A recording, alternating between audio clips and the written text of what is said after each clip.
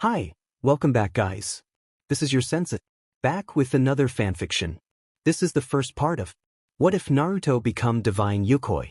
Now before starting, please give this video a like and subscribe to the channel if you want more videos like this. Now let's get into the fanfic. In the present day within the dimension of DXD, various factions were engaged in their respective activities when suddenly, several leaders from these factions and important figures from the supernatural world were enveloped in a bright white light. The same phenomenon occurred in the fairy tale dimension, surrounding both the heroes and villains of that realm. Similarly, in the original Naruto dimension, the leaders of the villages and various ninjas found themselves surrounded by a white light that was transporting them into a void. Once everyone was teleported, they stood ready for battle, confused by the presence of unfamiliar faces. Tsunade questioned who they were and why they had been brought there, while Makarov expressed his alarm, asking about the presence of Zeref and Acnologia.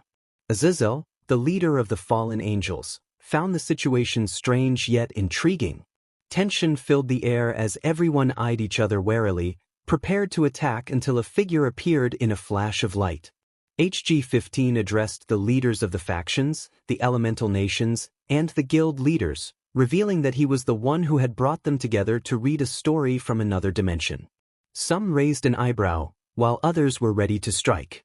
HG-15 assured them that they need not attack, as their powers would be sealed until the story concluded. He explained that the tale was significant for many of them, especially for those from the elemental nations and various factions. Yasaka, curious, inquired about his identity and how this would affect them. HG-15 introduced himself as someone bored, eager to show how one individual could impact an entire dimension. He spoke of a boy who rose from poverty and misery to become one of the strongest beings across multiple dimensions, a name that even multidimensional gods feared. Before starting the story, he planned to summon others to witness this spectacular tale. With a snap of his fingers, 9 bijus appeared, startling the inhabitants of the elemental nations. The Akatsuki, the Hokages, the Uzumaki clan, Kushina, Great Red, and Ophis also materialized, all initially confused but ready for combat until they understood the purpose of their gathering.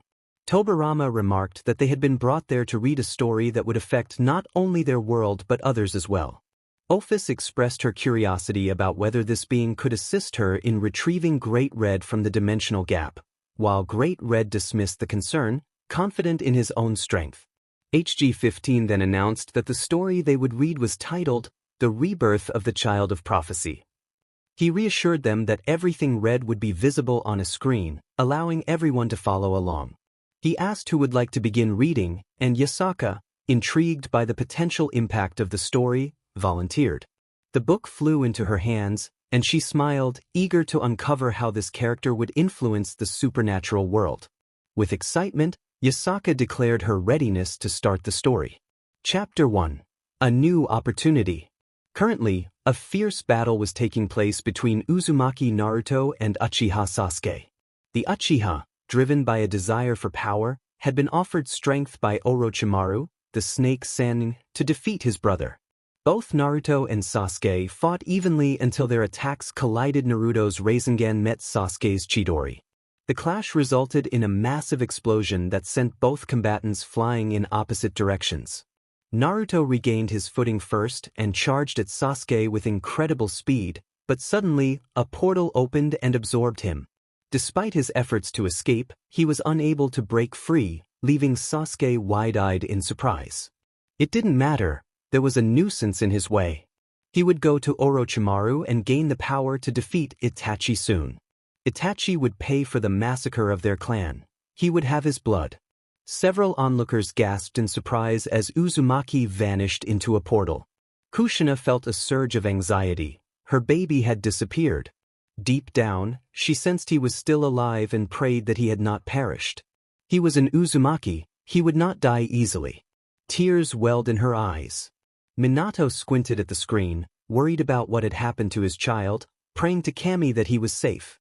Despite his concern, he shed a few tears at the thought of his son's fate, refusing to believe he was gone. After the Uchiha left the Valley of the End, Kakashi Hatake suddenly appeared with his summoning dog, Pakin, to search for his students, or rather, his one student, as he considered Naruto a lost cause. He believed Naruto was responsible for the death of his sensei and Kushina, whom he regarded as family. Minutes later, Kakashi surveyed the scene with a furrowed brow. The two headbands belonging to his students lay abandoned in the water, one stained with blood and the other scratched, indicating they had deserted. Kakashi instructed Pakken to track Naruto and Sasuke quickly, emphasizing the need to bring them back to the village, especially Sasuke, the last Uchiha. Pakken expressed his unease about the situation but agreed to search. Kakashi hoped Naruto was dead, believing he should pay for the deaths of Minato and Kushina. He wished for Pakken to find Naruto's body so he could dispose of it as it should have been since the day of the Kyuubi attack. After a few moments, Pakken sniffed around the battleground and frowned. The scent of the Uchiha was fading, while Naruto's lingered in the valley, but his body was missing. Pakken speculated that the river might have carried him away or that he had perished in battle. He reported his findings to Kakashi. Kakashi concluded that the demon boy was likely dead and decided to inform Tsunade. Although it would be a shame to lose the Jinchuriki, he considered Naruto a burden to Konoha. At least Kushina and Minato had been avenged. Outside the narrative, several emissaries from the elemental nations looked disapprovingly at Kakashi and Sasuke for referring to Naruto as a demon. Kushina, sobbing and her hair flaring in 9 tails from her anger, lamented the loss of her precious baby. Minato bowed his head in sadness, hatred, and disappointment, while Sasuke appeared indifferent to the events unfolding on the screen. He cared little for Naruto. If his death meant gaining power, so be it. Kakashi was incredulous. He had never seen Naruto as a demon. He now recognized him as the son of his sensei, a reality he struggled to accept. Kushina, having stopped crying, was ready to confront Kakashi and the Uchiha for abandoning her child and labeling him a demon. In another dimension, a voice warned everyone to calm down, reminding them that this was a different reality. Those who insulted Naruto would face dire consequences. Meanwhile, in Konoha, a conversation unfolded between two of the strongest ninjas in the village, the 5th Hokage, Tsunade Senju, and Jiraiya, the Sannin and Sage of Toads. They discussed the mission assigned to the Genin and Naruto. Tsunade expressed her concerns about how the young ones and Naruto would fare in the mission to retrieve the Uchiha. Jiraiya admitted he didn't care about retrieving Sasuke. He only hoped Naruto would perish on the mission, finally avenging Kushina and Minato. He lamented that he couldn't kill Naruto himself, as he was their Jinchuriki, but wished he could have done so long ago. Tsunade agreed, wishing for Naruto's demise during the mission. If he survived, she would take matters into her own hands, believing he deserved to pay for what he had done to Kushina. Outside the screen, Kushina and Minato radiated a fierce aura, struggling to contain their anger toward Jiraiya and Tsunade. The Kages looked disapprovingly at the Sannin, while Hashirama, Tobirama, and the Uzumaki clan regarded Tsunade with disappointment and disgust for turning her back on family, a grave offense to both the Uzumaki and Senju clans. Tsunade couldn't believe she would ever harm Naruto. She viewed him as a little brother and could never think of him as a demon or the cause of Kushina and Minato's deaths. Kushina frowned, no longer trusting Tsunade. Before she could act against her baby, she would ensure Tsunade faced dire consequences. Meanwhile, 3 primordial deities of immense power watched the battle unfold, beings so powerful that even Kagaya Otsutsuki would hesitate to confront them. These 3 primordial deities were Kami, the goddess of creation and light, Shinigami, the god of death and darkness, and Yami, the god of order and chaos. The trio wore frowns, for the child of prophecy was now in limbo. They were filled with fury as they listened to Kakashi's reports from Tsunade and Jiraiya. Those pathetic mortals had not only humiliated Naruto, their champion, but now spoke poorly of him. The humans of Konoha were beyond redemption. Among them, Yami, the god of chaos and order, the most powerful of the 3, was especially enraged that the Leaf villagers dared to harm his champion. Yami declared that they needed to go to Limbo. The child of prophecy could not die like this. They needed to save him as quickly as possible. He deserved a second chance to live a peaceful and happy life. The affairs of the elemental nations no longer mattered to him. those shinobi were beyond saving. The two primordial gods exchanged glances and sighed, but they nodded in agreement. They did not want the child of prophecy to perish. He had lived in darkness and endured the hatred of the village. He deserved happiness and at least some peace. With that resolve, the three primordial deities vanished in a flash of light, heading to Limbo where the child of prophecy, the savior of the shinobi world, awaited. Meanwhile, Naruto found himself in Limbo, conversing with what he considered his father in his mental landscape. He lamented that he should not have held back against the Uchiha. He had the potential to surpass those foolish Sannin, but his gravity seals had limited him.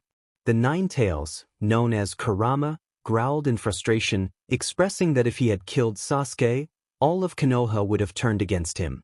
Naruto responded with sadness, trapped in this void. Kurama looked at Naruto, whom he had come to regard as his son, and sighed, reminiscing about the first time they met when the young blonde had approached him fearlessly, embracing him even from within his cage. From that moment, Naruto had been his ray of sunshine, visiting him unconsciously, and gradually, Kurama's hatred diminished, focusing his reason for existence on Naruto. Naruto, hopeful, asked Kurama what they could do to escape this place. Kurama was about to respond when both he and Naruto suddenly sensed three immense presences, causing even Kurama to widen his eyes in shock at the power emanating from them. However, he refused to be intimidated. He had to protect his child, to protect Naruto.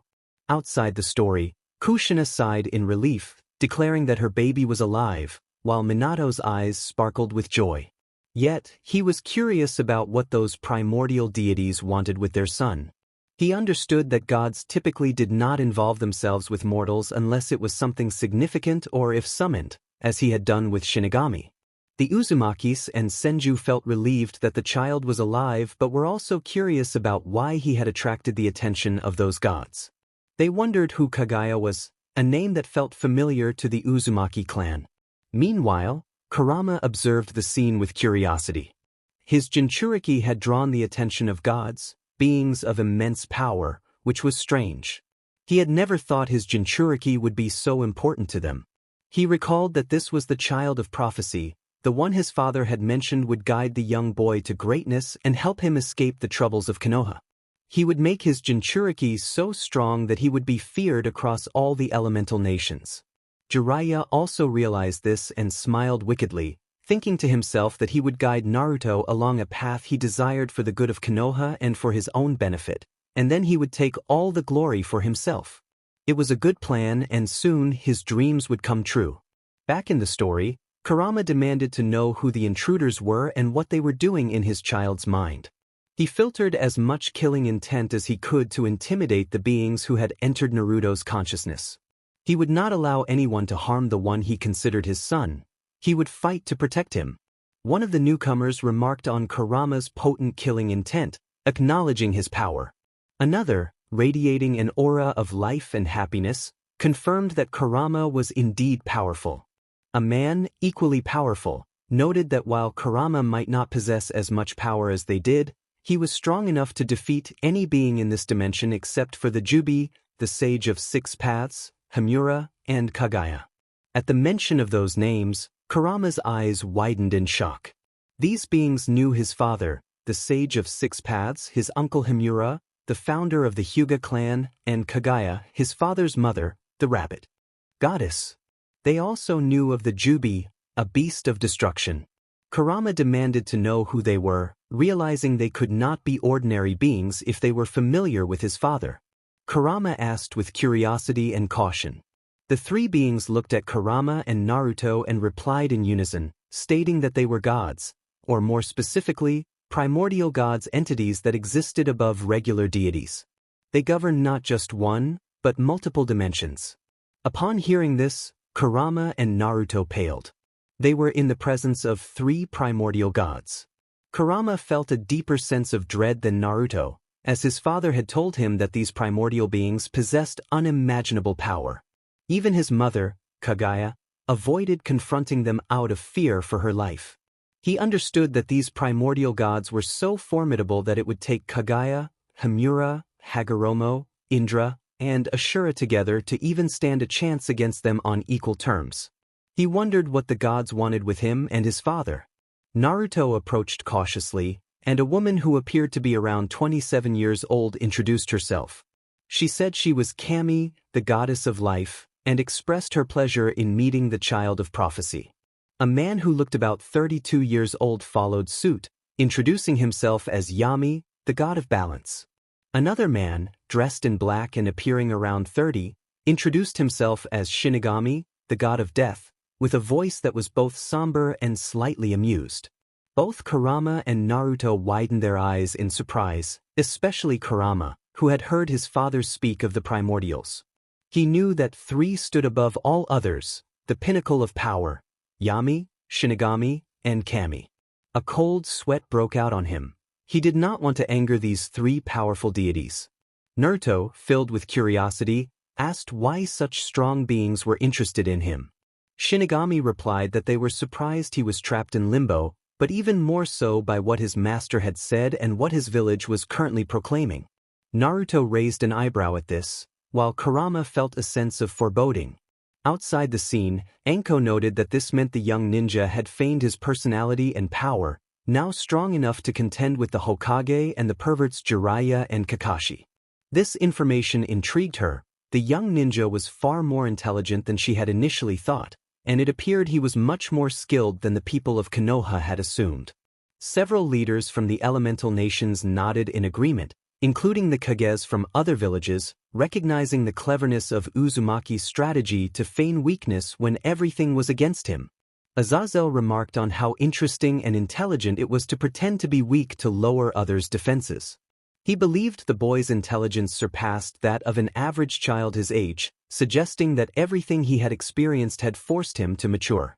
Amaterasu concurred, stating that the boy was indeed intriguing and, for his age, remarkably strong, perhaps even rivaling a low-level god with proper training. Minato expressed pride in his son's cleverness for pretending to be weak to avoid harm, noting that his power might already be comparable to his own, especially if he could fight against two Kage-level individuals. Kushina declared that her son was and always would be strong, destined to overcome all his enemies, worthy of being an Uzumaki. HC-15 expressed uncertainty about Naruto's strength in his world, suggesting that he hid behind a mask of happiness, hoping they would uncover the truth behind his facade.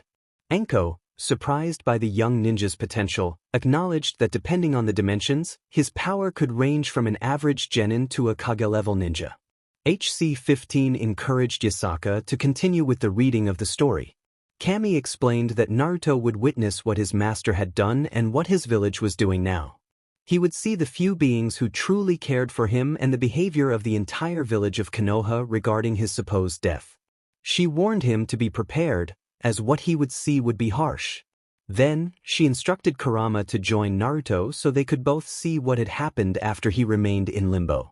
With that, the trio of gods snapped their fingers, breaking the barrier that contained Kurama. The three deities, along with Naruto and Kurama, vanished from Naruto's mind to appear in limbo. After they did this, they opened a small portal through which Naruto could see the moment Kakashi spoke words that pierced his heart. He watched as the village seemed to rejoice at his disappearance and supposed death. He saw them blame him for Sasuke's defection, and even Jiraiya, whom he had begun to consider a precious person, spoke ill of him, revealing disdain and hatred. This realization hurt deeply, as Naruto had thought their bond was genuine, only to find it was a facade to keep him loyal to Konoha because of Kurama's presence within him. He also witnessed the few who mourned his death and felt even greater pain as he recognized who they were.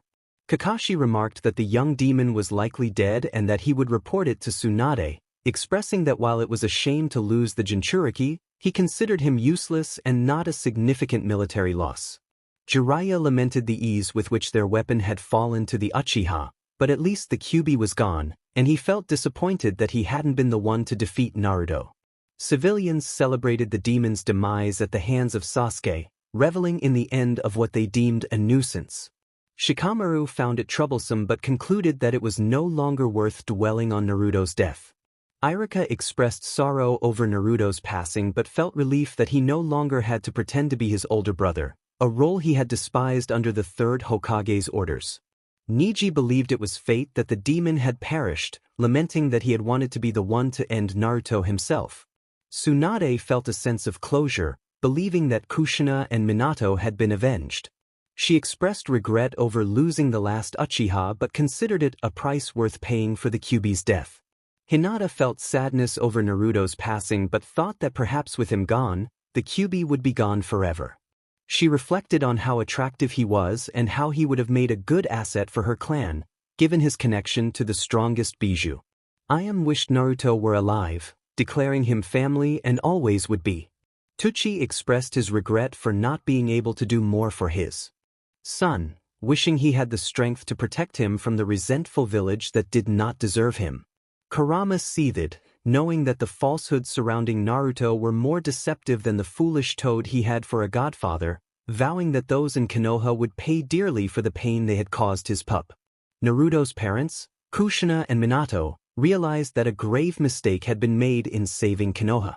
They felt that their legacy was not treated as it should have been. Minato expressed his deep anger towards Jiraiya, feeling betrayed and filled with a desire for vengeance. He made it clear that if it weren't for the presence of others, he would confront Jiraiya directly. Jiraiya, frustrated, tried to defend himself, but it was evident to Kushina and Minato that he had not fulfilled his promise to raise their child. They viewed him with suspicion, recognizing that he had not cared for Naruto as he should have. It was surprising to them that Kurama, the Nine-Tails, regarded Naruto as his own child. While they felt relieved, they were also saddened that Naruto saw Kurama as a father figure. Meanwhile, the other tailed beasts and Kurama were astonished. Kurama had revealed his human form and had never expected to take on a paternal role. Shikaku commented on the oddity of Kurama being seen as a good father. Kurama, though slightly annoyed, remained curious about Naruto, whom he believed to be the child of prophecy. He realized that Naruto was not truly bad, merely foolish, and that his apparent idiocy was a mask he wore. As the story continued, Naruto reflected on his feelings of being undervalued. He had hoped that Kakashi would see him as a valuable student and that his friends would mourn his loss rather than celebrate it. It hurt him to think that many he considered friends would rejoice at his demise. Kurama urged Naruto not to shed tears for those who did not deserve his loyalty, reminding him to be strong. The primordial beings observed the unfolding events with furrowed brows. They continued to show images and videos of Naruto witnessing the reactions to his supposed death. He saw Kakashi announcing his demise and the village celebrating, including friends who had turned against him. Sakura's harsh words stung, and it was evident that many were relieved to see the end of the Nine-Tails. Outside the narrative, Naruto's parents were filled with sorrow, their powerful presence radiating an aura that could rival even the strongest demons. They felt a burning rage towards Konoha for the pain inflicted upon their son. Kushina vowed to make those responsible pay dearly for their actions. Minato echoed her sentiments, his voice laced with venom as he expressed his desire for retribution against Jiraiya and Kakashi. The Uzumaki clan began to realize the extent of Konoha's corruption, suspecting that it was the village that had betrayed them. Mito shared similar thoughts, her gaze sharp as she contemplated the actions of Sarutobi.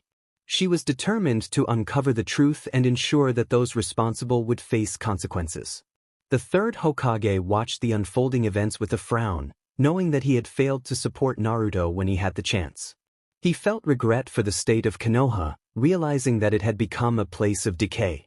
Tobirama sighed in disappointment, lamenting the downfall of the village they had worked so hard to build.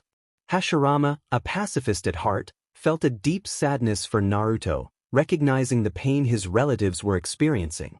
He wished to protect the child who was suffering because of the village's actions. As the tension in the air grew, HG-15 suggested that they continue with the story to prevent any conflicts from arising. In the narrative, Naruto came to a realization about his worth. He understood that he had been used as a tool, a mere plaything for others. Determined to change that, he vowed that anyone who sought to use him would face destruction. The deities offered him a new opportunity, promising to provide him with strength and support. They assured him that he would become powerful enough to be feared by even the gods. Naruto's eyes widened in surprise at the prospect of having a family, someone to care for him beyond Kurama, whom he already considered a father. He felt a surge of happiness at the thought of a brighter future, though he remained resolute in his quest for vengeance against those who had wronged him in the past. He would do everything in his power to return to the dimension where he could confront his enemies. The elemental nations watched in surprise as the various dimensions opened their eyes. They wondered about the new family assigned to young Uzumaki and whether his new parents would be strong. Kushina felt a mix of sadness and happiness. She was sad that her son would have a new mother, but happy that he could have a family. As long as he was well, she would be too, she thought, a tear escaping her eye, hoping her baby would find happiness. Minato sighed but nodded in agreement with Kushina. As long as Naruto was happy, he would be too, regardless of who Naruto considered his parents. However, he frowned at the thought of Konoha viewing his son as a tool, which angered him deeply. The village for which he sacrificed so much saw his child as a weapon. Jiraiya and Hiruzen observed the screen with furrowed brows, concerned about Naruto's new family and the potential weakening of Konoha with the loss of the Kyuubi. This was troubling, as all the major shinobi powers had one or two Jinchuriki. HG-15 urged them to continue, noting the rising tension in the room. Kami then spoke, indicating that they would provide various gifts that would aid Naruto in a new world filled with dragons, angels, fallen angels, demons, wizards, dragon gods, and even some very powerful primordial beings. The primordials exchanged glances and nodded, understanding the significance of the gifts they would bestow upon Naruto. The primordial god of death, Shinigami, introduced himself and declared that he would grant Naruto the power to manipulate darkness and Ryatsu, along with the knowledge to use it. He also bestowed the ability to extract souls from any being, absorbing their power and knowledge upon their defeat. He cautioned Naruto to use this ability wisely, as it would take time to process the knowledge gained from each soul. Finally, he returned the rest of Kurama's power, which had been held by the Yondaime Hokage, and gave an additional gift to protect Naruto. With that, Shinigami conjured a red energy sphere and a white one, launching them toward Kurama, significantly enhancing his power and changing his fur from orange to red with white stripes. The Kyuubi roared with joy at finally feeling complete, realizing that he was now much stronger, perhaps 2 or even 3 times more powerful. Once he calmed down, he looked at Shinigami and asked why he had been made stronger. Shinigami explained that while Kurama was powerful, the world to which they were going would have beings even stronger, so he needed to train hard to reach his full potential, one that could surpass even the Kyuubi at full power. Kurama expressed his gratitude for the restoration of his power, knowing he could now protect his young charge. Outside the screen, all the beings from various dimensions sensed Kurama's power rising dramatically. The inhabitants of the DxD universe compared it to Indra, a god ranked among the top 10 strongest beings. Azazel, feeling both incredulous and nervous, acknowledged that Kurama's power was immense, possibly even surpassing Indra's. Hades, too, noted that Kurama's strength was astonishing, suggesting that he could rival even the 12 Olympians. Ajuka watched nervously, realizing that they would need the combined strength of the 4 Mao and Graphia to stand a chance against Indra and this Kyuubi, who seemed to be at least on par, if not superior. The Bijou watched in disbelief, recognizing that Kurama's power was nearing that of the Kyuubi. They questioned why Shinigami had granted so much power to the proud Kurama, but they also noted how different this Kurama was from his brother. The shinobi observed in horror, realizing that the Kyuubi, once a feared beast, was now even stronger, and they worried about the chaos he might unleash upon the elemental nations. Yasaka, reading along, noted the expressions of those around her as they felt Kurama's power. She was equally astonished but continued reading, eager to learn more about the Kyuubi's newfound strength. Kami then announced that he would be next, granting Naruto the power to wield light and magic, along with accelerated regeneration and healing abilities. He explained that Naruto would eventually become a man of light, evolving his Rinnegan into Rinne-Sharingan, the most powerful version of those eyes. Additionally, he would receive 2 legendary summons, the Phoenix and the Wolf, both of which were part of legendary contracts. Naruto and Kurama's eyes widened in surprise at the enormity of the powers being offered to them. Outside the screen, the angels were equally shocked, realizing that young Naruto would be blessed by a primordial to wield light, a gift typically reserved for angels and fallen angels. It was astonishing that a human could wield light magic, or as Kami referred to it, the element of light, Michael thought with a slight frown. The fallen and the angels watched in amazement as a human tapped into the sacred element bestowed by their father.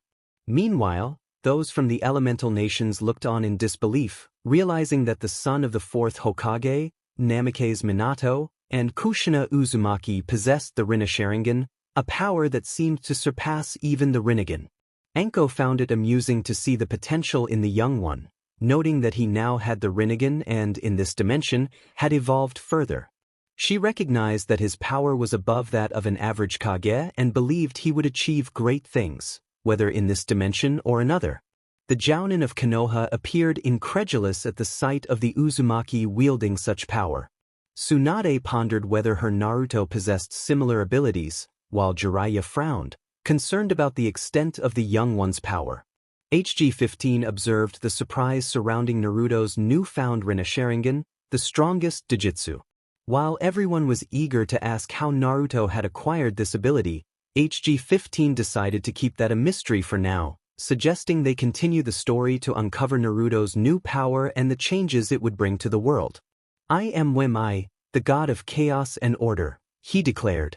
"Uzumaki Naruto, for your heroic deeds in this dimension and all you have endured as the child of prophecy, I grant you 2 unique sets of chess pieces.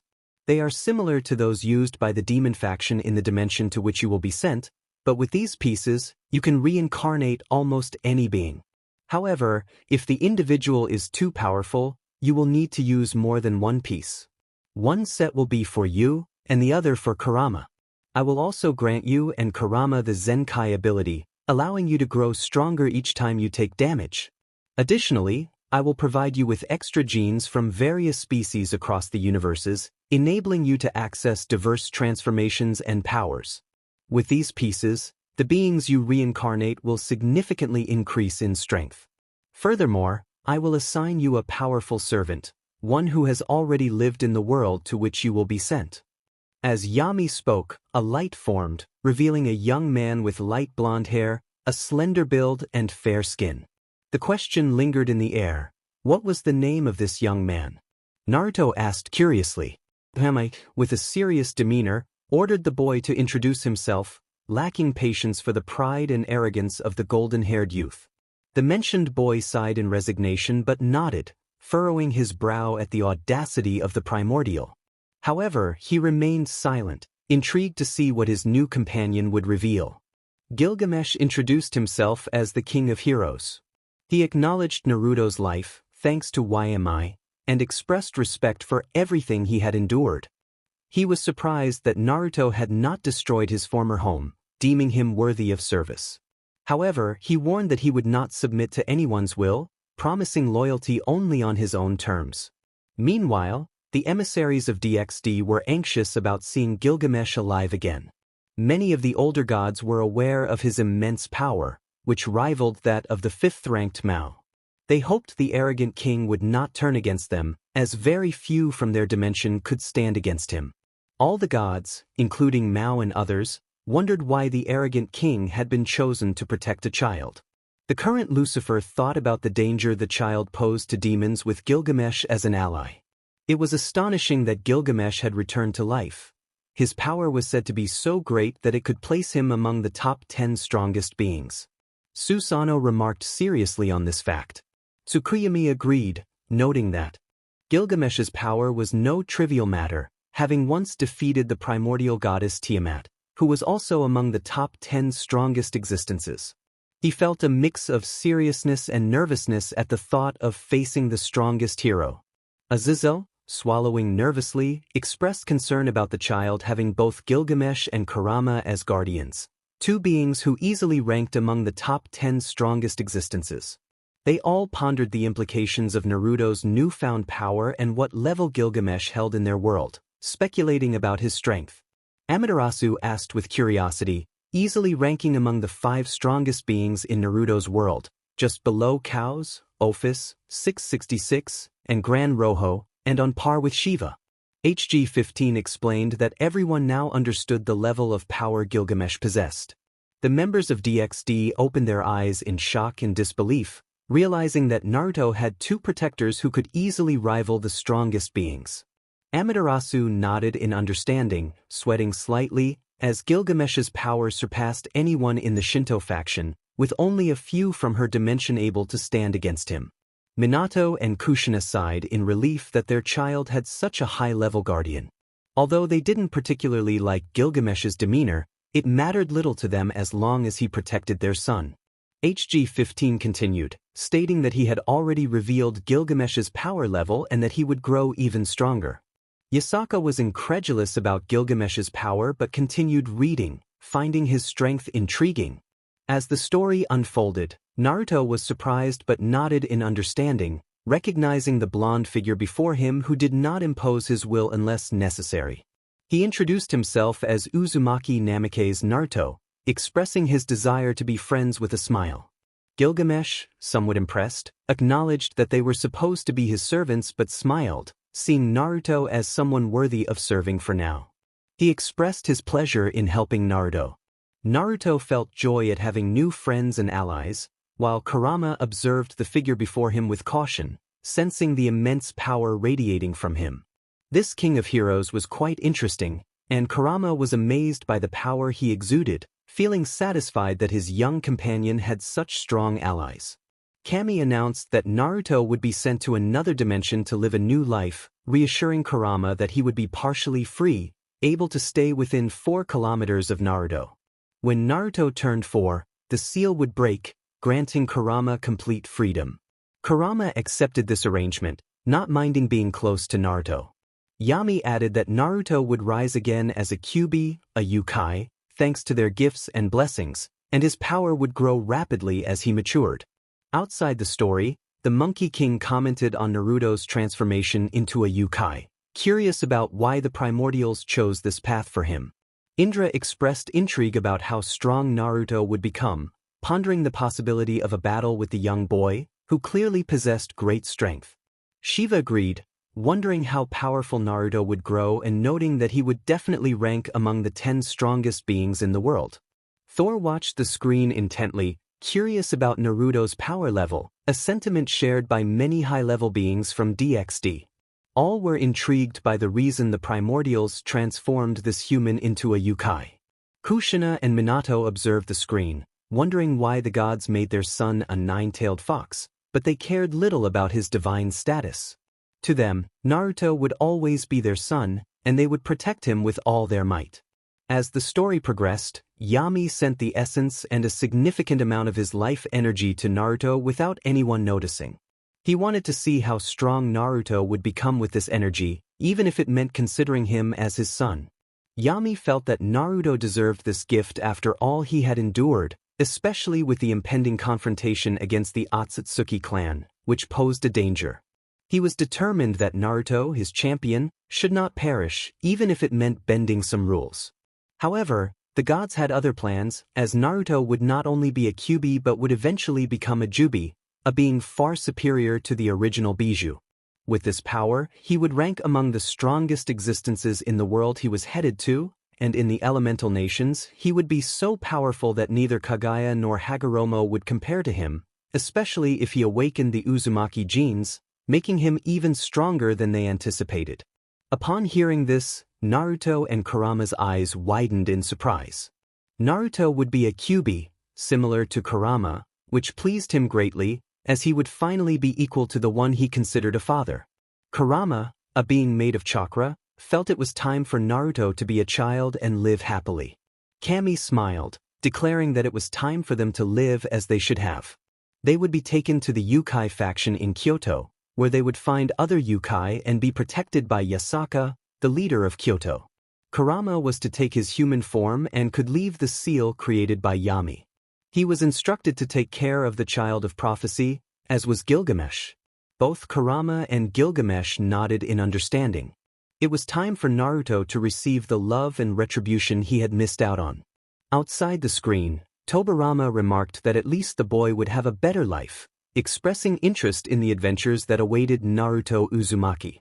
Mito agreed, feeling happy that Naruto would have a better life outside the elemental nations.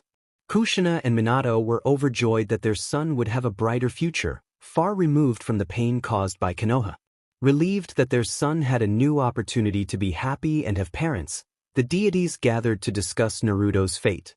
Kami explained that in the dimension he was going to, only Yukoi possessed chakra, and there would also be dragons, demons, gods, dragon gods, angels, and other powerful beings who easily surpassed the strength of the Kages from Naruto's dimension. After the gods finished speaking, they waved their hands, and Naruto shrank to the size of a newborn baby, placed in a basket. From the blonde child, a red chakra emerged, forming a young man of 20 years, radiating immense power. Shinigami stated that it was time for Gilgamesh and Kurama to embark on this new opportunity. They were to protect Naruto, who would either be a savior or a destroyer, depending on their guidance. They would be sent to Kyoto, where the leader of the Yukoi resided. It was expected that Naruto would awaken his Uzumaki genes, likely changing his hair from blonde to red and gaining his clan's unique abilities through training. Once the gods finished their discussion, they snapped their fingers and teleported baby Naruto, Gilgamesh, and Kurama to the world of DxD, specifically to Kyoto, where they would meet Yasaka, the strongest Kyuubi and leader of the Yukoi. Shinigami reflected on their intervention with Naruto, acknowledging that it was unusual and potentially wrong. Kami agreed, noting that Naruto needed power, which they had just granted him, as he was the reincarnation of a balance between forces. Yami pointed out that by becoming a Yukoi, Naruto would not only be a Kyuubi but also a Jubi, with power and potential surpassing everything. He might even exceed them in time. Kami frowned but sighed, knowing Yami was right. She was uncertain about the arrogant king being Naruto's guardian and hoped he would not become a negative influence. She wished for Naruto to be the kind boy he was meant to be and feared for his safety in the new dimension, aware that the strongest being there could challenge her. Kami expressed her concerns about Naruto being a being of light and darkness, worrying that if he succumbed entirely to darkness, neither she nor Shinigami could stop him. Yami reassured her, stating that Naruto was too loyal to turn evil. He would care for his loved ones above all else. Kami felt relieved that they had left him under the protection of the arrogant king, knowing he despised the gods and would not harm Naruto before he grew stronger. Yami mentioned that the King of Heroes was strong enough to protect Naruto. His other option had been King Arthur or Queen Artoria, but they knew she would not be sufficient. Gilgamesh, however, would keep his word and protect Naruto with all his power, even if he might not follow all of Naruto's rules. As the discussion continued, it was noted that Yami's choice surprised others, as they had not expected him to ensure Naruto's safety so thoroughly. Shinigami remarked on Yami's unusual behavior, sensing that he was planning something. Yami simply expressed curiosity about how Naruto would change the perspectives of the King of Heroes and how their mutual influence would unfold.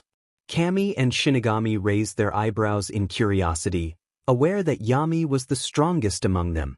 They understood that if a battle occurred, they would likely perish, resigning themselves to prepare for whatever their brother was planning. Yami hoped that Naruto would grow strong. As he faced the challenges of a world filled with beasts and the Otsutsuki clan, he knew he had to grow stronger for himself and those he cared about. He hoped that his true self and power would awaken soon. He possessed a part of my essence and power, which would serve as a seed within him, transforming him into not only a Yukoi but also a divine being like myself.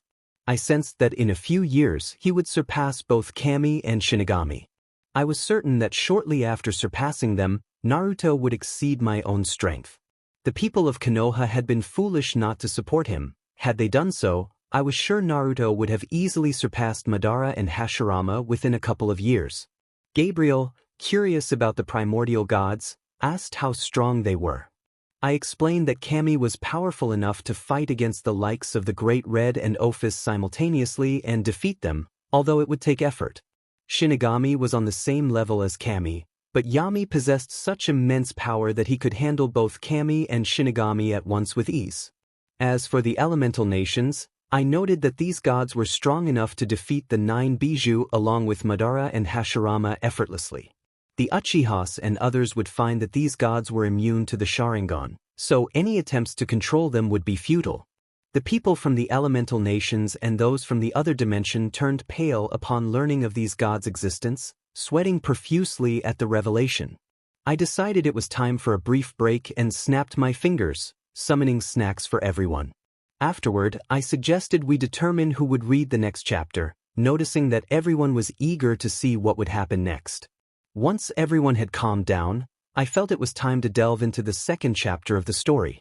They would witness how Naruto would change the supernatural world in ways that could either benefit or harm others, depending on the individuals involved. Some raised an eyebrow at my words, and a chill ran through the room as they sensed the dark laughter that escaped me. Kurama, Yasaka, Kushina, and Amaterasu were particularly interested in Naruto's journey. Before continuing, I mentioned that I would be bringing in characters from another dimension who would also witness the story. With a snap of my fingers, the Fate characters, both masters and servants, appeared. They immediately went on guard, as none of them recognized the others in the room. I reassured them that they had no reason to worry. I had brought them here to watch the story of a boy from another dimension, and they would not be able to leave until it was finished. I instructed Gilgamesh to pay close attention, as he would play a significant role in this tale. Curiosity sparked among Gilgamesh and several Fate heroes, as they anticipated a story featuring the King of Heroes, known for his strength but also for his arrogance.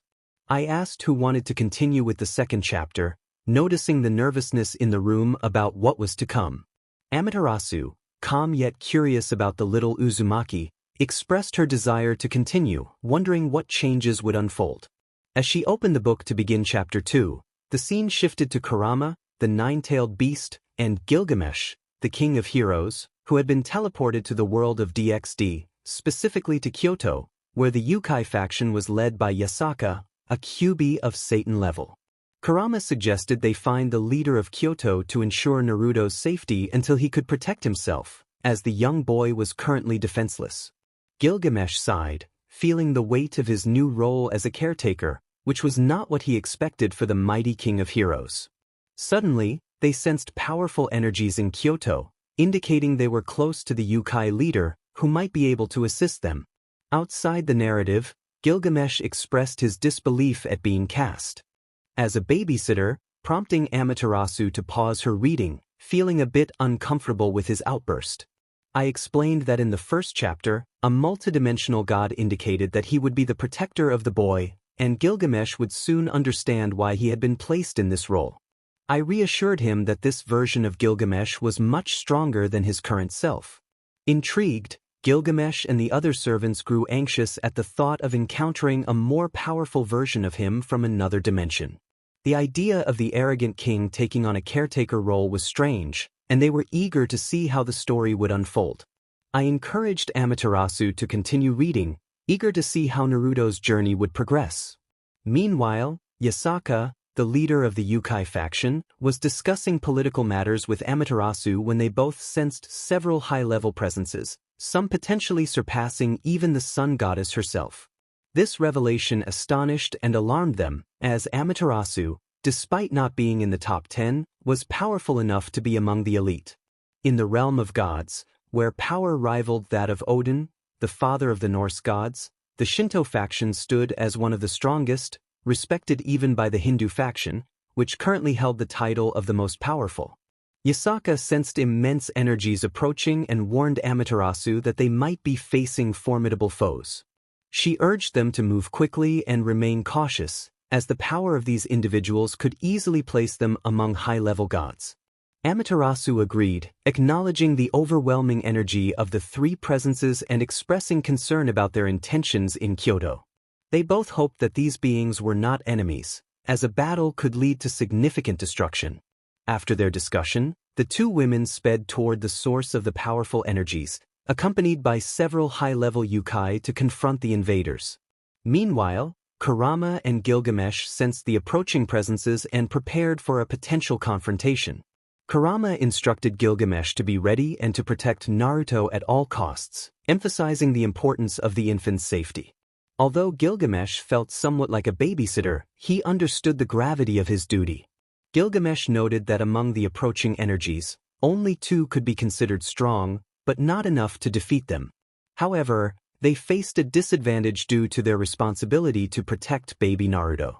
Kurama expressed his frustration about the decision of the primordial beings to turn Naruto into an infant, believing that if he were 13, he could easily handle any of the presences they sensed. After a few minutes, Amaterasu and Yasaka, along with several Yukoi, arrived at the location of Kurama, Gilgamesh, and Naruto to confront the 3 powerful presences. Amaterasu, the beautiful goddess of the sun, demanded to know who they were and what they were doing in Kyoto, warning that failure to answer would result in dire consequences. Yasaka, the strongest Kyuubi and leader of the Yukoi faction, stood beside her, exuding an aura of authority. Kurama introduced himself as Kurama Otsutsuki, a Kyuubi, and explained that Gilgamesh was the king of heroes and that the infant with them was Naruto Otsutsuki, also a Kyuubi and his son. As Kurama spoke, the onlookers felt the immense energy radiating from both him and Gilgamesh, causing Amaterasu to break a sweat and feel a shiver run down her spine. She recognized the legendary power of Gilgamesh, a demigod whose strength rivaled that of the mightiest gods, while Kurama's power was comparable to that of Indra, a powerful Hindu deity. Yasaka found herself captivated by Kurama's strength and attractiveness, wondering if he had a partner, and she felt a desire to adopt the adorable child, Naruto. Meanwhile, Amaterasu was concerned about the overwhelming power of the 2 males and the infant, realizing that Naruto's potential could one day surpass even that of Kurama and Gilgamesh. As the scene unfolded, Yasaka blushed at her thoughts about Kurama, while Kurama, in his Kyuubi form, felt a slight flush from Yasaka's admiration, though no one noticed except for his siblings, who were astonished by this rare display of emotion from the usually proud fox. Shikaku, one of Kurama's brothers, found it strange and amusing that Kurama was blushing, and he felt a mischievous urge to tease him about it. Yuki thought about how Kurama seemed flustered by Kyuubi, which was unusual, and he was surprised by the events unfolding on the screen. He wondered how Kurama would behave, noticing that he was a bit different from the Kurama beside him, which he found intriguing. Meanwhile, those from various dimensions watched with furrowed brows as Yasaka spoke of Kurama, harboring thoughts of eliminating the troublesome fox for winning the affection of the beautiful Kyuubi, leader of the Yukoi. Continuing with the story, Amaterasu observed the powerful beings before her and acknowledged that if she fought against them, Kyoto would be destroyed. Even with Yasaka's assistance, she doubted her ability to defeat any of them, as their power far surpassed that of the celestial dragons. Therefore, she suggested they talk, not wanting any trouble in the beautiful city. Yasaka assured them that they would not harm anyone, including the child they were carrying, giving her word that nothing bad would happen. Kurama decided to trust them but warned that if they tried to harm his pup, whether directly or indirectly, he would destroy them without hesitation. He made it clear that it didn't matter if they were gods, primordial beings, dragons, angels, fallen angels, Yukoi, or any other beings, anyone who harmed his pup would meet a grim fate. The Yukoi and Amaterasu widened their eyes at the threat emanating from Kurama, feeling the weight of his intent. Even the Yukoi accompanying them knelt, sensing the aura of death surrounding Kurama. However, after a few moments, the oppressive atmosphere lifted, allowing the Yukoi to breathe a sigh of relief, though they still trembled from Kurama's power and lethal intent. Kurama reiterated that he was not weak and warned them one last time not to harm his pup, or he would turn the area into a crater.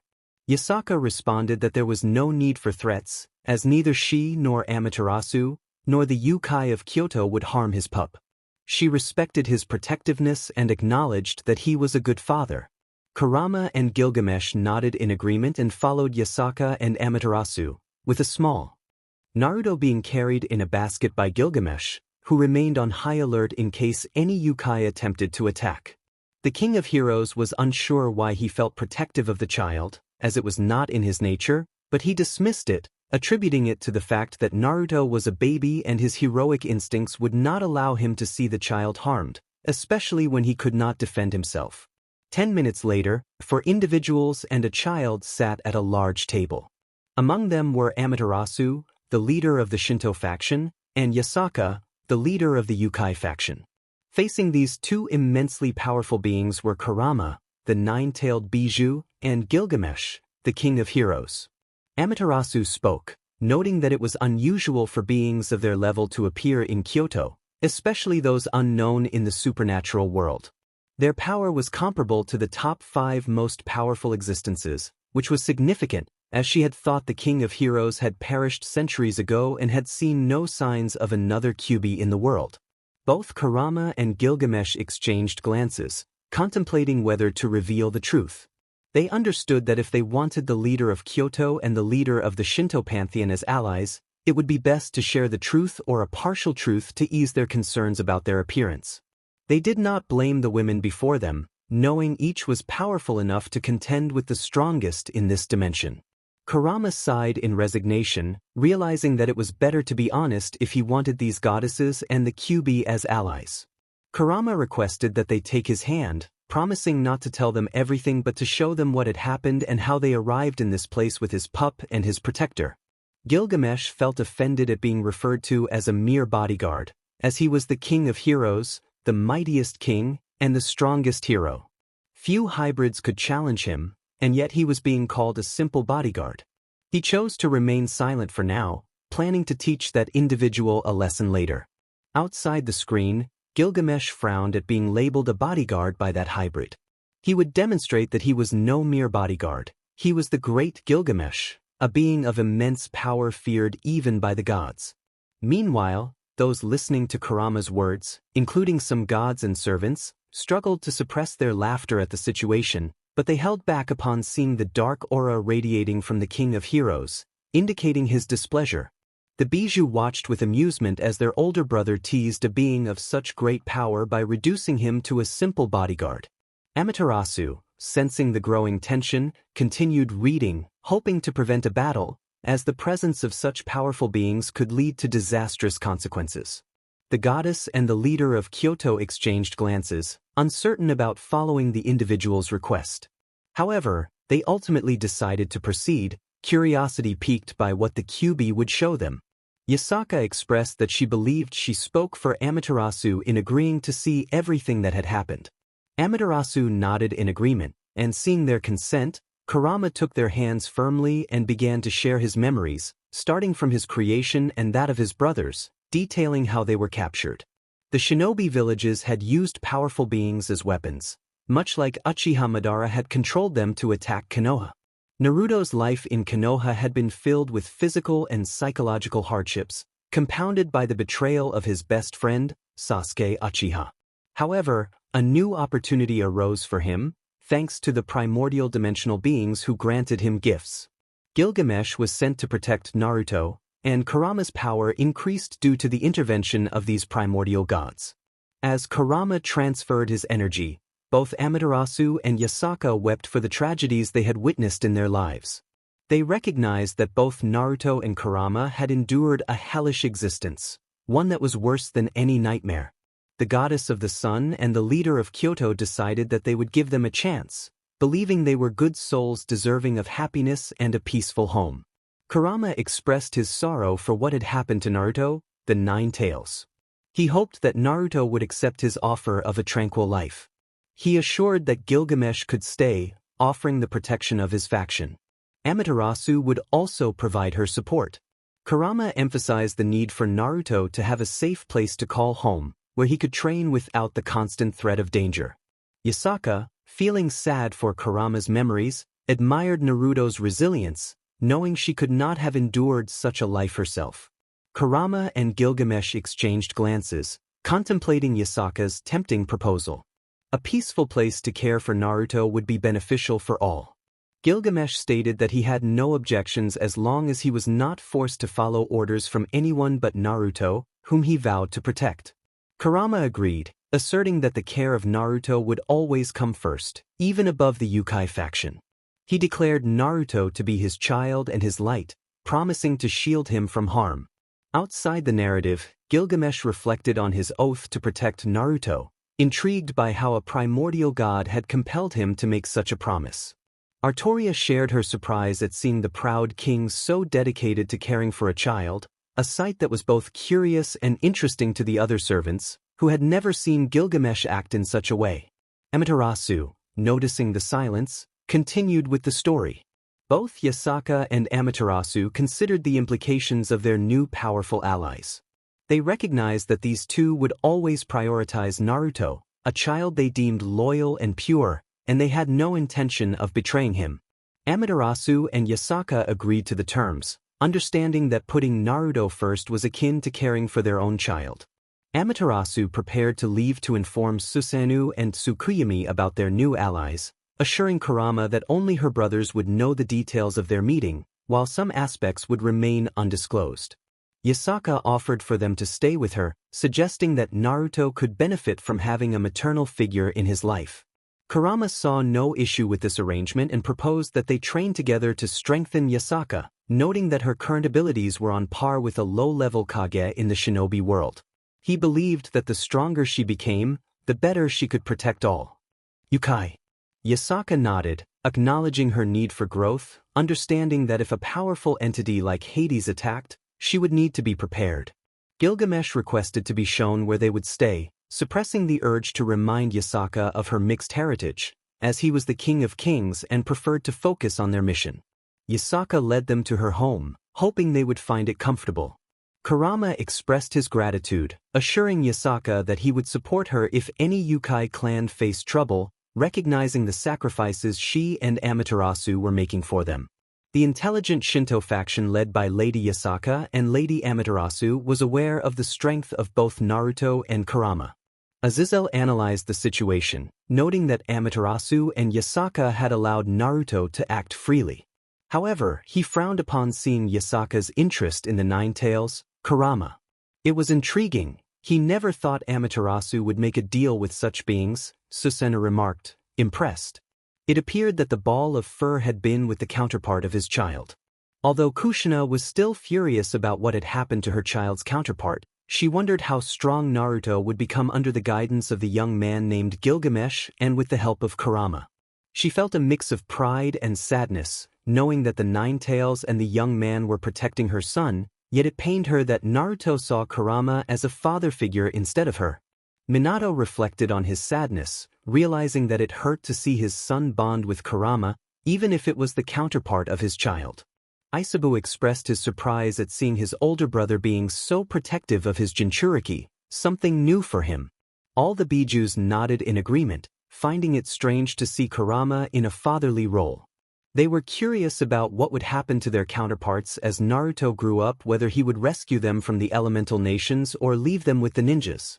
Meanwhile, in the Fate Arthuria realm, Gilgamesh observed Artoria but remained silent, knowing it was unusual for him to feel such attachment to anyone.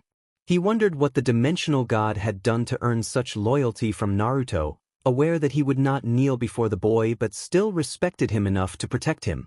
As the gathering continued, Amaterasu nodded and resumed the story. In the world of the elemental nations, within a vast cave, 9 figures were assembling. These 9 were members of Akatsuki, each a rank as shinobi, some even stronger than the current Kages of the 5 great nations. They had gathered to discuss the presumed death of Uzumaki Naruto, the Jinchuriki of the 9 Tails. Pain instructed Zetsu to report on what had happened with the Jinchuriki. Zetsu explained that Naruto was presumed dead or missing, as Konoha had been celebrating his supposed demise. He had allegedly been killed during a mission to recover Itachi's younger brother, who had fled with their former comrade Orochimaru. The Akatsuki members frowned, and Itachi let out a small sigh of disappointment over his younger brother's foolish actions. The leader of Akatsuki was furious, wanting to eliminate the Uchiha who had delayed his plans for several years. The 9 Tails was the Biju that would take the longest to reform, and now this Uchiha had interfered with his plans for peace. Deidara suggested that the foolish Uchiha should be eliminated for delaying their plans significantly. He emphasized that this was no ordinary Biju, it was the 9 Tails, the most powerful one, and its regeneration would take time. Sasori agreed with Deidara, asserting that the boy needed to pay for the disruption he had caused to their plans. The plan was to capture the Uchiha, who would make an excellent puppet with the Sharingan. This child could become one of their best marionettes, and they could disrupt Orochimaru's schemes, avenging his betrayal.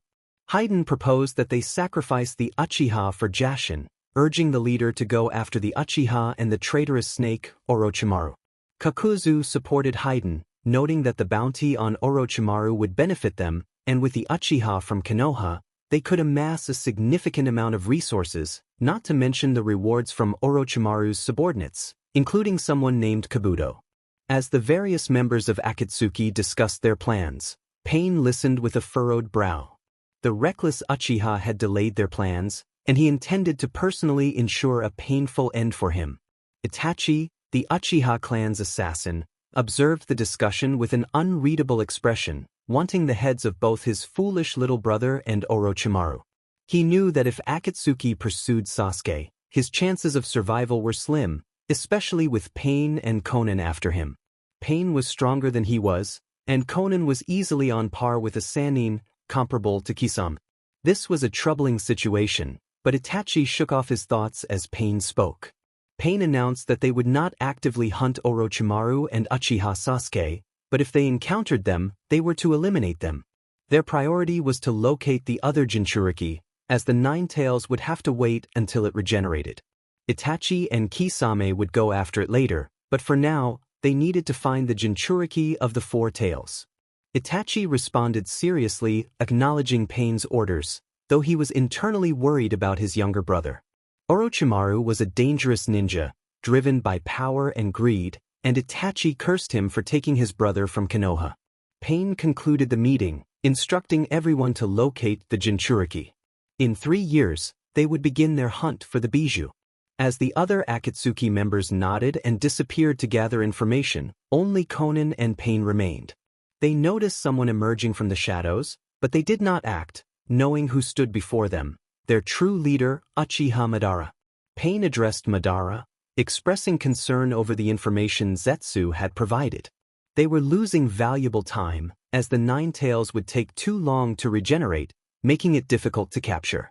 Madara lamented the death of the Nine Tails Jinchuriki, which significantly delayed their plans. He ordered them to hunt down the Sannin and bring Sasuke Uchiha alive, as he could be useful for their objectives. Madara acknowledged that while Sasuke might not match Itachi's potential, he had enough talent to rival some of them with the right training.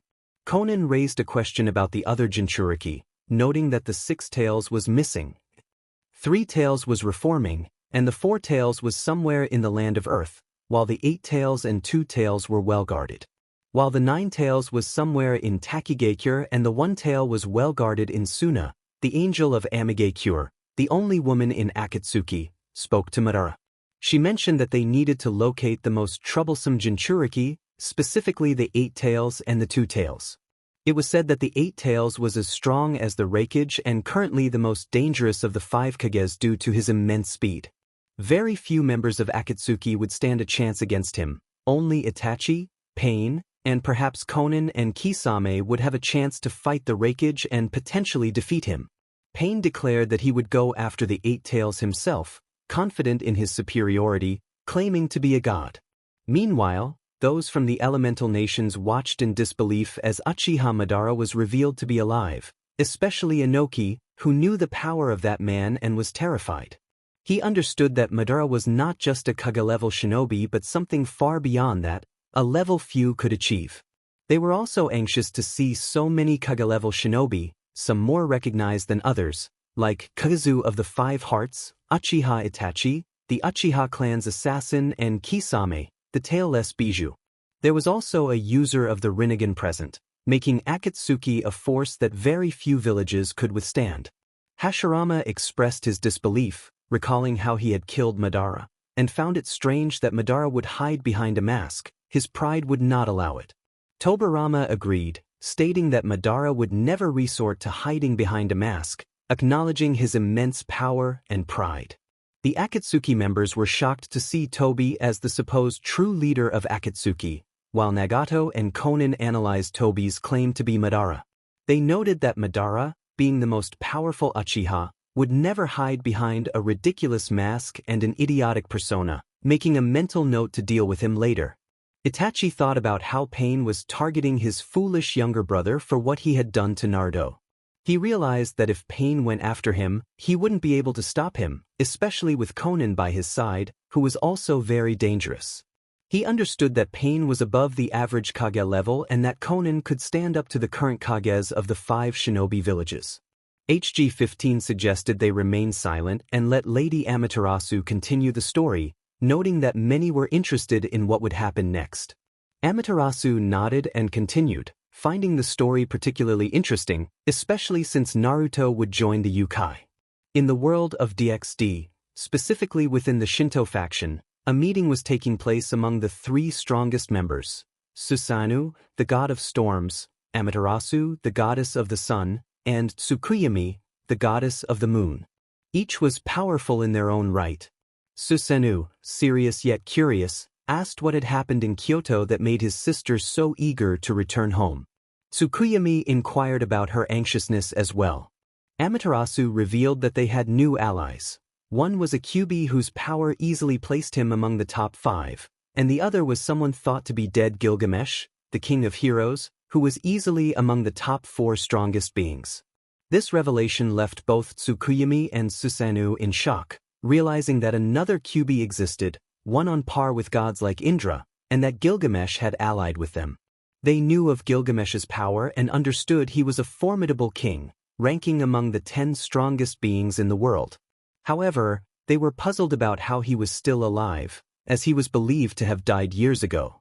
Amaterasu anticipated their thoughts regarding Gilgamesh's arrogance and how a Kyuubi could be so powerful. She explained that both were caring for a child with the potential to surpass even the infinite dragon goddess, which was astonishing considering he was just a newborn. Susanoo expressed disbelief, stating that no being could possess such potential, as the infinite dragon goddess was one of the most powerful beings, surpassed only by the apocalypse beast sealed by the biblical god and the Great Red, the most powerful dragon. Tsukuyomi agreed, noting that even Shiva, the strongest god, would lose against Ophis, making it hard to fathom how a child could surpass the infinite dragon. Outside the screen, all faction leaders listened with wide eyes, realizing the implications of a child with the potential to rival Ophis. This was troubling, as another being at the level of a dragon god would pose a significant threat, given that Ophis and Great Red were immensely powerful beings unmatched by any existence.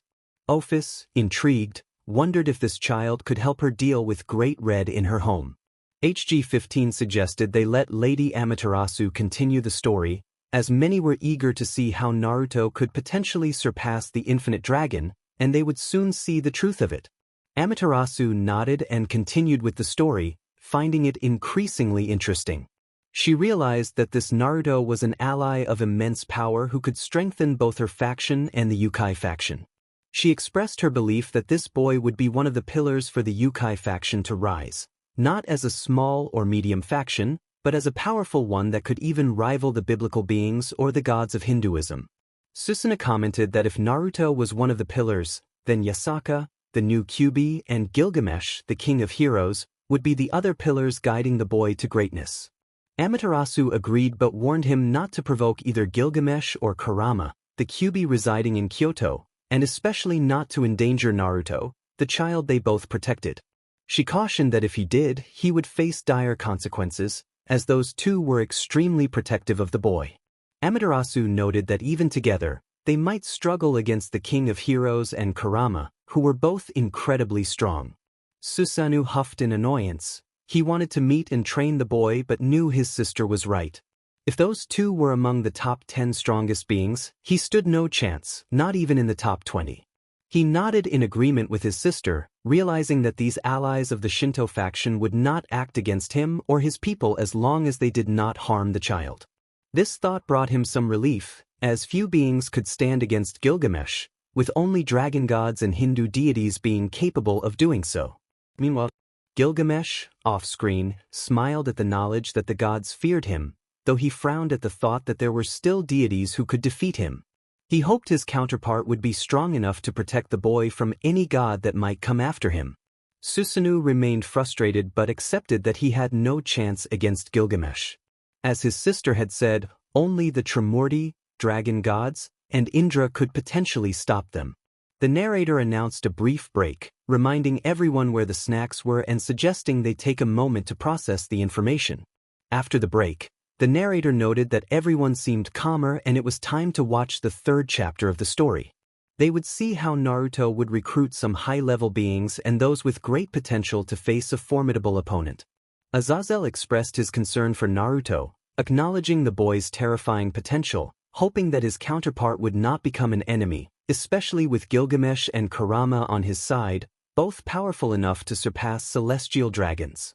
The narrator teased that the first recruit would be someone above the leaders of the factions, encouraging everyone to watch the story to find out who Naruto would recruit. Curiosity filled the room, and some felt a chill from the narrator's dark chuckle, while Kurama and Gilgamesh were eager to see what would happen with their charge. Kushina wondered how strong her son would become, noting that he seemed to possess many abilities. She questioned whether he would surpass most beings in that dimension. Several ninjas nodded, eager to see Naruto's actions, while others frowned at the thought of encountering such a powerful demon. Kurama reflected on the prophecy regarding the boy, planning to train him and encourage him to shed his foolish facade, believing it was time for him to reveal his true self and power. The narrator declared it was time to watch Chapter 3 to witness the new events unfolding in the supernatural world, where Naruto would alter the original story. Many supernatural beings swallowed hard, uncertain how Naruto's presence would affect their world, while gods like Brahma, Vishnu, Shiva, cows, Amaterasu, and Indra watched with curiosity, wondering how strong Naruto would become. The narrator invited anyone interested in reading Chapter 3 to join in, noting it would be fascinating to see what would happen next. Asia, feeling nervous yet curious about the arrival of this boy, expressed her eagerness to see how the supernatural world would react. The narrator handed the book to Asia, eager to witness the reactions of the supernatural beings, especially the demons. Chapter 3: Years pass and a new empire rises. 7 years had passed since Kurama, the nine-tailed Bijou, Gilgamesh, the king of heroes, and Naruto, the heir of the Uzumaki clan, the strongest clan in the elemental nations, joined the Yukoi faction in Kyoto. During these years, several interesting events unfolded. In the first year, Yasaka, the leader of the Yukoi faction and a Kyuubi, became the partner of Kurama Otsutsuki, the nine-tailed Bijou. That year, Yasaka entered her mating season, leading to a night of passion between the two Kyuubis, resulting in Yasaka's PR Nisui. This news brought joy to everyone, especially Amaterasu, who was thrilled that her friend and adoptive daughter Yasaka had found a partner who loved and protected her from unwanted advances. Furthermore, this union promised more Kyuubis in Kyoto, prompting Amaterasu to bless Yasaka and her unborn child with the ability to control flames like her, a gift that Yasaka gratefully accepted. In the second year, the birth of Kunu Otsutsuki, the princess of the Yukoi and younger sister of Naruto Otsutsuki, had recently been adopted by Yasaka, who became Naruto's new mother. This development brought joy to Kurama, as his young charge finally had a complete family. Despite being a being of destruction, Kurama viewed his family as his only light, and he vowed to protect them from any harm. In the third year, Yasaka and Kurama formalized their relationship as husband and wife, creating a stir among the supernatural beings who had long pursued the Kyuubi. Some compared Yasaka's beauty to that of the seraph Gabriel from the angel faction, while others claimed that the Kyuubi surpassed even the purest seraph in the heavens. To strengthen Yasaka, Kurama transformed the queen of the Yukoi into a pseudo-bijou, granting her chakra comparable to that of the Hachibi. This amazed Kurama and filled him with happiness, as he knew that Yasaka's chakra would continue to grow over the years. In addition to making her a pseudo-bijou, Kurama elevated Yasaka to the status of his queen, enhancing her power significantly. She realized that she was now stronger than even Amaterasu. Kurama estimated that Yasaka's power surpassed that of any Mao, though she had yet to reach the level of the celestial dragons. However, she was very close, and Kurama had faith that her strength would continue to grow. In the fourth year, Naruto began his training with Gilgamesh, focusing on swords and other weapons to enhance his physical abilities. The King of Heroes viewed Naruto as a younger brother, a thought that felt peculiar for the proud king. Kurama and Yasaka managed to unite several Yukoi clans to the Kyoto faction, significantly increasing the Yukoi population in the area. In a decisive move, Kurama eliminated several treacherous Yukoi elders who conspired to harm Yasaka. These elders had plotted to kidnap Yasaka and her children, intending to sell them to demons. Kurama dealt with them harshly, ensuring they faced justice for their betrayal. As Asia read this part, she felt a chilling aura of death emanating from Yasaka and Kurama. The thought of what those foolish elders had intended for their daughter stirred a deep anger within both Kyubis, who felt an overwhelming urge to confront the decrepit traitors. Yasaka's thoughts were consumed with vengeance. She vowed to take action against those who threatened Kunu, believing they deserved to face dire consequences. The shinobis and most supernatural beings present felt a wave of dread wash over them, sensing the immense power and lethal intent radiating from the two Kyubis. They felt insignificant in comparison, especially in the presence of the Kyubi accompanied by other creatures. Asia, however, remained relatively unaffected, shielded by a barrier placed by the author for her protection. Yasaka noted that in this story, her daughter was older than in her own dimension. Her curiosity piqued despite the intimidating power emanating from her. HG-15 confirmed that in this dimension, Yasaka had Kunu much earlier with Kurama, and encouraged Asia to continue reading. In the unfolding story, over the course of 7 years, Kurama and Yasaka reached an agreement with the Dragon Kings, Tiamat, the Dragon Queen of Karma, and her close friend Irene Belsirion, the Scarlet Destroyer. Irene was a dragon of immense strength, capable of standing up to the current Lucifer. Tiamat respected Kurama and sought to protect the dragons under her care from the gods who harassed her to join their faction. Additionally, she trusted Yasaka, which led her to become the first pillar of Kurama's faction. Irene joined Kurama to ensure her daughter could live a more peaceful life, as her power attracted unwanted attention from gods like the unscrupulous Zeus. With Kurama's protection, Irene could raise and train her daughter safely, leading Kurama to appoint her as his first bishop, significantly enhancing the power of both dragon queens. On the other hand, over the past 7 years, Kurama and Yasaka, with the help of Amaterasu, were creating a place for their faction to reside. They recognized that with the dragons joining them, the population in Kyoto was increasing. Although they were not yet overcrowded, they anticipated that their numbers would grow, prompting them to establish a new home. This task was manageable, as Amaterasu was well-versed in magical runes and dimensional magic, while Kurama was an expert in sealing techniques, thanks to his Uzumaki heritage. During this time, they had successfully created a dimension where these 3 powerful entities were building a new empire for their faction to relocate. Meanwhile, Tiamat expressed surprise at the thought of all the Yukoi and a significant number of dragons uniting under Kurama and Lady Yasaka's leadership. She was curious about Irene Belsirion and wondered why she and the dragon had joined Kurama's entourage. Tiamat hoped that under Kurama's command, their strength would reach celestial levels, or even surpass them. In another realm, Zeruf, the most powerful dark wizard from the fairy tale world, observed the scene with narrowed eyes. He recognized Irene's strength and considered her the most formidable woman in her dimension, second only to the moon goddess Selene. Zeruf regarded Selene as a dangerous opponent, akin to Acnologia, someone he would be cautious about confronting. Irene, on her part, felt a mix of curiosity and happiness as she joined Kurama's faction alongside many dragons. She was pleased that she could raise her daughter in this dimension but frowned at the thought of some gods wanting her for her power. She vowed to protect her daughter fiercely against any threats. The 12 Spriggan watched in disbelief as Irene, the mightiest warrior of their empire, allied herself with another group so easily. They were also curious about Irene's daughter, wondering if she would be as strong as the Dragon Queen or at least possess an acceptable level of power for her lineage. Urza squinted at the woman who resembled her, feeling an inexplicable connection but unsure of its nature. She hoped the unfolding story would reveal the woman's identity and their relationship.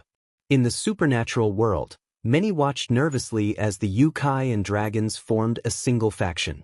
They realized this alliance could pose a significant threat, given the dragon's power and the unique abilities of the Yukoi. which made them formidable against numerous supernatural beings. The Bijou observed with narrowed eyes as their brother in this dimension effortlessly built an empire. They speculated about his plans, noting that he was not his usual arrogant self but rather someone more calculating, seeking peace and protection for his people, an unusual trait for Kurama, according to the other Bijou. Continuing the story, 7-year-old Naruto was accompanied by Gilgamesh, his knightly guardian. Due to Kurama and Yasaka's overprotectiveness, they would not allow Naruto to venture out without Gilgamesh. However, as they moved away from Kyoto, they were ambushed by Krumkruch, the strongest evil dragon, who had been ordered to capture Naruto.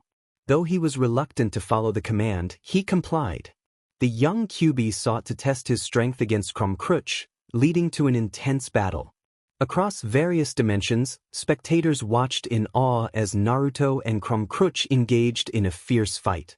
Those from DxD recognized that this battle surpassed the level of a super demon and speculated on how powerful Naruto would become, as he had already reached a level capable of defeating the strongest evil dragon at just 7 years old. This potential was alarming for any faction. Rias Gremory, known for her fiery spirit, exclaimed in disbelief at the sight of such a young child possessing immense power. Issei echoed her sentiments, astonished that a child could be so strong. The Mao observed with narrowed eyes, realizing the danger this child posed and hoping to avoid being on his bad side, as a 7-year-old capable of defeating a celestial-level dragon was indeed a threat. Seraphol expressed concern about the immense power of this new faction, fearing that if the Nikosho incident occurred, it would spell disaster for the demons. Ajuka agreed, hoping that their counterparts would refrain from provoking the Yukoi or dragons, as it could lead to their destruction. Azazel added that they should ensure their own actions were wise, noting that Kurama seemed to retaliate against anyone who harmed him or his faction. Meanwhile, Krumkruch was left in shock after being defeated by a mere child under 10 years old. This blow to his pride was painful, but he was also curious about what would happen to him next.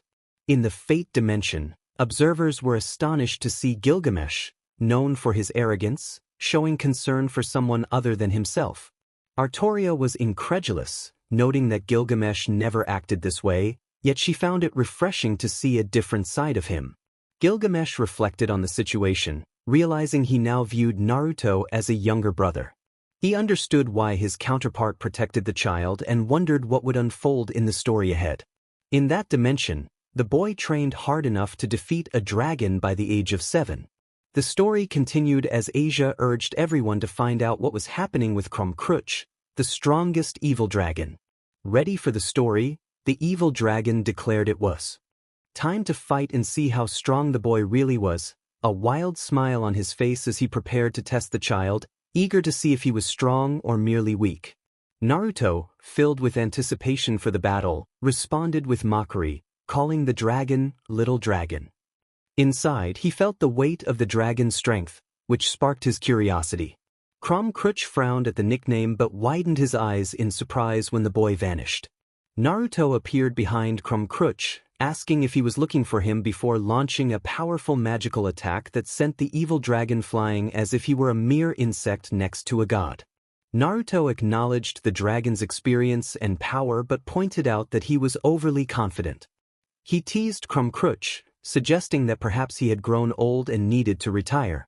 The dragon, realizing the boy was not ordinary, noted the divine energy radiating from him and inquired about his pantheon, recognizing that he was not from Kyoto but from the supernatural world. He asked where the young Kyuubi hailed from, knowing that another Kyuubi was aligned with the Yukoi faction. Naruto proposed that if he defeated Krumkruch, the dragon would have to answer his questions. The red-haired dragon agreed that it was time to begin the real battle. With a grin, he summoned a black dragon aura behind him, while Naruto formed a large red fox behind him. Both beasts glared at each other menacingly. Naruto unleashed a torrent of flames, declaring it a great sea of fire, while Krumkruch countered with his own flames. The two attacks collided and canceled each other out. Naruto frowned, then, in a burst of speed, appeared in front of Krumkruch, delivering a punch that sent the dragon reeling.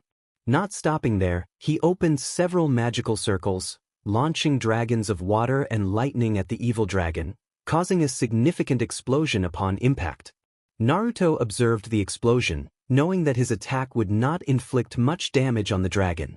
He remained on guard, aware he was facing a celestial-level opponent. Crumb acknowledged the boy's strength, admitting that he was worthy of the dragon's full attention after feeling the impact of his attack. He realized that not even high-class demons could harm him as Naruto had. With a wild smile, Crumb surrounded himself in flames, preparing to unleash greater damage.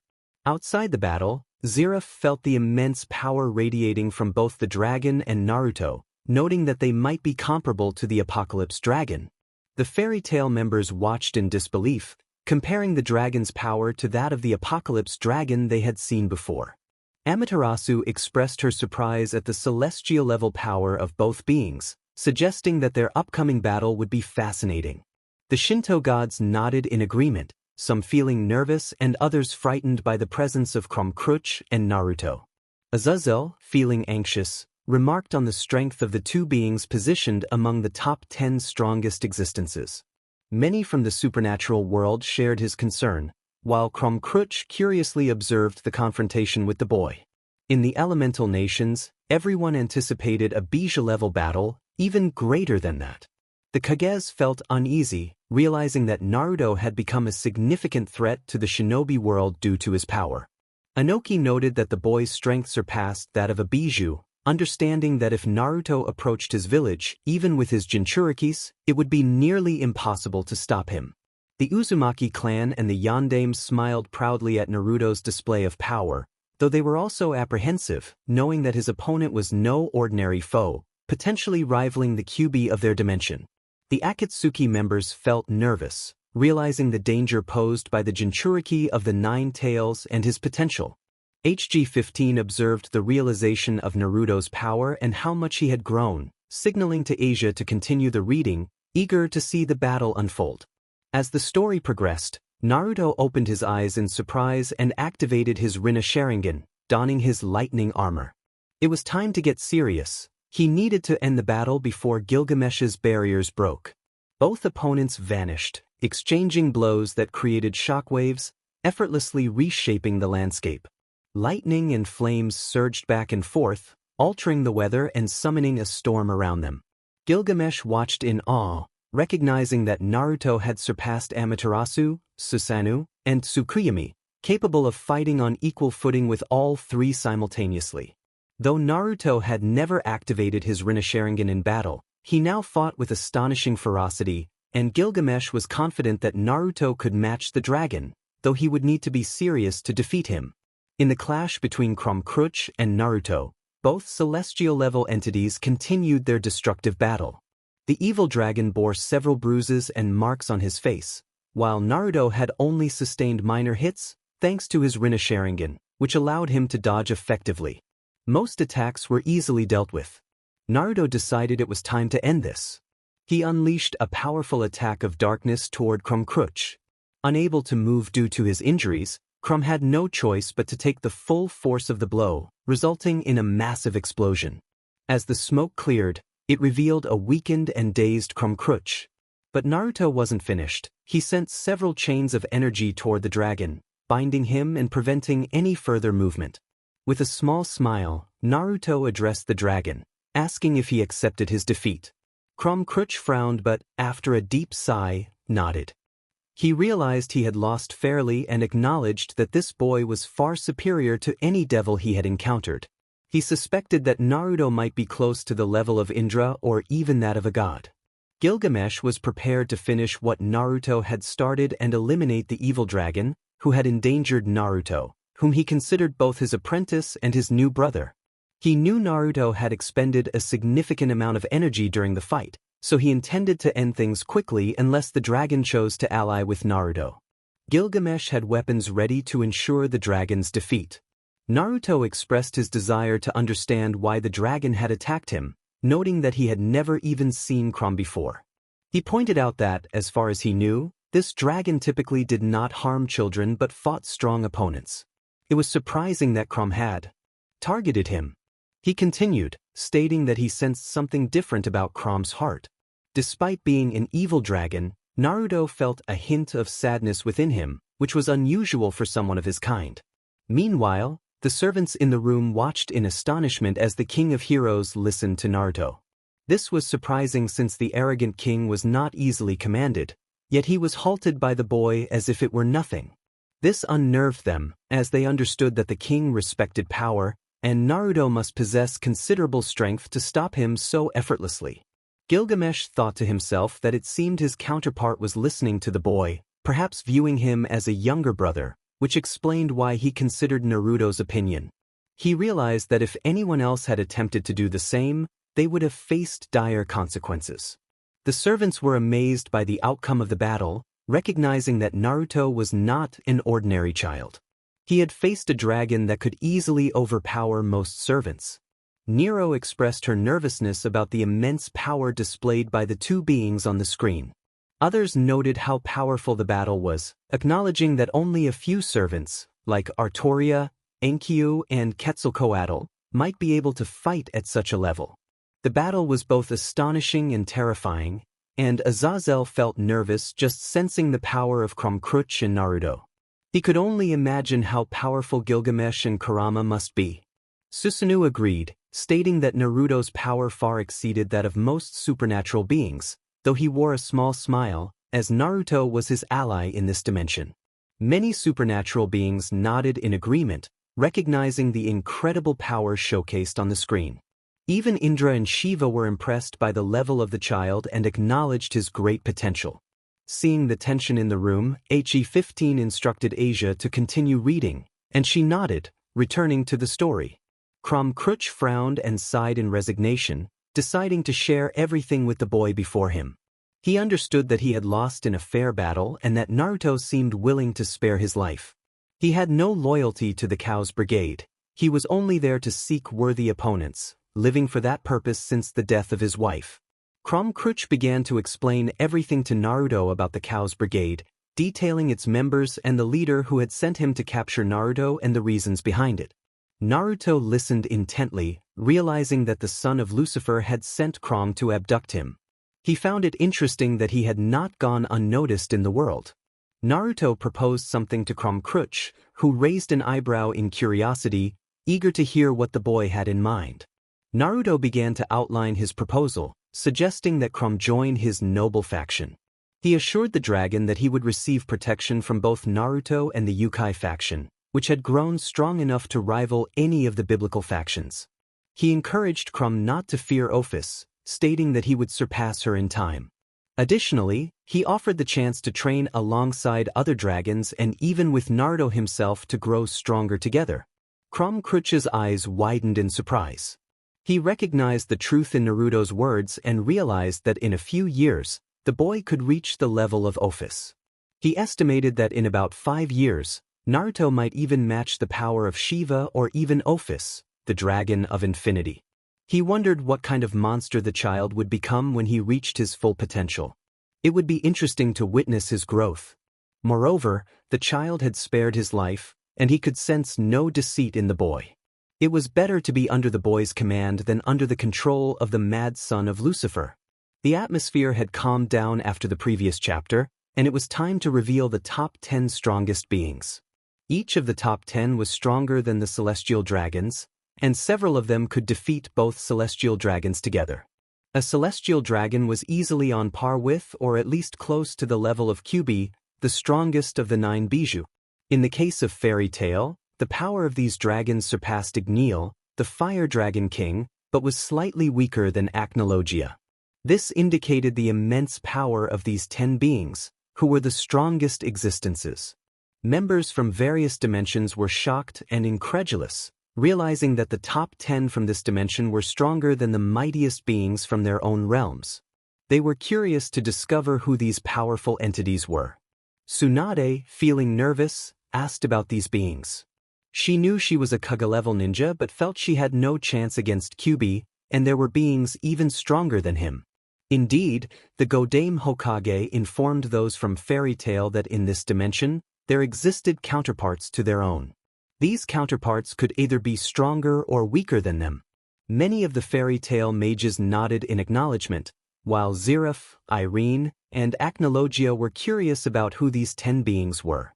Acnologia frowned, uneasy at the thought of beings stronger than himself. The shinobi from the villages were anxious about this revelation, while Kyubi, Mito Uzumaki, Hashirama, Minato, Kushina, and Tobarama were eager to see the top 10, as they sensed the immense strength of these entities. They wanted to know who could surpass Kyubi, and the Bijou shared the same curiosity about who could outmatch their brother. The presentation of the top 10 strongest beings began, starting with the 10th position, which was shared by 2 entities. This piqued the interest of those from DXD, as it was unusual for someone to share a rank in the top 10. Top 10 strongest existences. Top 10. Ammonius Ra, Lord of the Sun and Light, leader of the Egyptian faction. Krom Kruch, the strongest evil dragon, dragon of the Crescent Circle. It was intriguing to see the strongest evil dragon in the top 10, Azazel noted nervously, realizing that the boy commanded one of the 10 strongest beings in the supernatural world. Ammonius Ra smiled, pleased to find himself among the top 10, feeling a sense of pride. Valley expressed his surprise at why these 2 existences ranked above the celestial dragons, acknowledging the immense power of the celestial beings. Kuroka remarked on how remarkable it was that Naruto, from such a young age, could have someone from the top 10 of the strongest existences as an ally. Those from various dimensions were incredulous to see one of Naruto's subordinates in the top 10, while the people of Konoha felt a mix of fear and pride. Kushina and Minato beamed with pride for their son, knowing he had such a strong ally. Kushina thought about how, with allies like these, she didn't have to worry about Naruto's safety, as very few beings could pose a threat to him with such protection. Mito noted that the young Uzumaki was living up to his surname by having such powerful beings at his side. As they moved on to the 9th position, anticipation filled the air. Top 9. Quetzalcoatl, leader of the Aztec faction, goddess of wind, rain, and creation. Susanoo, feeling somewhat nervous, acknowledged that it was no surprise to see Quetzalcoatl among the strongest existences, recalling his past encounter with her where he had nearly met his end. Quetzalcoatl smiled, proud to be ranked 9th, demonstrating the strength of the Aztec faction. Sasuke observed her with interest, thinking she seemed worthy of an Uchiha, as he was an elite Uchiha himself. Many women from various dimensions felt delighted to see a woman among the strongest beings. Thor, the god of thunder, the mightiest Norse. Odin felt a sense of pride seeing his son in the top 10, knowing that while his faction might not be the strongest, Thor was among the most powerful. Several Valkyries expressed their joy at Thor's ranking, acknowledging his strength. Many supernatural beings nodded in agreement, knowing Thor was indeed among the top 10 in his dimension, which was not a surprise. Topic. Hades, Greek god of the underworld, the strongest Greek. Most Greeks nodded in approval, as having one of their own in the top 10 showcased their power and strength. Hades watched the screen with an expressionless face, indifferent to the ranking. He knew that his fellow Greek gods sought his power but rejected him as a god. Only Hestia had his trust, the rest either feared or despised him, which he found inconsequential. Zeus frowned, feeling uneasy about his brother's strength. He knew he had to take action against Hades, regardless of what Hestia thought. As the king of Olympus, he would make the necessary moves, even if it meant dealing with Hestia. He couldn't risk Hades revealing his power first, he needed to end it swiftly. Hestia smiled brightly as she watched her favorite brother rank among the top 8 strongest beings in the world. She recognized Hades' strength and understood he was the strongest Greek, only surpassed by Poseidon, Athena, Hera, and Zeus. However, she doubted they would easily defeat her beloved brother. The gods were surprised to see Buddha, the Lord of Wisdom, listed among the top 10. They knew he was powerful, but they hadn't realized he was strong enough to be in the middle of that ranking. Buddha's strength was comparable to Thor's, but he possessed a unique ability that gave him an edge. It was clear that Buddha was not one to take orders from anyone, and those who tried would face dire consequences. The gods and leaders of biblical factions frowned in understanding. Some were familiar with Buddha's power, but they never expected him to be among the 10 strongest beings in the supernatural world. Amaterasu thought it might be wise to reach out to her old friend Buddha. She believed he could help her deal with the demons, as he was indifferent to them. Perhaps offering him the finest sweets in the world would convince him. In the 7th position was Typhon, known as the Greek destroyer. Many were intimidated by his appearance, and the Greeks acknowledged him as a formidable foe. Athena, serious in her assessment, noted that Typhon was one of the strongest threats to Olympus, once matching Zeus in his prime. It was no surprise he made the top 10, as only Hades might stand a chance against him. In the 6th position was Izanami, the goddess of creation and death. The Shinto were astonished to see her ranked so high, and even gods from various dimensions were surprised that the Shinto goddess of death made it into the top 10. Izanami herself was incredulous. She had never imagined reaching such heights. She knew she was a powerful goddess, but being in the top 6 was astonishing. Izanagi, the king of the Shinto gods, was also surprised to find himself in the top 6. He understood he was at least on par with his ex-wife and felt content to be in the upper half of the ranking. Amaterasu felt uneasy about Izanagi's placement alongside Izanami, as their relationship was not the best. Susanoo expressed his surprise, realizing Izanagi's power was even greater than Typhon's, which highlighted the strength of the Shinto faction. Ajuka and the other Mao felt nervous, recognizing the threat posed by 2 members of the Shinto faction in the top 10. They were aware that their relationship with the Shinto had soured since the demons had attacked the Nikosho. HG15 noted the rising tension and suggested they continue with the rankings. In the 5th position was Indra, the king of the Devas and lord of the sky. Azazel remarked that he wasn't surprised to see Indra in the top 10, but he wondered who could possibly rank above him. Seraphal speculated that only the Trimurti might surpass Indra, though she was uncertain about the rest. Indra frowned, believing he should have been in the 4th position, realizing he needed to increase his power to match Shiva and the others above him. In the 4th position was Brahma, the Hindu creator god and one of the 3 great deities. Azazel commented that Brahma was strong in his own right, acknowledging the power of the Trimurti, which was far beyond most beings. Many nodded in agreement, recognizing that it was expected for the Trimurti to be at the top of the rankings, given that the Hindu faction was the strongest. Vishnu, the Hindu god of preservation and goodness, was one of the 3 great deities. Amaterasu sighed, acknowledging that another member of the Trimurti would surely rank high among the strongest beings. The Hindu gods were known to surpass almost all others, and together, the Trimurti could even contend with Ophis, the dragon of infinity. After all, they were the strongest faction. Odin agreed, noting that even the mightiest beings avoided conflict with the Hindu faction, as the Trimurti stood above nearly all entities. As the discussion continued, it became clear that Shiva, the god of destruction and leader of the Hindu faction, would logically be in the top 3. Zeus huffed, feeling frustrated that he was not among the top 10, especially since his older brother had made the list. Shiva acknowledged his position with a hint of annoyance. While he recognized that Ophis and Great Red were more powerful, he wondered who else might surpass him. Vishnu and Brahma nodded in agreement, understanding that Shiva, as their leader, deserved his high ranking, yet they too pondered who could possibly be stronger. Indra scoffed, confirming that Shiva belonged among the top 10, given that the god of destruction was his rival. Chaos, the god of creation and the primordial figure of the Greeks, was unsurprisingly ranked 2nd.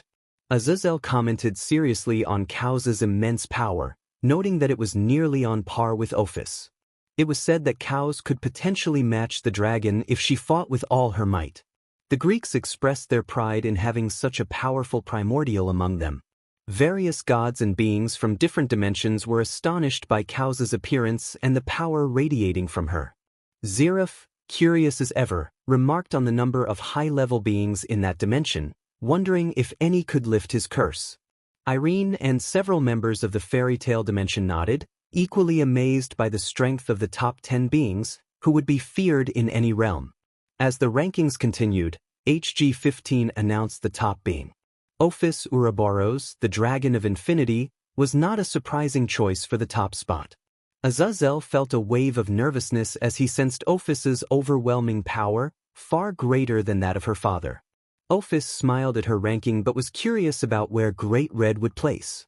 HG-15 revealed that above all these existences were beings of immense power, surpassing even cows and Ophis. Great Red, the dragon of the apocalypse and the true dragon emperor, was indeed the strongest in their dimension. Ajuka stated this seriously, and Odin agreed, unimpressed by the revelation. The members of Fairy Tail were left in awe, feeling the immense pressure emanating from Great Red, even without him displaying his full power. Trihexa, known as the Beast of the Apocalypse, appeared on the screen, causing Issei to feel a surge of fear. The imposing form of the beast and the power it exuded unsettled many across the dimensions. Azazel explained that this beast was sealed by the biblical god long ago and possessed terrifying power, comparable to Great Red. He expressed his insignificance in comparison, noting that even gods like Thor or Indra would struggle against such a creature. HG-15 informed everyone that the level of this beast was comparable to Great Red and far superior to anyone in the top 10. He promised that they would soon see the 10 strongest beings, along with the arrival of Naruto, and hinted at the changes Naruto would bring to the supernatural world. As the chapter concluded, HG-15 reassured everyone that Naruto would not attack unless provoked. Gilgamesh found the unfolding story intriguing, wondering how the gods would respond to the boy, whose power seemed to surpass that of most deities. Artoria remarked on the interest surrounding Naruto and his counterpart, Krumkruch, noting that the dragon seemed to care for others more than Gilgamesh did. Gilgamesh frowned but remained silent, now more curious about the boy's potential and the power he would attain, especially since it appeared to surpass that of most servants. Among the elemental nations, several ninjas were visibly anxious about the developments. The story unfolds with the realization that the host of the Nine Tails was incredibly dangerous, not only for Konoha but for the entire world of the elemental nations. The question lingered, what would Naruto's counterpart do in response to this threat? Asuma felt a wave of nervousness wash over him as he considered the immense power of Naruto. It was a troubling thought for any enemy that might cross paths with the boy. He recalled that one of Naruto's adversaries was from Konoha in another dimension, and it was clear that this version of Naruto was devoid of compassion, intent on destroying Konoha entirely. Kakashi sighed, expressing his hope that Naruto would not bring harm to Konoha when he ventured into the elemental nations. He recognized that this Naruto was far stronger than any of the Hokages. Several Jounin from the Leaf Village nodded in agreement, realizing the threat Naruto posed as an enemy and understanding the potential of the Jinchuriki of the Kyuubi, which alarmed them greatly. Kushina, with a mischievous grin, expressed her desire for her son to eliminate those who had wronged him. She was unconcerned about Konoha's fate, believing that her son's counterpart would determine the village's destiny. Minato, serious in his demeanor, acknowledged the foolishness of sealing the Kyuubi within his son, recognizing that in that dimension, Naruto was viewed as a demon, just as he likely was in their own. The Uzumaki clan nodded in agreement, sharing a collective desire for Konoha to face consequences for their treatment of one of their own.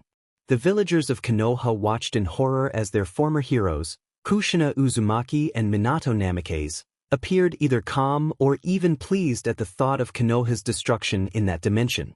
Jiraiya, angered, questioned how they could be so indifferent, given their past roles as Hokage and Chief of Sealing. Several clan leaders and ninjas echoed his sentiments, their expressions reflecting disbelief. Kushina, filled with rage, retorted that she would not kill Jiraiya because of the restrictions against it, but warned him that when he died, she would be waiting to make him suffer in the afterlife. Her hair began to levitate, forming 9 tails, and a demonic figure with red eyes emerged behind her, grinning wickedly. Minato agreed with his wife, declaring that Konoha was corrupt. He believed that if they failed to see Naruto as a hero, they deserved to face dire consequences. His eyes shone with a fierce determination, and his chakra surged, causing even the Kages to step back in fear of his wrath. All of this was observed by Naruto, who furrowed his brow, realizing that the people of Konoha were no longer worthy of his protection. He had a plan to escape the village, and if anyone tried to stop him, he would not hesitate to fight back. He understood that he had the potential to defeat any Kyuubi even without the Kyuubi's power, but he also knew that to bring down Konoha and other villages that mistreated Jinchurikis, he would need an army. As the scene unfolded, Ophis, the Infinite Dragon, expressed interest in the changes Naruto would bring to the supernatural world. He believed that Naruto could be instrumental in freeing the Great Red from the dimensional gap, given the boy's power, which was said to be close to that of Indra, a god stronger than both celestial dragons combined. After the author made his remarks, the narrative shifted to the next chapter, focusing on Naruto's journey. Following Ace's transformation into Naruto's new pawn, he, along with Krumkruch and Gilgamesh, traveled to Moscow, Russia. Their initial days there went smoothly until Krumkruch overheard military personnel discussing a program aimed at creating super soldiers and conducting experiments on supernatural beings. Upon learning this, he informed Naruto, knowing that the boy would not stand idly by while children were subjected to such horrors. Despite being a malevolent dragon, Krum respected Naruto's resolve and compassion. Naruto, concerned, questioned the validity of Krum's information and emphasized the urgency of rescuing the children before they became test subjects. Krum acknowledged that while he did not have much concern for the captured children, he understood Naruto's pure heart would not allow him to abandon them. Gilgamesh inquired about their course of action, suggesting that it was their duty to intervene against those who would exploit innocent lives. Ace agreed, believing they should offer their support to the children in need, knowing that Naruto possessed the power to help. Protecting them would be beneficial, allowing them to join us, and with you as their mentor, they would be loyal to you. Naruto expressed his determination to help the children. Krumkruch and Gilgamesh were tasked with investigating the location of the base where experiments were conducted on the children. Meanwhile, Michael was horrified by the idea that the government of that country was using children as ruthless assassins. He understood that humans sought strength, but using children crossed a line. Several beings from the dimension of DXD considered Michael hypocritical, as the church had trained many children to hunt demons. High-level gods who were aware of the biblical factions knew that all three factions had used human children for their experiments. Some individuals sought power, raising children as assassins to enhance their abilities to defend against other threats, much like various supernatural races. However, some possessed more morality than others. Azazel, curious about the potential of these super soldiers, wondered how powerful they could become. The author calmly explained that their power could range from a mid-level supreme-class demon to a Mao-level demon like Graphia, depending on the individual, and they could even surpass a Mao. This revelation made several supernatural beings nervous, as Graphia was one of the strongest demons, and the thought of humans possessing such power was unsettling. Other gods like Odin, Hades, and Amaterasu were intrigued to see how the story would unfold, as the power of these humans was fascinating. Ophis, annoyed by the interruption, continued reading, contemplating her plans for revenge after the story concluded. The two nodded in understanding, one appearing bored and the other indifferent. They would save the children not out of desire but because it was the right thing to do, as Naruto wished. Naruto instructed them to throw the kunai when they located the base, promising to join them in an instant. After 2 days, Gilgamesh and Krumkruch found the military base and investigated its various entrances and exits. Within 2 hours, they had mapped out all the access points. They quickly threw the 3-pronged kunai Naruto had given them, and in a flash of red, Naruto appeared alongside Ace, impressing Gilgamesh and Krumkruch. After a moment of astonishment, they reported all the details to Naruto. Naruto then outlined their plan. They would split up. Ace, Gilgamesh, and Krumkruch would destroy the base while he freed the captives. He reassured Ace, who was nervous, that he possessed the strength of a high-class demon at its peak, possibly even at the lower end of a supreme-class demon. Ace nodded, still feeling anxious. Moments later, explosions echoed from the military base, where experiments on humans were conducted. Soldiers were thrown into chaos as they attempted to stop Gilgamesh, Krumkruch, and Ace, but each soldier who stood in their way was swiftly dealt with. Deep within the base, Naruto moved through the facility, eliminating soldiers and scientists effortlessly. After 10 minutes, he reached a laboratory and found 2 children imprisoned and unconscious. Naruto created 2 shadow clones, instructing them to free the young ones and take them to their apartment. The clones nodded, releasing the chained children before vanishing in a flash of red. Continuing his path, Naruto continued to eliminate anyone who obstructed him until he reached another laboratory, where he found 2 girls. He broke down the door and addressed the scientists, expressing his disgust at their cruel experiments, comparing them to Orochimaru. With a swift motion, he unleashed a barrage of wind needles, eliminating the scientists. The girls watched in fear and awe, and Naruto, noticing their distress, approached them carefully, wanting to reassure them. He told them not to be afraid as he was there to rescue them, promising to protect them. Meanwhile, Kushina watched proudly, commenting on her son's heroism in rescuing the innocent.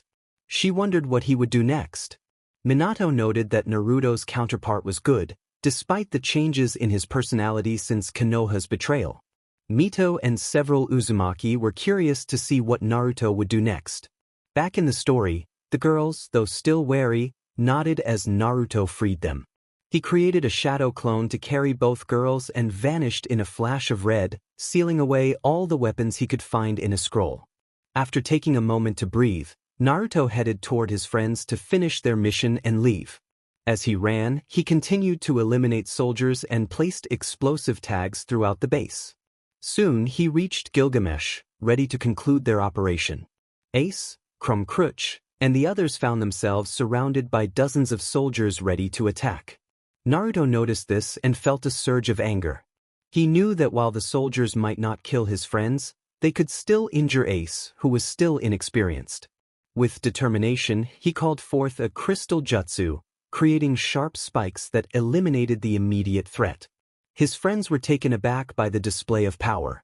Naruto then formed hand signs and created 3 clones that swiftly grabbed Gilgamesh, Ace, and Crumb-Crutch, disappearing in a flash of red light. As soldiers closed in on him, Naruto smiled confidently and unleashed a lightning jutsu, stunning the attackers. A sadistic grin spread across his face as he activated a powerful technique, causing massive explosions throughout the base before vanishing in another flash of red. Meanwhile, off-screen, Tobirama remarked on Naruto's impressive mastery of the Flying Thunder God technique, expressing his surprise and respect. And Uzumaki noted that Naruto must be a skilled sealing master to wield such advanced space-time jutsu. Minato, beaming with pride, acknowledged that Naruto was indeed his son and a master of sealing techniques. Kushina added that Naruto must have at least a level 10 proficiency in sealing arts to execute the technique with such ease, expressing her admiration for her son's abilities. The Raikage, intrigued, wondered if Naruto could surpass him in speed.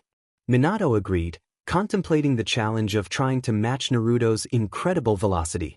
The Konoha villagers, overhearing this, felt a chill run down their spines at the thought of Naruto being faster than Minato, realizing the potential danger this posed to their village. Continuing the story, after Naruto and his group rescued the captives and destroyed the military base, Naruto returned to his apartment, where he found 4 children awake and smiling. He greeted them warmly, introducing himself as Otsutsuki Naruto and encouraging them to trust him. The children exchanged glances, hesitant but eventually introduced themselves. The first was a girl with black hair named Akame, followed by her younger sister Kurome. Next was a boy named Gray Fullbuster, and finally, a young boy named Toshiro Hisagaya.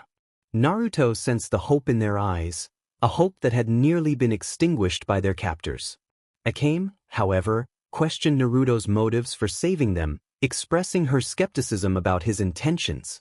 Naruto reassured her that he had no ulterior motives. He simply wanted to rescue them after learning about the military's cruel experiments. Grateful, Akame thanked Naruto for his help, while Gray expressed their dire situation, lamenting their lack of family, money, and shelter after being kidnapped. Toshiro encouraged Gray, reminding him that they were better off free than under the control of the scientists. Naruto, feeling a sense of responsibility for the children, offered them a place to stay with him, wanting to protect them from further harm. The 4 children accepted his offer without hesitation, recognizing that their lives were indebted to the one who saved them. Meanwhile, Ophis, the Dragon of Infinity, was interrupted by someone off-screen, her interest piqued by Naruto's story and the changes he was bringing to the supernatural world. Amaterasu, the sun goddess, inquired about the strength of the four children, noting their potential to rival high-ranking demons. The author casually explained that Gray and Toshiro were already at a mid to high-class demon level, while Akame and Kurome were at a mid-class level, indicating that all four had the potential to match even some gods, especially Toshiro, who showed the most promise. The revelation astonished the gods and demons alike, realizing that these children could stand alongside the most powerful beings in their realms. The gods observed the children, wondering what they would do next. They realized that when the kids pledged their loyalty to Naruto, they did so with all their hearts. This devotion indicated that these youngsters would live for Naruto, fight for him, and do everything possible to see him happy. It was a strange kind of dedication. Susanoo, curious and somewhat incredulous, questioned whether these four children could stand alongside the gods. He saw potential in them, but not enough to match the power of some deities. Several lesser gods were also intrigued, as they were beings that few supernatural entities could rival or defeat. Now, they learned that four children had the potential to equal them. The author responded with indifference, stating that these children had the potential to fight alongside the lower and mid-tier gods. With proper training, they might even reach the level of high-ranking gods, but it was unlikely they could challenge the top 10, as those beings existed on a different scale of power. The gods of the realm frowned at the thought of mortals who might equal or even surpass them so easily. Such a possibility could not be allowed. Ophis, the infinite dragon, encouraged the author to continue reading, noticing the fear in the supernatural beings around her. She nodded and resumed the tale, finding Naruto's life and his new allies quite fascinating. As the story unfolded, Naruto felt a bead of sweat form due to the swift response of the children. He began to explain who he was, knowing they would be with him for some time. After 20 minutes of sharing details about the factions in the supernatural world, the four were left in shock. Toshiro, feeling nervous, acknowledged his knowledge of the supernatural world, similar to Gray, but he never imagined there were so many beings. Akame declared her loyalty to Naruto, stating that it didn't matter if he was an angel, a fallen angel, or a demon. He had saved her and her sister, and she owed him her life. She vowed to do everything possible to become the best fighter for him.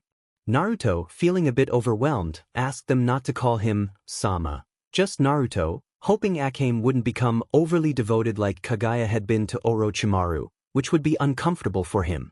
Kurome, filled with hope, asked if there was a way for Naruto to turn them into Yukoi, wishing to grow stronger and become part of her savior's race. Naruto replied that it was possible, but he wasn't sure if they would like the outcome. Naruto felt uncertain as he explained the concept of resurrection, clarifying that they would not exactly become Yukoi but would instead gain enhanced abilities and a stronger body. Gray, eager to learn, expressed his desire along with Toshiro, stating that despite their ice magic, they struggled to harness it effectively. They wanted to become Yukoi, to learn the energy Naruto mentioned, and to train under him. They admired his strength, despite his young appearance, and wished to be strong enough to protect themselves and their loved ones. After Gray spoke, Naruto revealed 4 chess pieces, sighing as he addressed them. He explained that these pieces would serve as his pawns, and while they would remain human, they would gain various extra abilities, a much longer lifespan, and a stronger body. They would also learn to use chakra, which he would train them in. He reassured them that they would not be his servants but rather his family, promising to treat them as friends and protect them with all his power. The 4 felt joy at the prospect of becoming Naruto's new pawns, grateful for their savior and determined to grow stronger. Meanwhile, Azazel observed the situation, noting how Naruto had successfully added those 4 children with great potential to his ranks. He considered the danger Naruto posed if they ever became enemies, especially with the powerful beings like Gilgamesh and Krumkruch by his side. Gray, curious about his own potential, wondered how strong he would become under Naruto's guidance, especially compared to Acnologia. Juvia watched with admiration, envisioning Gray's future strength, while Natsu pondered his own abilities and the possibility of battling Naruto to gauge his power.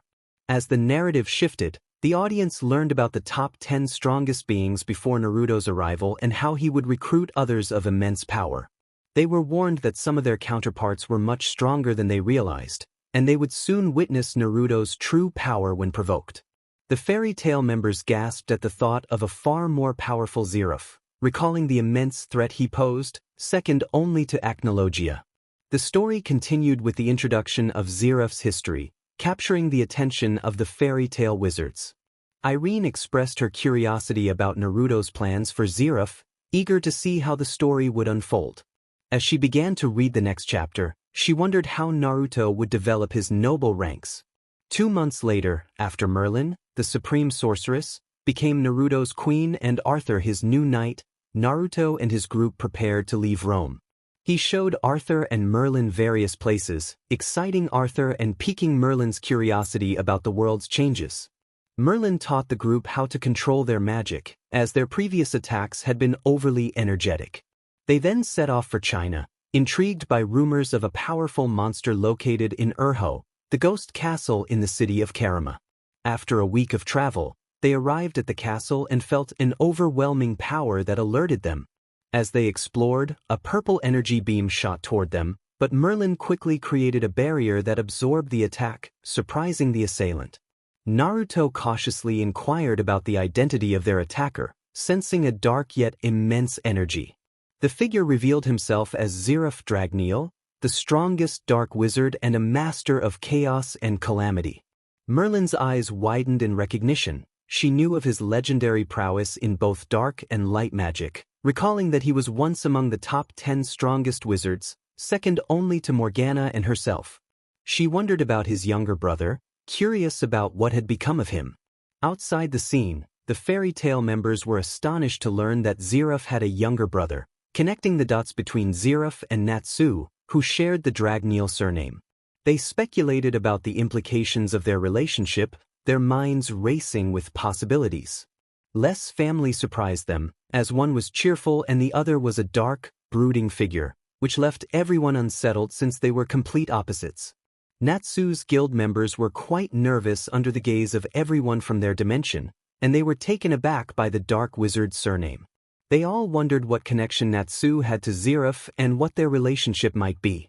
They definitely couldn't be brothers, as the dark wizard was far too old, but at least they could be family, which seemed odd to Gray and several others who knew the fire wizard well. Meanwhile, Natsu was fuming internally, realizing that this emo figure was apparently a relative of his. He understood he had a brother, but he couldn't accept that this dark wizard could be his brother and shook his head at the thought. Urza watched the screen with curiosity. She didn't care if Natsu was related to Zeref, as she considered Natsu her little brother.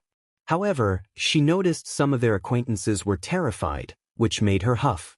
It was clear they were anxious about Natsu possibly being related to the Dark Wizard. They were foolish. Natsu was good, unlike the Dark Wizard. Ignal was focused on the screen, curious about what would happen to Zeref in that dimension. He observed the wizards from various guilds, realizing that the Dark Wizard was related to Natsu and wondered if they would still accept their adopted son. He snapped out of his thoughts as Irene continued reading, eager to see what would unfold. Gray introduced himself, mentioning Zeref Dragneel and listing his companions. He described the orange-haired one as Arturo Pendragon, the arrogant blonde as Gilgamesh, the sadistic black-haired one as Krumkruch, the girl with the bowl haircut as Kurome, the other girl with long black hair as Akame, the black-haired XHBTNST as Ace, his best friend Toshiro with white hair, the red-haired one with a fox-like face as Naruto, and the XHBTNST in front as Merlin. Everyone had a vein pop on their foreheads from the nicknames Gray had given them, cursing his foolishness. They made a mental note to get back at him if they ever escaped this place. Their thoughts were interrupted when Zeref let out a small chuckle, which made everyone frown. Some wondered if all powerful beings had such silly personalities, as Gray's nicknames were far from funny, and the Dark Wizard's laughter annoyed them all. Meanwhile, in the underworld, Lucifer sneezed. Grayfia asked if he was all right, noting it was unusual for him to sneeze. Lucifer dismissed it, suggesting someone was speaking highly of him. Grayfia rolled her eyes at the thought but said nothing. It wasn't her place to comment, despite how foolish her king could sometimes be. Outside the screen, beings from various dimensions laughed heartily at what they saw with Lucifer. Azazel and Seraphol were particularly amused by the current state of Lucifer. Azazel mockingly called him an idiot, believing Lucifer to be foolish, claiming to be stronger than his brother. The original Lucifer had been powerful enough to confront the biblical God, one of the strongest beings in the supernatural world, while the fallen one scoffed at the absurdity of Lucifer's claims. Amaterasu, with a mocking tone, remarked on the genocider's foolishness, noting that even his queen couldn't stand him. She hoped the story would show him getting a beating, sensing that Naruto would ultimately defeat the genocider. The sun goddess smiled wickedly at the thought of Naruto taking down the demons, especially the current Lucifer, whom she considered a joke.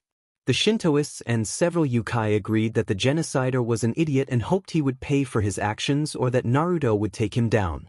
Surzex observed everyone and scoffed, deciding not to fight back, but he would punish the demons for mocking his greatness. Back with Naruto and his group, Zeref sighed, recalling his younger brother Gray. He remembered how he had revived him using forbidden magic and was cursed by God. He thought back to how he had sent his brother to the Fire Dragon King for safekeeping, as the biblical God had cursed him with immortality and the inability to love, knowing that loving someone would lead to their demise. To ensure his brother's safety, he sent him to the future with Igneal, the Fire Dragon King, to protect him from Lucifer, who sought to blackmail Zeref by capturing his brother for support in his war against the angels. Zeref would never allow that to happen, so he sent his little brother to the future, determined to keep him safe. However, to revive his brother, he had to take a bit of blood from the original Lucifer during a battle, using it to bring his brother back as a half-demon. Although this might have created something dark within him, at least he was alive and safe, or so he hoped. He pulled himself from the tragic memories of his past before isolating himself in this castle to avoid hurting anyone. Merlin, the supreme sorceress, noticed Zeref seemed lost in thought and asked how he was still alive after all this time, as he should have died years ago. Outside the screen, everyone from the guilds was left speechless, realizing that Zeref, the strongest dark wizard, was Natsu's brother. From what they saw in the story, it seemed the dark wizard wasn't as dark as they thought, as it was clear he loved his brother enough to send him to the future. They didn't know how he had done it, but many wizards began to agree that this Zeref was better than the one they had in their dimension. Meanwhile, Natsu's eyes widened in shock, realizing he had family. Natsu, despite being a dark and brooding figure, felt a sense of curiosity about Zeref. He wondered if perhaps Zeref wasn't as bad as he seemed. Out of the corner of his eye, he noticed Zeref acknowledging his gaze, but the dark wizard remained silent. Natsu's curiosity was evident, and Zeref realized that his plans might become more complicated. He had hoped for Natsu to end his suffering, but the fire mage's inquisitive look suggested otherwise. The members of Fairy Tail were intrigued by the unfolding story, but when it was revealed that Natsu might be a demon, many grew cautious of Zeref. Other wizards from various guilds shared similar sentiments upon learning that Natsu could be a demon and Zeref's brother.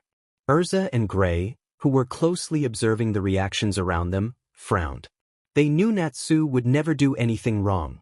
Urza thought to herself that if anyone dared to harm Natsu, she would take matters into her own hands, disregarding any rules to protect her family. Seeing the tension in the air, Irene decided to continue the story, hoping for a fierce battle among the guilds in her dimension. Zeref recounted a tale of biblical proportions, explaining that his brother had died due to a foolish war among 3 factions. He had used forbidden magic and the blood of the original Lucifer to revive his younger brother, but this came at a great cost. The act transformed his brother into something far beyond a mere human. Because of this, and especially due to his use of Lucifer's blood, the biblical god cursed Zeref with immortality and another cruel fate. Anyone he loved would perish if they got too close to him, whether it be romantic love, sibling love, or friendship. This was why he had confined himself to the castle, to avoid harming any innocent souls. Merlin listened in shock and disbelief, realizing how harsh the biblical god's punishment had been. Although she didn't know Zeref well, she understood that despite his use of dark magic, he wasn't inherently evil. She frowned, thinking that the biblical god often punished too severely. Zeref had been just a teenager at the time. He didn't deserve such a fate. Naruto and his group were equally astonished, never imagining that the biblical god could be so cruel. Naruto pondered whether he could break the curse, believing that no one should have to endure such isolation. Meanwhile, Gilgamesh and Krumkruch shared similar thoughts, recalling their own experiences with loss and friendship. They felt a newfound respect for Zeref, recognizing the burden of solitude he had carried for so long. Across various dimensions, everyone reacted with shock and disbelief at the cruel curse placed upon Zeref. The elemental nations grimaced at the thought of such a terrible fate, and even some criminals felt sympathy for him. Orochimaru, however, eyed the curse with interest, considering how it could aid him in his quest for immortality. Valle remarked sarcastically that the biblical god was not as benevolent as everyone believed, while Kuroka echoed this sentiment, noting the severity of the curse. Azazel watched the screen with a furrowed brow, knowing his father was not as kind as many thought. He felt that the punishment was excessive for a child, but he suspected that Naruto might find a way to resolve the situation. Yasaka, Kurama, and Kushina shared similar concerns, realizing the danger posed by the biblical god and wondering what Naruto would do to help Zeref. Azrael observed with narrowed eyes, aware that his father was not as benevolent as some believed. The angels frowned but remained silent, knowing the curse was cruel for any being. As the story continued, Naruto asked Zeref seriously if there was any way to break his curse. Both Zeref and Merlin were surprised by the question, as they hadn't expected him to consider breaking such a powerful curse. Zeref sighed sadly but responded that the only way to break his curse would be through a power comparable to or greater than that of the biblical god, and those who attempted would need the knowledge to do so. The only beings capable of breaking his curse were Indra, the Trimurti, the dragon gods, and the primordial cows. No one else possessed the strength required to undo what the biblical god had done. Outside the screen, Azazel noted how impressive it was that the curse was so powerful that only a few beings could hope to lift it.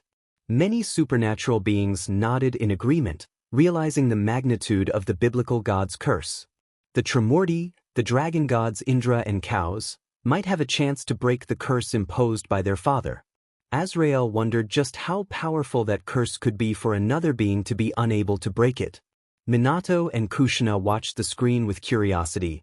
They had an inkling of why Naruto had asked about Zeref's curse and knew that if anyone could break it, it was their son, who could achieve the impossible. Mito shared similar thoughts with the Namikaze Uzumaki couple. She realized that young Naruto was intrigued by Zeref's curse and would likely attempt to break it. As the story unfolded, Merlin and the others widened their eyes. If this were true, then Naruto could indeed break the curse imposed by the biblical god, as his power was close to that of Shiva, and the god of destruction was stronger than the biblical deity. Additionally, Naruto possessed the necessary knowledge of runes and seals to break Zeref's curse. He nodded in understanding at Zeref and contemplated how to dismantle the curse. He sensed within the powerful dark mage a holy soul or energy, which he deduced was Zeref's curse.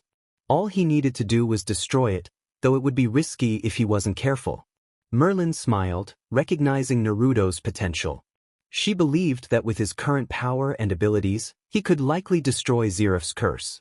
From what she knew of her new king, he was strong enough to contend with the biblical god, and she was intrigued by the thought of his power continuing to grow. She had learned that Gilgamesh and the father of her king, known as Kurama, were the only ones who surpassed him.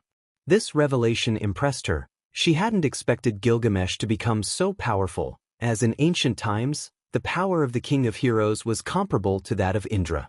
She understood that Kurama might be on par with the god Shiva, which led her to believe that her king would indeed break Zeref's curse. Merlin recognized Naruto as a good person, but she also sensed a deep-seated hatred within him, though she was unsure of its source. This intrigued her, and she felt pity for those who had harmed her king, knowing they would be in for a surprise when he sought retribution. She didn't know who or how many would face his wrath, but she was certain of one thing: her king would not be stopped. His power was currently ranked among the top 4, perhaps even the top 3, and she knew that in a few years, Naruto would easily reach the level of the dragon gods. Her thoughts were interrupted when the dark mage spoke, questioning Merlin about the possibility of the red-haired boy being able to break his curse. He wondered if Naruto truly had the power to do so. Zeref's eyes widened with hope as he contemplated the possibility of finally living a normal life, free from the curse imposed on him by the biblical god. He yearned to love and perhaps even form a family. If the boy could break his curse, he would be loyal only to Naruto. Zeref could only hope that this boy would succeed in lifting the curse that bound him and that he might also find his younger brother. Meanwhile, Minato frowned at the thought that Naruto considered the QB as a father. However, he felt relieved knowing that Naruto was under Kurama's protection, as the powerful beast could shield his son from any threats. Minato recognized Naruto's strength, but he also understood that he was not the strongest. From what he had seen, Kurama's power ranked among the top 3 in that dimension. Kurama puffed out his chest with pride at being called a father, but he was also curious about what would happen in that dimension and what his counterpart and Naruto's counterpart would do. Zeref listened intently to the story, his eyes wide with interest. If what he had heard was true, and if the boy could break his curse, then he could finally stop suffering. Perhaps, just perhaps, he could get to know his younger brother better and achieve his greatest desire, to have a family. HG-15 noted Zeref's thoughts, mentioning that Naruto had a strong chance of breaking his curse since he was a master of seals and currently possessed power that surpassed the biblical god. Zeref nodded with a smile, already making plans to travel to different dimensions to meet Naruto and have him break the curse. Irene, the Dragon Queen, acknowledged HG-15's words and was also curious about how the boy would accomplish this, prompting her to continue reading the story. She explained that Naruto Otsutsuki had enough power to rival, if not surpass, that of the biblical god. Although he lacked experience, she was confident that he would grow stronger and could indeed break Zeref's curse. Merlin chimed in, stating that Naruto had achieved the impossible by gaining the allegiance of Krumkruch, the strongest evil dragon, and the arrogant king. Both were too proud to serve anyone else, which showcased Naruto's remarkable abilities. Gilgamesh frowned at Merlin's disrespect, acknowledging that while he was indeed arrogant, he stood above all, even the gods. The only one he considered his equal was Naruto, whom he would protect, even if he knew Naruto didn't need it. Krumkruch rolled his eyes at the words of the XHBC mage. He had joined Naruto for various reasons. He had been defeated in battle, his life had been spared, and he recognized Naruto as the only king he would serve willingly. He also anticipated exciting battles alongside the Prince of the Yukoi. Naruto smiled at the praise from his queen. Since Merlin had joined his ranks, she had been the one to communicate with others, proving to be the best at avoiding unnecessary conflicts. Outside the screen, Krumkruch observed with a furrowed brow, acknowledging the truth in Merlin's words. His counterpart was loyal to Naruto and respected him for who he was and for his immense power. Gilgamesh shared similar thoughts with the evil dragon, realizing that his counterpart must view Naruto as he once viewed Enkidu as a best friend and brother. The servants and those from the DXD dimension watched curiously as the expressions on the faces of the evil dragon and the king of heroes shifted. HG-15, noticing the silence, urged Irene to continue with the story. Zeref was surprised. He had never met the king of heroes in person and had only seen Krumkruch in his dragon form long ago. He marveled at the fact that both powerful beings had allied with the red-haired boy, a testament to his strength and determination. Zeref pondered whether the young boy could truly break the curse imposed by the biblical god. He wondered if Naruto could rid him of his immortality and the curse that harmed anyone he cared for. Naruto sighed, not wanting to give false hope. He knew this would be his first attempt at breaking such a high-level curse. Although he was skilled in Fuinjutsu and magical runes and possessed the Rinne Sharingan, which could extract any soul and essence, he estimated only a 65% chance of success. He was aware that if something went wrong, the Dark Mage could perish, and he did not want that, especially since Zeref's only motivation seemed to be finding his brother and perhaps forming a family. Naruto expressed his concerns to Zeref, estimating a 65% to 70% chance of breaking the curse. He cautioned that if he failed, Zeref might die. Outside the screen, Zeref sighed. Truthfully, he did not fear death, but he was curious to see if the boy was worthy of his service and if he could indeed break the curse that had caused him so much pain. If the boy succeeded, Zeref would become his shield and sword. Natsu watched the screen with a grimace, wishing for Zeref to survive. He wanted to meet him and ask why he had turned to darkness. From what he had seen, Zeref did not seem to be pure evil, but rather a being shaped by his circumstances. A person who was cursed. The members of the fairy tale guild watched the screen with curiosity and interest, eager to understand why the dark wizard Zeref was the way he was. Several grimaced at the thought that there was a possibility he could die if the curse imposed by the biblical god was lifted. Irene continued with the story, urging everyone to see if Naruto could handle Zeref's curse. Merlin and the others widened their eyes in surprise. They hadn't considered the possibility that the wizard could die. Merlin thought to himself that it made sense for there to be a chance of Zeref's demise. A curse placed by a biblical god was no trivial matter, and for Naruto, it would be the first time he attempted to break a curse of such magnitude, one that very few would even have a chance of breaking. Gilgamesh pondered that he had suspected as much. A curse from a biblical god was indeed formidable, and he was not well versed in that area. He was more suited for battles, and if he attempted to break the curse, it could harm Naruto, who was the most qualified to handle it, possessing both the power and knowledge of seals and magical runes. Kruch reflected that it was obvious a curse from a biblical god would not be easy to break, and there would always be a chance that in the process, the dark wizard could perish. He knew the leader was skilled in seals and magical runes, and no one was better than him, so he believed the curse could be broken without harming the dark wizard. Outside the screen, Azazel remarked that it was clear a curse imposed by a father would be complicated to lift and that there was a possibility the cursed individual could die. He was curious about what Naruto would do and how he would destroy the curse. Shiva agreed, noting that even for him, breaking such a curse would be very difficult, especially since he was not as skilled as that boy in seals or magical runes. Azazel scoffed but said nothing, turning back to watch the story, intrigued by how Naruto would rid Zeref of the curse imposed by his father. Meanwhile, Zeref contemplated Naruto's words. On one hand, there was a possibility he could die, but on the other, if everything went well, he would be free. He decided that even if it meant his demise, he would choose freedom from his curse. He longed to love and experience what it felt like to have a family, and if possible, he wanted to see his younger brother again, to witness how strong he had become, even if it was likely that his brother wouldn't remember him. Zeref declared seriously that he would accept the removal of the curse imposed by the biblical god and promised loyalty in return. He wanted to be free, and if serving the boy before him was the price, he would pay it. It was evident that the boy was a decent person, as Merlin, Gilgamesh, and Kruch served him. Zeref recognized that while he was powerful, there were beings stronger than him, like Thor or Indra, but he was determined to grow stronger to assist Naruto. Naruto sighed but nodded, acknowledging the risks involved. He stated that he would lift the curse, hoping everything would go well. If it did, Zeref would become his bishop, and he would not impose his will. All he asked for was loyalty. As he concluded, he emphasized that loyalty would be rewarded with protection from him and his faction. Zeref agreed. The deal was indeed favorable. He would be free from his curse and could do as he wished, provided he remained loyal. He was not foolish and understood that loyalty would grant him the boy's protection, which was beneficial.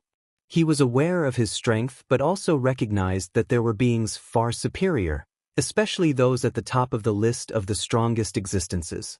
Outside the screen, various guild members were left speechless, realizing that the most feared wizard would now be a subordinate to the boy, having gained the loyalty of Zeref, the strongest dark wizard in his dimension. Irene and the entire Alvarez Empire were incredulous at Zeref swearing loyalty to someone. The members of DXD were astonished, and the demons grew increasingly anxious as they watched the boy gain more power, which was bad news for their faction. Meanwhile, the Uzumaki clan felt proud that their descendant was so skilled in seals and runes that he could break a curse imposed by a high-level god. Kushina expressed her pride, stating that her child had become a master of seals capable of breaking godly curses, while several Uzumaki nodded in agreement. Sasuke watched with envy, and Sakura frowned at Naruto's newfound strength. Zeref, with eyes wide in disbelief and happiness, realized he had finally found a way to rid himself of the curse. He was determined to travel to that dimension and ask Naruto to break his curse. Meanwhile, in the Empire of Peace, an urgent meeting was taking place between the king, Kurama Otsutsuki, and the leaders of clans and smaller factions that had joined the empire. This meeting was prompted by the recent events involving the Nikosho, which had left Kurama and Amaterasu furious over the actions of the demon faction. They were contemplating war, desiring retribution against the demons for their heinous acts. Kurama addressed the assembly, stating that they all knew why they were gathered and what had happened to the Nikosho clan from the underworld, which was unforgivable. They could not stand idly by. The demons' actions were unacceptable. Amaterasu declared that they needed to destroy the underworld and that this would not go unpunished. Almost all of her beloved cats had perished due to the demons, and she demanded their heads on a silver platter, especially those responsible for the massacre of the Nikosho. The strongest Shinto goddess. Off-screen, the four Mao and the Devil Council looked pale, realizing they were in serious trouble. Going to war against beings like Amaterasu and Kurama would be madness. Knowing the fierce nature of the sun goddess, she would not hesitate to eliminate them. This was bad, very bad. If they declared war, they would be finished, Serafal stated seriously. Two high-level factions had already attacked them, and facing Kurama and Naruto would make victory nearly impossible, especially since Kurama ranked among the top 4. The young demons watched in shock and anxiety as the potential war loomed over their walls due to the massacre of the Nekishu. The Yukoi observed with surprise as their leader from that dimension considered attacking the devil faction for the devastation they caused to the Nekishu, smiling at the thought that Kurama might take on the devil faction instead. This was troubling. If the Empire declared war on the devil faction, other factions might get involved, leading to a faction war, Azazel commented, with many leaders of various factions nodding in agreement with the fallen leader's assessment. Amaterasu shouted for the opposing side to declare war on the demon faction, her smile cruel at the thought of ending those demons. Their acquaintances watched with beads of sweat forming, wary of their demeanor but choosing silence to avoid incurring their wrath. Yasaka interjected, reminding everyone that they could not rush into an attack. If they acted recklessly, it might not end well for them. They needed a plan, Lady Amaterasu. However, one thing was certain. The demons would regret what they had done to the Nekishu. Yasaka Otsutsuki, the Kyubi goddess of creation and queen of the Yukoi of destruction, asserted. Irene agreed, stating that they had to be cautious. The problem lay with the demons, but if they weren't careful, the angels and fallen angels could get involved, which would be detrimental for them. Irene Belsirian, the Scarlet Destroyer and the strongest Dragon Queen, added her concerns. Julius concurred with Irene, warning that any rash actions could draw in other factions. Moreover, no one truly knew the extent of their military power. Currently, everyone believed they had an army comparable to any mid-level faction, but that was far from the truth. They needed to proceed with caution. They were not strong enough to face the world yet, Julius Navachrono, the strongest mage and master of time, explained. Yuruchi expressed her desire for revenge against those who harmed her family. She believed she was stronger than Serafal or Graphia and could defeat both simultaneously if it came to that, but they were not her targets. Her focus was on those who had wronged her family. Yuruchi Shihoin, the goddess of speed and the strongest Nekishu, was determined. Off-screen, everyone was anxious about what was to come, realizing that a war was on the horizon, one that would leave the devil faction in dire straits due to their actions against Amaterasu's beloved Nekishu. They recognized that the Empire possessed high-level beings, which was very bad news for their enemies.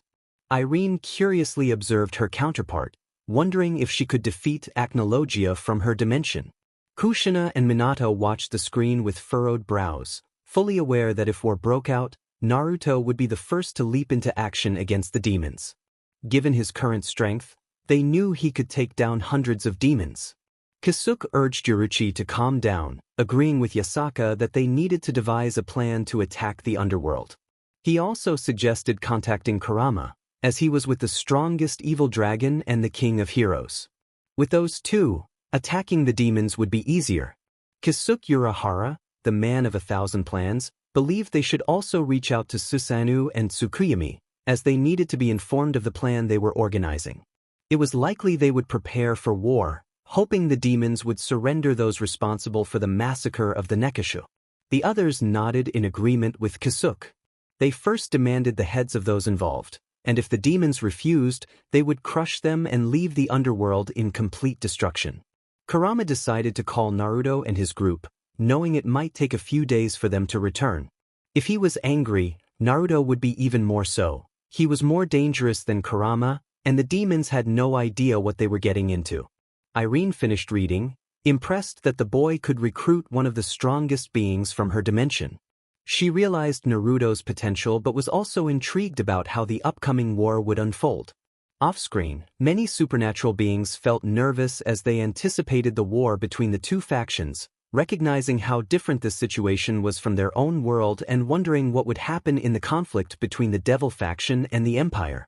As the scene shifted, it was noted that everyone had taken a brief break, with snacks available as many processed the information about the impending war between the factions. They would witness it in the next chapter.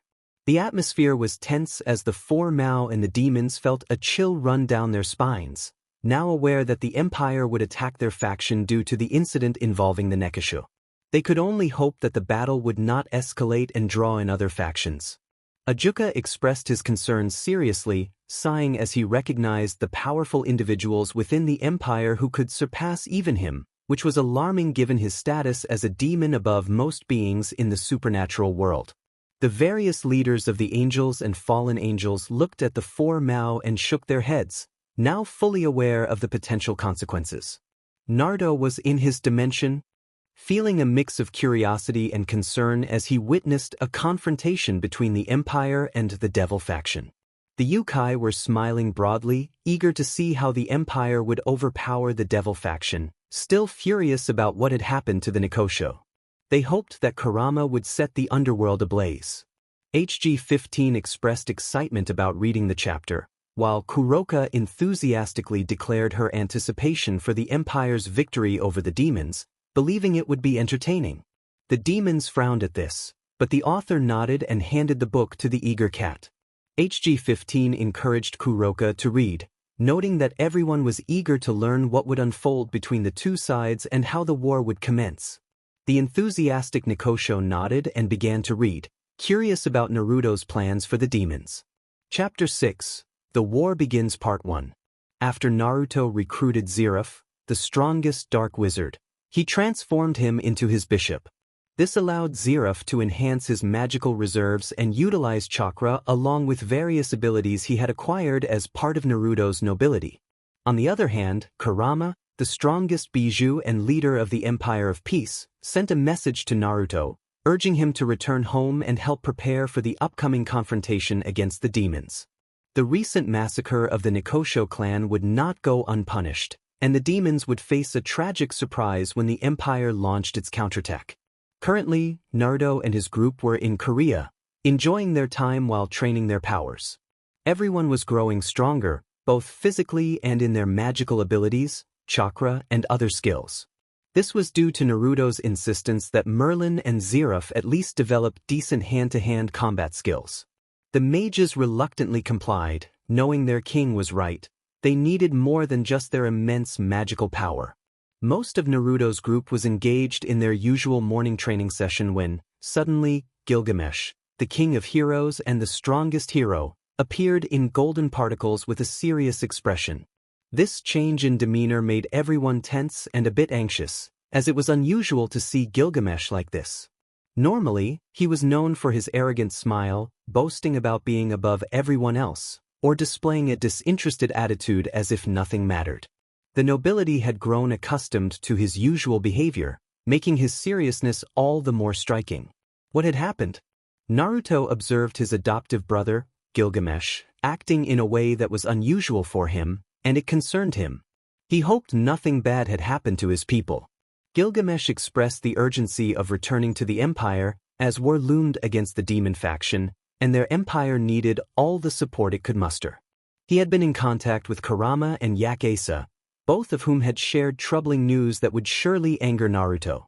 Gilgamesh frowned, disapproving of the demon's actions, knowing the consequences that awaited them. He understood Naruto's desire for retribution against the faction he referred to as those stray dogs. The mention of war left everyone in shock and disbelief, as they understood the gravity of the situation. War would bring suffering, and many innocents would perish in the impending conflict against the demon faction. The nobility recognized that the demons were not weak. They had the four Mao, beings comparable to gods. The current Lucifer was said to be so powerful that he surpassed the first Lucifer, a claim many found absurd. While the current Lucifer was indeed formidable, he would never surpass the first. In the background, various leaders from different factions and dimensions watched with wide eyes, aware that a confrontation was inevitable. However, a full-scale war would lead to chaos. They knew that Gilgamesh, the king of heroes, would also join the fight, and many leaders understood that he was a rival even to Shiva himself, if not superior. The Fate group was astonished, as this version of Gilgamesh seemed decent, caring for Naruto and the Empire, unlike their own counterpart, who was often arrogant and self-serving. Artoria reflected on how this Gilgamesh was better than the one from her dimension, who could not shed his egotism. Gilgamesh found it curious that he cared for anyone at all, but he suspected that Naruto's influence had something to do with it. After all, a king looks after his people, and it was clear that his counterpart was determined to protect his empire. Gilgamesh's power, combined with Kurama and young Naruto, would pose a significant threat to almost any faction. Azazel, sweating with concern, acknowledged that while the demon faction might have numbers, the empire had superior quality. Odin, serious, noted that it would be challenging for the demon faction to prevail, considering the strength of Lord Gilgamesh, Lord Kurama, and Prince Naruto, each of whom possessed power comparable to or greater than that of biblical gods. Hades, with a smirk, declared that the demons were doomed, eager to witness their downfall. Amaterasu coldly agreed, expressing her desire to see the demons pay for their past actions. The elemental nations watched with curiosity, wondering how Naruto would respond, whether he would seek to prevent the war or unleash his fury upon the demons. While the people of Konoha believed he would strive for peace, Kushina and Minato understood that their son would likely choose to confront the demons directly. The Kyuubi knew that Naruto would not hesitate to destroy them, just as the hidden Naruto observed the unfolding events, confident that his counterpart would take action against the foolish demons. As the chapter concluded, it was clear that tensions were rising. The demons were aware that they would face significant challenges, especially after the incident in Nikosho. They hoped the battle would not draw in other factions, while the demons themselves were determined to prove their strength. Razor arrogantly proclaimed that their faction would triumph, bolstered by the four Mao and the powerful demons of the underworld. Many heirs nodded in agreement, including Rias, who believed her brother would defeat the Empire, convinced that he was the strongest demon ever, even surpassing the first Lucifer. Meanwhile, Sona Citri, Ravel Phoenix, and Serorg Bale frowned at such arrogance. They recognized that the Empire had numerous top-tier beings, making victory for the demons increasingly unlikely. Serorg thought to himself that Rias and Razor were foolish. Even he understood that the Empire was nearly invincible.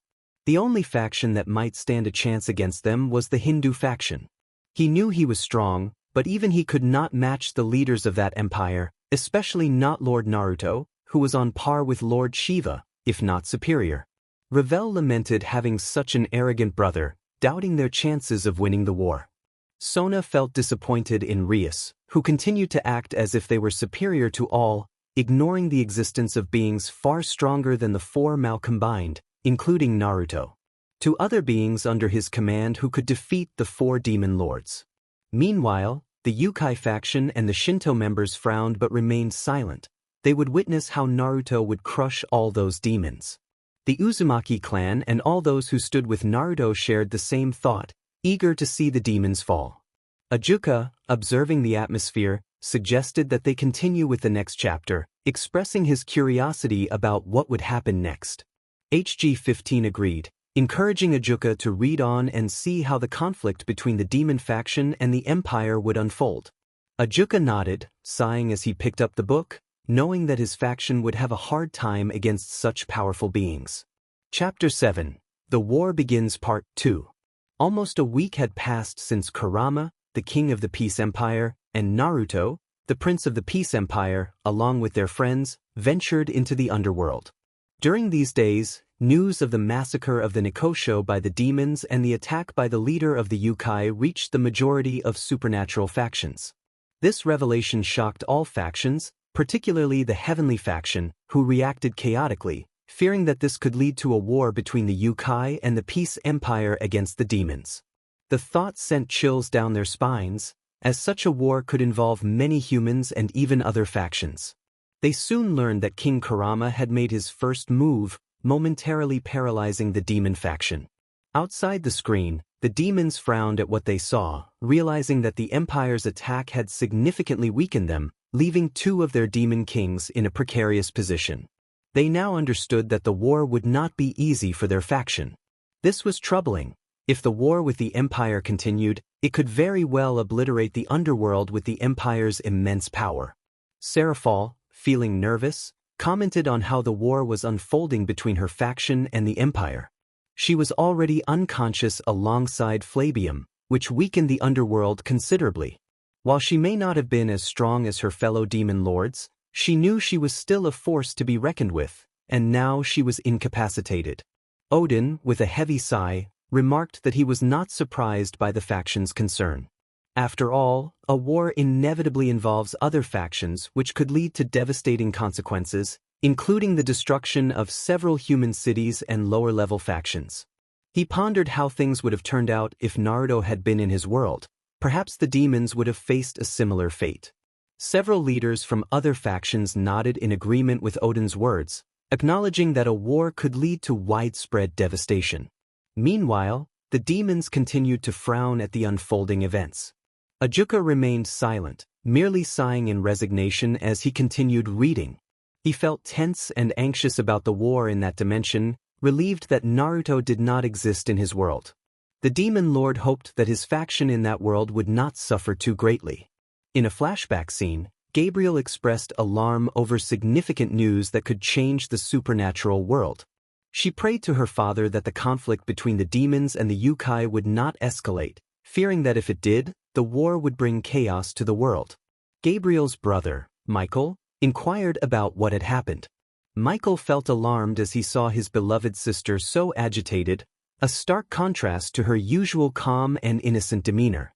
Gabriel explained to her brother that the demons had devastated the Nikosho clan residing in the underworld, leaving almost no survivors among the Yukoi. She expressed her sorrow over the massacre orchestrated by the demons and feared that it could lead to war. She prayed that both sides would communicate and resolve this potential conflict as soon as possible, for it could cost many lives. Raphael, Uriel, and Michael looked on in shock and disbelief at the foolishness of the demons. Their expressions soon turned to frowns, filled with anger at the senseless slaughter of the Cat clan, fully aware of the consequences such actions would bring. Uriel, with a furrowed brow, voiced his outrage, realizing that the demons had not changed at all. Raphael, equally upset, lamented the deaths of the Yukoi clan, expressing his disappointment in the current leaders of the underworld. Michael remained silent, but his sorrow was evident. He understood that this incident would likely lead to war. He resigned himself to the fact that the demons had not changed. The leaders of the angels nodded, reflecting on the possibility that the demons could improve, but what they witnessed confirmed that they remained the same malicious beings they had been during Lucifer's reign, now merely hiding behind a facade of goodness. Michael sighed, lamenting the tragedy that had befallen the Nikosho clan in both their dimension and the one they were discussing. He struggled to comprehend why the demons would annihilate a Yukoi clan, risking a war with the Shinto and Yukoi. He often wondered why Lucifer had been made the Mao. While he was strong, he was not a good leader, as evidenced by the ongoing war in that dimension. Gabriel felt deep sympathy for the unfortunate Nikosho in both dimensions, believing they did not deserve such a fate. She questioned whether demons should continue to exist. The purest seraph in heaven was now conflicted. She disliked killing, but after witnessing the demons' behavior, she felt they deserved punishment, especially their leader, to allow for a fresh start for the demons. The goddess of the sun darkly contemplated finding Naruto to help her eliminate the demon threat, desiring to present Lucifer's head on a platter. The Mao watched with furrowed brows as their reputation crumbled, resigned to the impending war. They felt anxious, knowing that if Naruto had existed in their world, he would have declared war over the massacre of the Nikosho. Various dimensions observed. With concern about what was to come, while the Uzumaki wore cruel smiles, anticipating the eradication of the demons. They knew their relatives sought vengeance against Konoha and would have it. Ajuka noticed the expressions of the others and sighed, realizing this would spell trouble for his faction. He continued reading, feeling compelled to do so. According to the reports, the leader of the Yukoi, known as the Empire of Peace, Otsutsuki Kurama, along with 3 of his subordinates, had infiltrated the underworld and rescued one of the last Nikosho who was to be executed. The ensuing battle resulted in several high-ranking demons falling in the crossfire. It was understood that Otsutsuki Kurama was gradually defeating Surzek's Lucifer, indicating that the leader of the Empire of Peace was a formidable opponent. Additionally, it was reported that Kurama had fought Ajuka, another Mao of the underworld, on equal footing, while Graphia, the queen of the current Lucifer, faced a formidable opponent named Yoruchi, who ultimately defeated her. Gabriel, aware of the implications, felt a deep sadness about what was to come. Michael was taken aback by his sister's revelations but gestured for her to continue. Gabriel nodded, weary from the weight of the information, explaining that the battle had seemingly paused with the arrival of 3 individuals. A young man with black and blonde hair, who appeared to be a powerful dragon, a child who seemed to lead the trio, and the last, a figure known to all factions, even feared by Lucifer and Leviathan Merlin, the Infinite Witch, or the Supreme Sorceress, as she was called in ancient times. Gabriel spoke with seriousness and a hint of nervousness, aware of the immense power this sorceress wielded and knowing that several seraphs would be needed to confront her. The armies of that empire and their beings represented a tremendous and impressive force. Shiva commented seriously, expressing his astonishment at how rapidly a faction could grow, especially with the arrival of Naruto, Kurama, and the King of Heroes, Gilgamesh, which had completely altered the course of history and the balance of power among factions. Odin agreed, acknowledging the immense power of the Yukoi and speculating on what other strengths they might possess, a small smile forming on his face as he anticipated the confrontation with the demons. Indra observed the impressive power of the empire, contemplating whether it could stand against the combined might of the 3 biblical factions. The thought unsettled him, as he considered the possibility of the empire engaging in a serious battle against the entire Hindu faction. Hades, serious in demeanor, acknowledged the strength of the biblical armies, recognizing that despite his disdain for demons, he understood the formidable nature of their opponents. Yasaka stared intently at the screen, reflecting on what she could have done to the demon faction. Amaterasu shared similar thoughts, believing she should have scorched the underworld for the loss of her beloved companions. However, she resolved to seek Naruto's support to reclaim her vengeance. Ajuka, noticing the silence in the room, eagerly anticipated the developments in the war against the Empire. As the reading continued, Raphael, Uriel, and Michael widened their eyes in shock. They recognized a name that was supposed to have vanished years ago. To their astonishment, another young individual was leading the group, suggesting he possessed more power than the one they knew, who was typically not one to follow orders. The revelation was alarming. Merlin was a highly powerful sorceress, possibly among the strongest. Michael, feeling a mix of seriousness and unease, noted that as long as they did not provoke her, she would not attack. Gabriel added that the entire underworld had been completely overwhelmed by the boy who led the small group. Uriel questioned what Gabriel meant by that, intrigued by the implications of such a powerful figure emerging. The seraphim expressed alarm at the news of the destruction of the underworld. Gabriel explained that the child had appeared with Seraphal and Falbium, alongside a boy with black and blonde hair, and the supreme sorceress Merlin. It seemed that these 2 had been completely overwhelmed by them. The red-haired child then called upon the leader of the Yukoi faction and his companions to retreat. However, before leaving, the child unleashed a rain of meteors upon the entire underworld, devastating its infrastructure and resulting in the loss of hundreds of demons from various classes. The purest seraphim felt sorrow for the number of lives lost. She did not harbor hatred for the demons, as she believed all life was precious. The massacre at Nicosia was tragic, but she now understood the seriousness of the conflicts between the factions. Meanwhile, those from Konoha shivered at the thought of what Naruto would do to their demonic counterparts if the Uzumaki unleashed a rain of meteors on their village. They feared for their safety and hoped that their Naruto would not seek vengeance. Many in Konoha prayed that Naruto would not resemble his counterpart, while others, like Danzo and Jiraiya, contemplated how to control the Jinchuriki of the Kyuubi. In the case of Akatsuki, the S-rank ninjas considered capturing the Jinchuriki before he grew as powerful as his counterpart. Jiraiya thought about the need to control the young one, fearing that something terrible could happen to the village. He recognized Naruto as Konoha's weapon and felt compelled to place seals on him to prevent any thoughts of betrayal or hatred towards the village, especially after witnessing the other Naruto's potential for destruction. Kurama reflected on the necessity of aiding the young one and demonstrating their power to the world, believing it was time for them to be feared. The Uzumaki clan members shared a desire for Naruto to bring retribution upon those who had harmed their allies, wishing for the demons to suffer. The inhabitants of the elemental nations had various thoughts, but the Konoha Council was primarily focused on controlling Naruto to conquer the shinobi world, viewing the Uzumaki as a potential weapon. Meanwhile, in the dimension of the mages, a chill ran through them as they recalled the meteor shower. Even Zeref and Acnologia admitted that if they faced Naruto, they would be utterly defeated.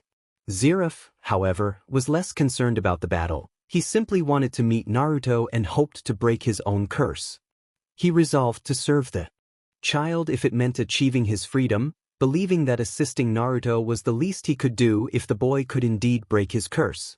Irene observed Zeref's thoughts and smiled, recognizing the strength and protectiveness of the child. She felt a desire to meet him in person, seeing him as a worthy king. In the Fate dimension, the memory of the meteor shower sent chills through its inhabitants. They found the child more intimidating than Gilgamesh, which was saying something, as the king of heroes could be quite fearsome when he chose to be. Back to the story, Raphael, Uriel, and Michael opened their eyes in shock. A mere child had decimated the underworld as if it were nothing, eliminating hundreds of demons effortlessly. As they recovered from their astonishment, Raphael recalled Gabriel's words and realized the significance of the red-haired child. He remembered that Yasaka had a second child, slightly older than Kunu, around 10 or 11 years old, with red hair. Everything clicked into place in his mind. Raphael recognized the child and was astonished by the power he possessed at such a young age. Michael asked seriously, as a child with such power could easily rival Indra, if not surpass him. He felt uneasy knowing that another being from the Empire of Peace was among the top 10 strongest entities, especially since most of the top 10 could rival or defeat celestial dragons, beings of immense power. The people of Konoha remained shaken by everything Naruto had done in the underworld. They realized that this Naruto was colder and more ruthless than their own, and they understood that if this Naruto came to Konoha, he would bring destruction, which was very troubling for their counterparts. This Naruto was very different from theirs. While their Naruto was kind and cheerful, the one from this dimension was destructive and vengeful. Kakashi frowned, feeling anxious about Naruto's counterpart. Not only that, but he was also incredibly powerful. Tsunade stated seriously that she believed he would be stronger than all 9 bijus combined, as she was aware of the power of some biju, which seemed small in comparison to this Naruto. The 4 Mao felt a chill run down their spines, knowing that the Empire would attack their faction due to the incident at Nicosia. They hoped the battle would not escalate further, as the demon faction would be significantly weakened, if not destroyed, after the attack by that child. One demon declared with arrogance that their kind would destroy the Empire, believing that the Yukais stood no chance against them.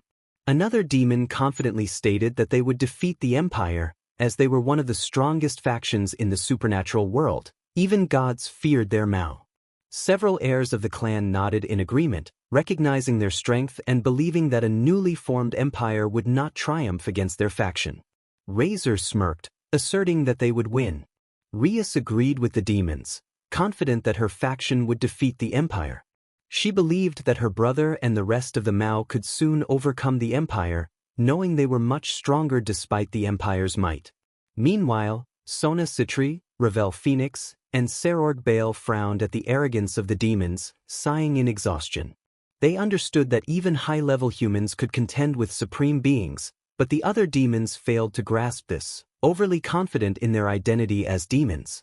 Michael, the leader of the heavens, and Azazel, the leader of the fallen angels, discussed the impending war. Michael expressed concern about whether they could prevent the conflict between the Empire and the demon faction, fearing the consequences if it continued. He wondered what his counterpart would do, knowing the war would impact the entire world. Azazel doubted peace could be achieved unless they delivered the heads of all involved in the Nikosho massacre. Even if they did, he believed the conflict would only escalate. He hoped other factions would not become involved, as that could lead to catastrophic consequences. Michael sighed sadly at the thought of witnessing so much death, feeling powerless to intervene. As the discussion continued, Sona expressed her desire to read and find out what would happen next. HG-15 snapped his fingers, causing a book to appear in Sona's hands. Surprised, she began to read, eager to learn about the war unfolding between her faction and the Empire. A week had passed since the meeting of all the demon pillars and the available Mao to discuss their course of action regarding the Empire of Peace. On the other hand, the leaders of the angels, Michael, and the leader of the fallen angels, Azazel, along with Gabriel and Barakiel as bodyguards, were heading to the territory of the Yukoi to try to calm the potential war between the Celestial Empire and the demons. Michael expressed a small smile, hoping that the Empire would come to its senses to prevent a war that could devastate countless lives. Azazel nodded, feeling uncertain, aware that his brother was too innocent and that the Empire would likely refuse to halt the conflict, seeking revenge against the demons for what had happened to the Nikosho clan. Yasaka observed the leaders of the angels and the fallen angels with a frown, thinking that they were foolish to believe that she and her beloved Kurama from another dimension could stop the war with the demons so easily. She anticipated that they would have the blood of those pathetic demons on their hands for the massacre of the Nikosho. She hoped her counterpart would also have the chance to inflict damage on the underworld, as the impending battle between the Empire and the demon faction would be interesting. Amaterasu watched with curiosity, knowing well that the Empire would not stop until the demons paid for their actions. She felt calm, anticipating how the Mao would be humiliated and how the fiery-haired figure would serve the Empire. The goddess of the sun chuckled darkly at the thought. In the present, the leaders of the Peace Empire and the leaders of the angels and fallen angels gathered at Michael's request. Kurama felt proud of his strength but was not foolish enough to deny an audience with Michael, the strongest archangel in the sky, as he understood. Michael opened his eyes in surprise and felt a sense of happiness that the other angels, who were stronger than him, were not mentioned. He knew they were like secret weapons of the heavens, and he didn't want his enemies to know about them. He recognized that Metatron and Azrael were stronger than he was, nearly on par with the celestial dragons, although they were not very attached to the heavens for various reasons. Athena expressed her curiosity, noting that while Metatron was the strongest in the heavens, people might think Michael was more powerful in that dimension. She wondered why Kurama was not informed, suspecting it was kept hidden as a heavenly weapon. Amaterasu, with a hint of curiosity, mused about what they would do next. Yasaka greeted Michael and Azazel seriously, suspecting they wanted to discuss the ongoing conflict with the demon faction. Both Azazel and Michael sighed, knowing Yasaka was already aware of their intentions. Azazel stated that they wished for the war with the demon faction to cease, as it would lead to too much death. They wanted a peaceful resolution, not wanting to drag humans or other factions into the conflict. He acknowledged the damage done to the demons but argued that it should be enough, believing peace was the best option. Naruto, Kurama, and Yasaka frowned at the leader's words. They wanted peace but would not back down unless the demon faction met their demands. If the demons did not comply, they would face dire consequences. Naruto declared that they would stop the war only if those responsible for the massacre of the Nikosho paid for their actions. With the current Lucifer unwilling to do so, he proclaimed that war was inevitable, unleashing a portion of his power that cracked the walls and made everyone tense, as his energy was comparable to that of Thor or Indra. Kuroka smiled, agreeing that the demons did not deserve mercy after what they had done to an entire clan. Bikwa shared her sentiment, eager to see how the Empire would deal with the demon faction. Odin observed the situation seriously, noting that Naruto's power was immense, potentially rivaling Indra's. He considered that even the 4 Mao might struggle against Indra. The two leaders dismissed the comments of the foolish figure and signaled Sona to continue reading. Nervous under the gaze of the Yukoi leaders and the Shinto gods, Sona resumed her reading, not wanting to make enemies of beings of divine status. Michael reflected on Naruto's power, realizing it might be on par with Indra's, which was concerning.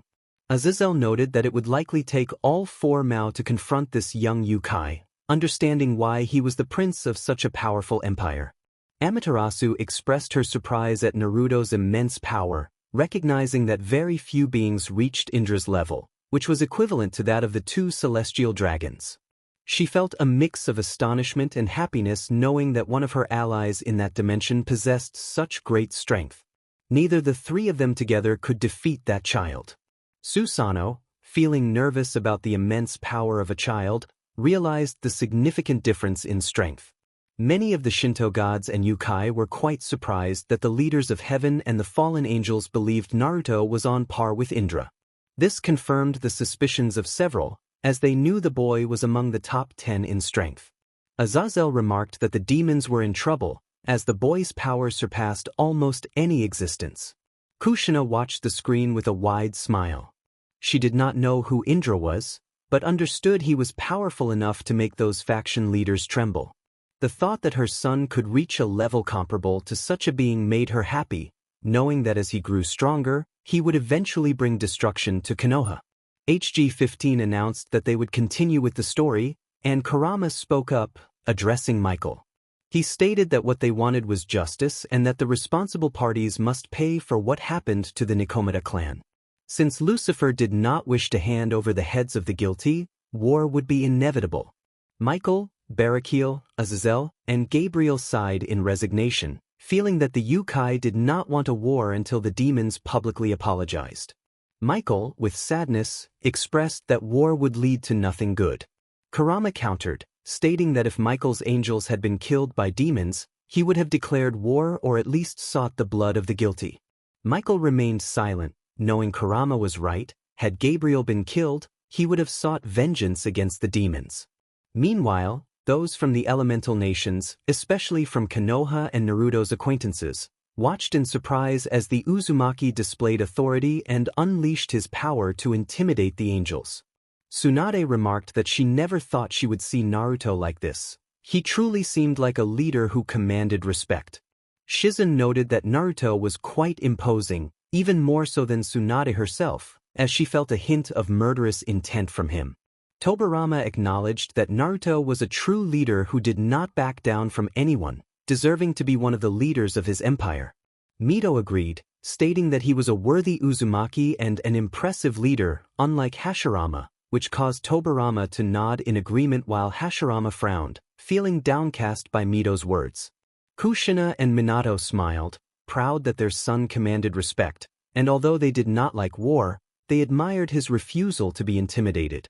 Meanwhile, Karen, Hinata, Koyuki, Tsunami, Yakumo, Haruka, and others blushed at how imposing Naruto had become. Anoki stated that if anyone attacked his village, he too would go to war, especially if it involved an important clan. The fourth Reikage concurred, noting that if a renowned clan in his village were harmed, he would take action against that shinobi village. Mei and several shinobi village leaders nodded in agreement, as they would do the same to avenge their own. Urza added that she would also seek vengeance if her guild were attacked in such a manner, and many members of Fairy Tail agreed with her. The demons from DxD frowned but remained silent, not wanting to provoke a conflict, especially with the shinobi who had proven to be formidable. Azazel attempted to calm everyone, suggesting that they consider the consequences of war, which would only bring death to both sides and potentially harm others, as other beings might get involved. Both Michael and Kurama exchanged serious glances, acknowledging Azazel's words and calming down. Naruto, with a serious demeanor and glowing red eyes, stated that since the leaders of heaven and the fallen angels had left, they should prepare for war, knowing that the demons were getting ready as well. The queen of the Yukoi sighed, indicating that they would indeed go to war, and the Shinto gods and clan leaders would need to prepare. Both Naruto and Kurama nodded in agreement.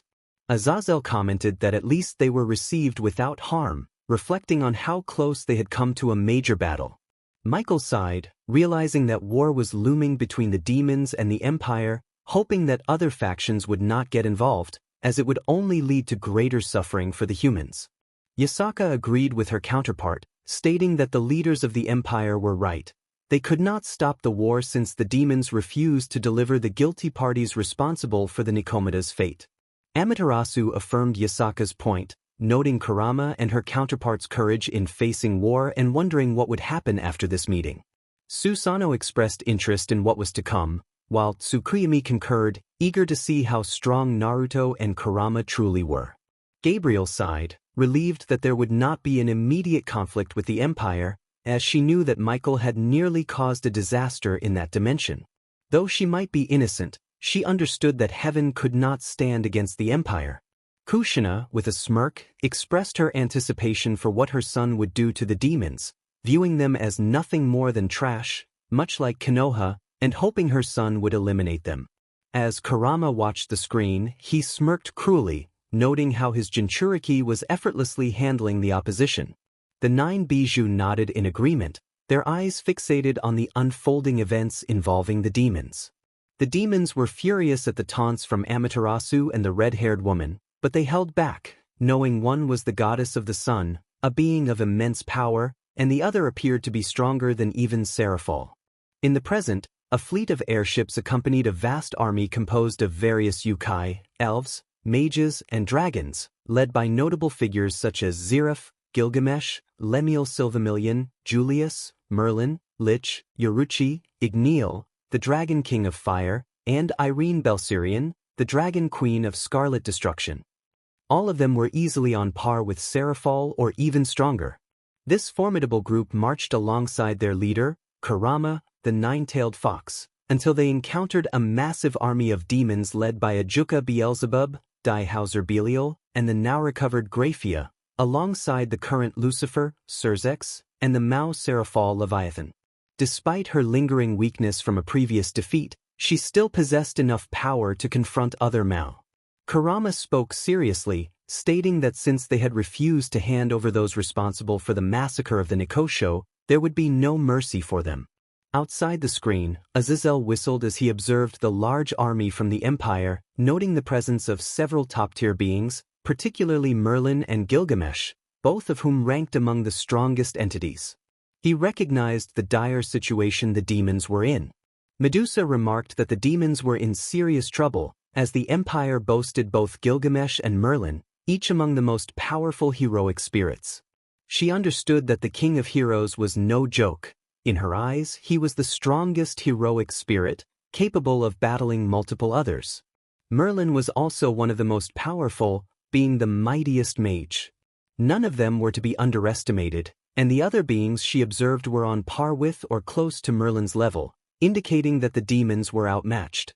Several heroic spirits nodded in agreement with Medusa's assessment, including Artoria, who recognized the power of the arrogant Gilgamesh and acknowledged that Merlin was no ordinary foe, even considering her own strength.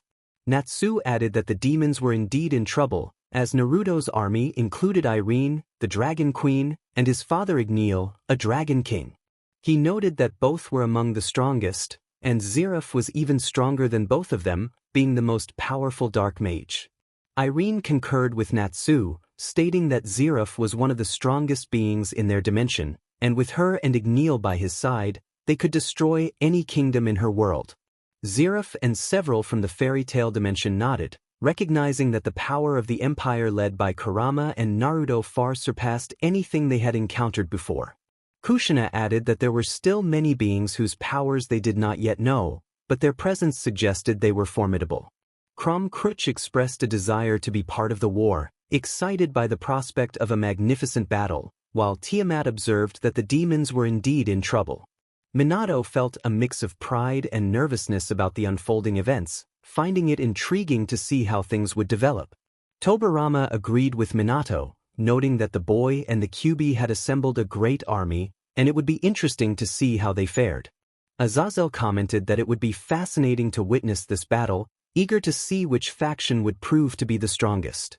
Kurama, curious about the army his counterpart and Jinchuriki had gathered, remarked that to command such forces, they must possess power comparable to those demon kings. As the story continued, Surzex frowned, cursing the Demon Council for not allowing the handover of those responsible for the Nikosho massacre, which could have prevented this foolish war that would lead to countless casualties among the demons.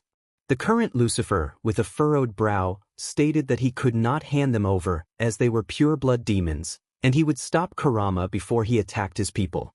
The leaders of the peaceful empire frowned at the current Lucifer's declaration, shaking their heads in disappointment.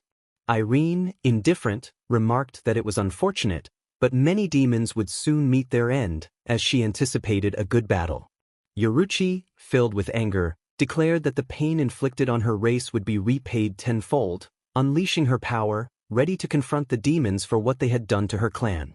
The members of the Alvarez Empire watched nervously as Irene displayed her indifference towards the impending war, viewing the demons as mere trash. Zirif advised her to change her attitude, reminding her that she could not be so indifferent in the face of a large-scale war.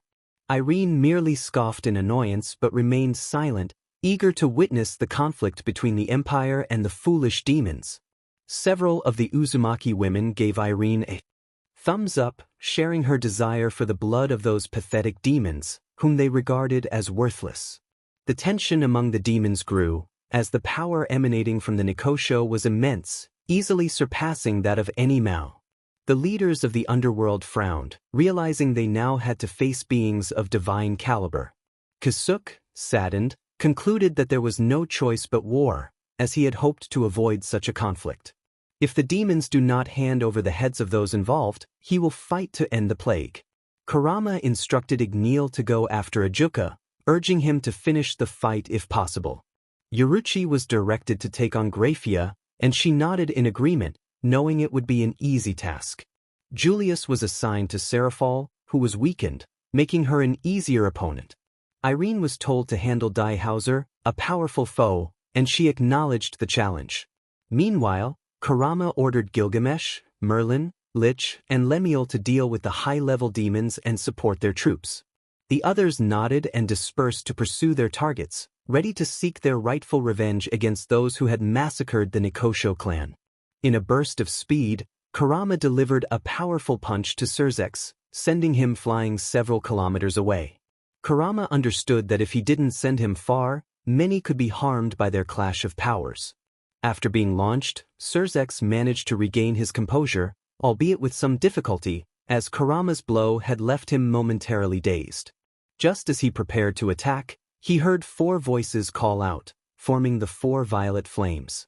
He watched in astonishment as a massive purple barrier rose around him and his opponent. Realizing he was trapped, Surzex frowned and attempted to teleport outside the barrier, only to find it impossible. With a resigned sigh, he readied himself for the battle ahead. Outside the scene, Nero remarked on how unusual it was to see Gilgamesh following orders, speculating that Naruto must have instructed him to follow Kurama, as Gilgamesh seemed loyal only to the boy. Semiramis found it interesting, gradually understanding what Gilgamesh saw in Naruto and why he was loyal to that empire. Arthoria commented that this Gilgamesh was better than theirs, noting he was less arrogant, which she appreciated. Several of the servants agreed, recognizing that this Gilgamesh was more bearable and genuinely cared for his allies, unlike their own. Gilgamesh merely scoffed but was intrigued by the comments about his counterpart, paying closer attention to the screen. Kushina expressed her eagerness to see her son's army, anticipating an interesting war. Mito acknowledged the young man's impressive army and elite soldiers. Minato was surprised by the barrier created by the 4, realizing it was not just a Kaga-level barrier but a divine one, possibly impervious even to the power of the 9 bijus. Uzumaki Ashina agreed, noting that the barrier would be nearly impossible to destroy, and whoever devised that plan was remarkable. They were all eager to witness the battle between the leaders. Meanwhile, Ajuka, Azazel, and other scientists were intrigued by the barrier, making a mental note to try to replicate it. Hashirama lamented the war, suggesting they should have made a peace treaty to avoid so many deaths. He believed the empire should forgive the demons for what had happened. Tobirama countered, calling him foolish, explaining that while the empire sought peace, the demons refused to hand over those responsible for the massacre, leading to war. He insisted that not everything is black and white, and Hashirama's inclination to forgive was misguided. Mito nodded in agreement with Tobirama, recognizing Hashirama's naive perspective. Hashirama frowned, feeling disheartened that even Mito supported Tobirama's view, but he snapped out of his thoughts as the demon girl resumed reading. Back in the story, Surzex surveyed the four corners of the barrier, swallowing hard. He knew he was strong, but he also recognized that he was not as powerful as the former Lucifer, despite what he claimed. He understood he was capable of defeating several gods and could fight on equal footing against dragon kings, but facing all four together felt like a suicide mission. In the corners of the barrier stood Otsutsuki Naruto, the prince of the Empire of Peace, Otsutsuki Yasaka, the queen of the Empire of Peace, Kisuk Urahara, the man of 1,000 plans, and Krumkruch, the strongest evil dragon, said to be on par with celestial dragons. Surzex shook off his thoughts as he saw Kurama step forward, ready to begin the battle. Kurama addressed Surzex, expressing his impatience to start the fight, revealing his dark aura that cracked the ground beneath him, a display of power that would bring most supernatural beings to their knees. Outside the scene, Serorg Bale commented on the strength of Lucifer, noting it was surprising he hadn't surpassed the first Lucifer. Ravel, serious in her analysis, remarked that the first Lucifer was so powerful he could contend with the first leader of heaven, who was among the top four. She had long recognized the pretentiousness of the current Lucifer, asserting that while he might be strong, he could never match the original. Sikvera Agars added that it was not surprising. The current Lucifer was strong, but the first must have been in the top 5 or 6 of the strongest beings, especially since he faced the biblical god. Some young demons nodded in agreement, while Rias frowned, believing her brother to be the strongest demon. She felt pity for the current Lucifer, knowing he could never match the original, a being of immense power that even the biblical god and other top-tier gods approached with caution. Back in the story, Surzex frowned and unleashed his aura, preparing to confront the strongest QB and one of the mightiest beings he would ever face. The battle between the demon of destruction and the nine-tailed fox was intense, with both sides vying for supremacy. Surzex Lucifer, the Crimson Demon King and one of the 4 leaders of the demons, faced Kurama, who emanated a dark and sinister aura that surpassed even Lucifer's own. The power Kurama unleashed was comparable to that of the Norse god Thor, if not even stronger. Kurama declared his intent to destroy the demon, stating it was time for him to experience Kurama's true power and to pay for breaking their agreement. He was determined to make all demons answer for the massacre of the Nikosho clan. With a surge of energy, Kurama charged at Surzex with incredible speed, landing a powerful blow that sent the demon flying, reinforced by his fiery chakra. Despite Surzex being a formidable demon, Kurama dismissed him as a mere insect, insisting it was time for the demons to learn their place. Outside the battlefield, Kurama laughed, confident that even Shikaku, the weakest of the tailed beasts, could defeat Surzex. Shikaku huffed in response, asserting his own strength. Mito, observing the scene, expressed her anticipation for Kurama to crush the demon, while Amaterasu looked forward to witnessing the humiliation of Surzex for his actions against the Nikosho. The Uzumaki clan and other ninjas, including Jinchurikis, shared in the excitement, eager to see Kurama dominate the demon. The demons, sensing the overwhelming presence of powerful beings, chose to remain silent, not wanting to provoke the wrath of the sun goddess or the nine-tailed fox. As the battle continued, Kurama unleashed a barrage of destructive fire, wind, and lightning attacks, forcing Lucifer to lose ground. The 4 beings maintaining the barrier watched with satisfaction as their leader systematically dismantled the false Lucifer. Yasaka, amused, noted that Sersex was no match for Kurama, who stood at the same level as Shiva, the god of destruction. Amaterasu laughed, reiterating that Sersex could never surpass the true power of Kurama. Yasaka agreed, recognizing Kurama's strength and looking forward to seeing him wipe the floor with the demon. Kurama, with a hint of estism, relished the thought of their empire triumphing over Sersex. Krumkruch, the strongest evil dragon, found amusement in watching the false Lucifer struggle against Kurama, knowing that no demon could truly challenge him. Kisuke Urahara reflected on the tragedy of the Nikosho clan, feeling a mix of seriousness and sadness as he recalled the massacre. Naruto, the nine-tailed god of balance, observed the situation with a frown, recognizing the consequences of Serzek's arrogance. He understood that the current Lucifer had brought this upon himself by refusing to take responsibility for the actions of his faction. As the angels and fallen angels watched cautiously, they realized that Naruto was right. Sersex had overestimated his strength as the most powerful demon, and now he would face the repercussions of his decisions. He did not possess even half the strength of his brother Lucifer, who was a monster in his own right. Even the strongest gods respected and feared his power.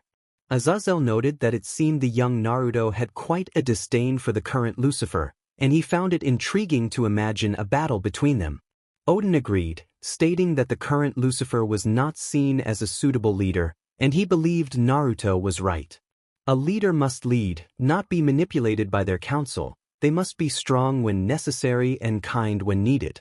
Tobirama concurred, emphasizing that a leader should listen to their people's opinions, but also possess the power and authority to command their followers without opposition. That was a true leader, not the fool currently leading the demons. Zeref found Naruto's perspective interesting and agreed with the others, noting that having a council of ineffective advisors was frustrating, and their belief in their own power was foolish. A leader must be decisive and tough when required, yet the strongest demon seemed unable to assert his leadership, which the Raikage found ridiculous. Mito remarked that in Yuzu, there was only a king, and the council could only advise when something threatened Yuzu. They could not impose their will or manipulate the king or leader, which made the current demon a pathetic figure. The Mao watched with disappointment and frustration as the reputation of demons was tarnished by their friends' actions and what they were witnessing on the screen. Meanwhile, the various leaders of the Empire of Peace and the demon faction dispersed across the battlefield for easier combat. Each leader, in terms of power, could easily destroy cities, and they wanted to avoid harming their armies. In the battle between Seraphol and Julius, Seraphol felt nervous. She had heard rumors about Julius and knew he was on par with a Mao. She was weakened and uncertain if she could fight him equally, calculating that she was at only 55% of her total power and still recovering from a previous battle. However, she was determined to do everything possible to defeat her opponent. Though she doubted her chances of winning, she resolved not to give up, willing to take him down with her if necessary. Julius, with a friendly yet mocking smile, declared it was time to defeat her. Seraphol frowned at his statement and responded by sending hundreds of ice spikes toward him. He easily dodged and unleashed a torrent of magical energy at her. Seraphol retaliated with a large amount of ice, but Julius's attack overpowered hers. She quickly constructed a massive ice wall for defense and then launched several ice spears at the Time Mage. Julius smiled and teleported behind her, casting a spell that trapped her in a time loop. He knew he couldn't hold her for long, so he charged a tremendous amount of magical energy in his other hand and sent it towards Seraphol, who was unable to move. The impact sent the third strongest Mao flying, causing her to groan in pain from Julius's attack. He taunted her, stating that she would lose the battle. While she might be strong, he was much stronger and she was no match for him, his aura intensifying the tension in the air. Outside the battle, Azazel commented on Julius's immense power, noting that he could surpass even Seraphol, and perhaps his strength exceeded that of Michael. Odin, serious, remarked that Julius was merely toying with Seraphol, especially since she was weakened. He speculated that Julius might be on par with Loki, if not superior, which was impressive and indicative of the mage's power level. Athena, serious as well, acknowledged the intrigue of time magic, noting that it was clear why he was called the King Mage, as he was above most sorcerers. Only Merlin and Zeref might surpass him in magical prowess, and she sensed that he could potentially defeat some of the Olympian gods. Hestia agreed, stating that even first-tier gods would find it difficult to defeat him. She recognized that only she, Zeus, Poseidon, and Hades might stand a chance against him, perhaps Athena or Apollo, though she doubted it, as time magic would be a challenging opponent to face. Amaterasu wondered if Julius existed in their world, as he was strong and intelligent, making him a worthy candidate to be a general for the Shinto faction. HG-15 noted that the mage did not exist, but suggested they continue with the story to witness the other battles between the demons and the generals of the empire. Sona nodded and resumed the reading, though some were frustrated, wishing to recruit that powerful mage. In another part of the battlefield, Graphia was battling Yuruchi, the queen of Lucifer. Despite being one of the most powerful demons, she found herself at a disadvantage, realizing that Yuruchi was likely on par with Seraphol, if not stronger. Graphia understood that Yuruchi was more powerful than her from their previous encounter, but she refused to back down, even if it meant her demise. Yuruchi regarded Graphia with caution, aware that the strongest queen was at the Mao level. Before she could devise a strategy, Graphia unleashed a torrent of ice, seizing her opportunity to charge at Yuruchi with all her speed, attempting to land a punch. Yuruchi easily dodged and aimed a kick at Graphia, who defended herself with her hand and retaliated with a large amount of ice. Yuruchi faced Graphia with a burst of speed, activating her Shunko, which impressed Graphia due to the power radiating from her. In a swift motion, Yuruchi delivered a powerful punch that sent Graphia flying. Fueled by rage, Yuruchi declared that if she could not have the heads of those who killed her relatives, she would take the head of the Ice Queen of the Underworld, releasing her aura fiercely. Off-screen, a concerned figure shouted for Graphia to be careful, horrified to witness his queen being overwhelmed by the demoness. He realized that this Nikosho might be on par with Seraphol or even stronger. Graphia, feeling a mix of fear and disbelief, thought about how the one she considered an older sister was being easily overpowered by this Nikosho, who seemed to be damaging Graphia effortlessly, despite her being a demon of Satan's caliber. The Gremory family watched nervously as Graphia struggled against a Yukoi.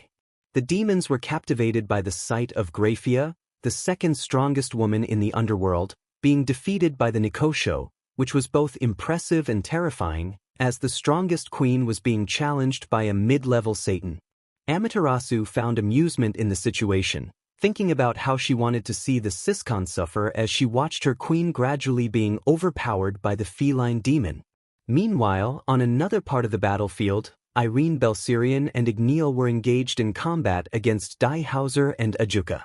The battle was proving to be a disadvantage for the two demons, as Igneal's fire abilities were formidable enough to defend against them, while Irene's lightning and energy attacks complicated matters for the two Mao-level demons.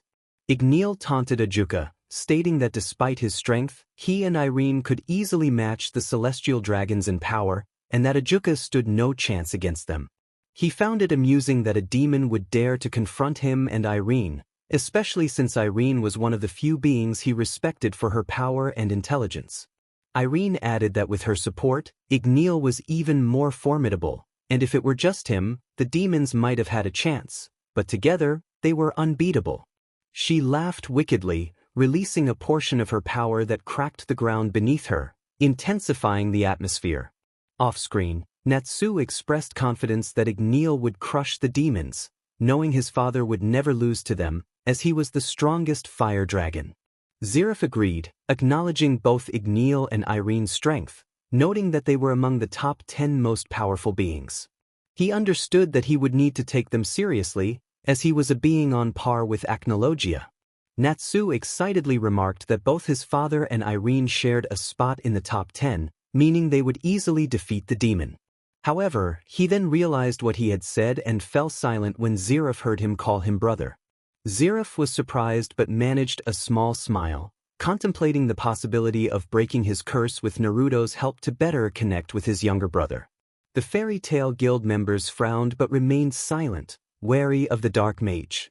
Natsu, feeling embarrassed, explained that he had thought they could have a decent brotherly relationship in this dimension and inadvertently called Zeref brother. Zeref reassured him that there was no need to worry and that perhaps they could discuss it later, though he was uncertain about breaking his curse for a normal life. Natsu smiled and nodded, feeling hopeful that the dark mage might not be so bad and could be redeemed. The members of Fairy Tail, along with those from the Alvarez Empire and other guilds, watched the interaction between the two brothers with surprise and disbelief, noting Zeref's small smile and Irene's faint smile as the story gradually changed everyone in the room. As the story continued, Hauser Belial declared that he would fight regardless of their strength, even if it meant sacrificing his life, unleashing a power that easily compared to Seraphal's. Both Irene and Igneel were slightly taken aback by the demon's power but remained unfazed, as they had been informed by Kurama that Hauser was one of the most dangerous demons, possibly the third or fourth strongest. They were prepared to see if he was worthy of Kurama's recognition. Off-screen, Hauser was surprised to be acknowledged by someone as strong as Kurama and felt flattered that others considered him stronger than Grafia and some of the Mao. Kurama himself was intrigued and wondered why his counterpart recognized a demon, pondering if Hauser was indeed strong in both mind and spirit.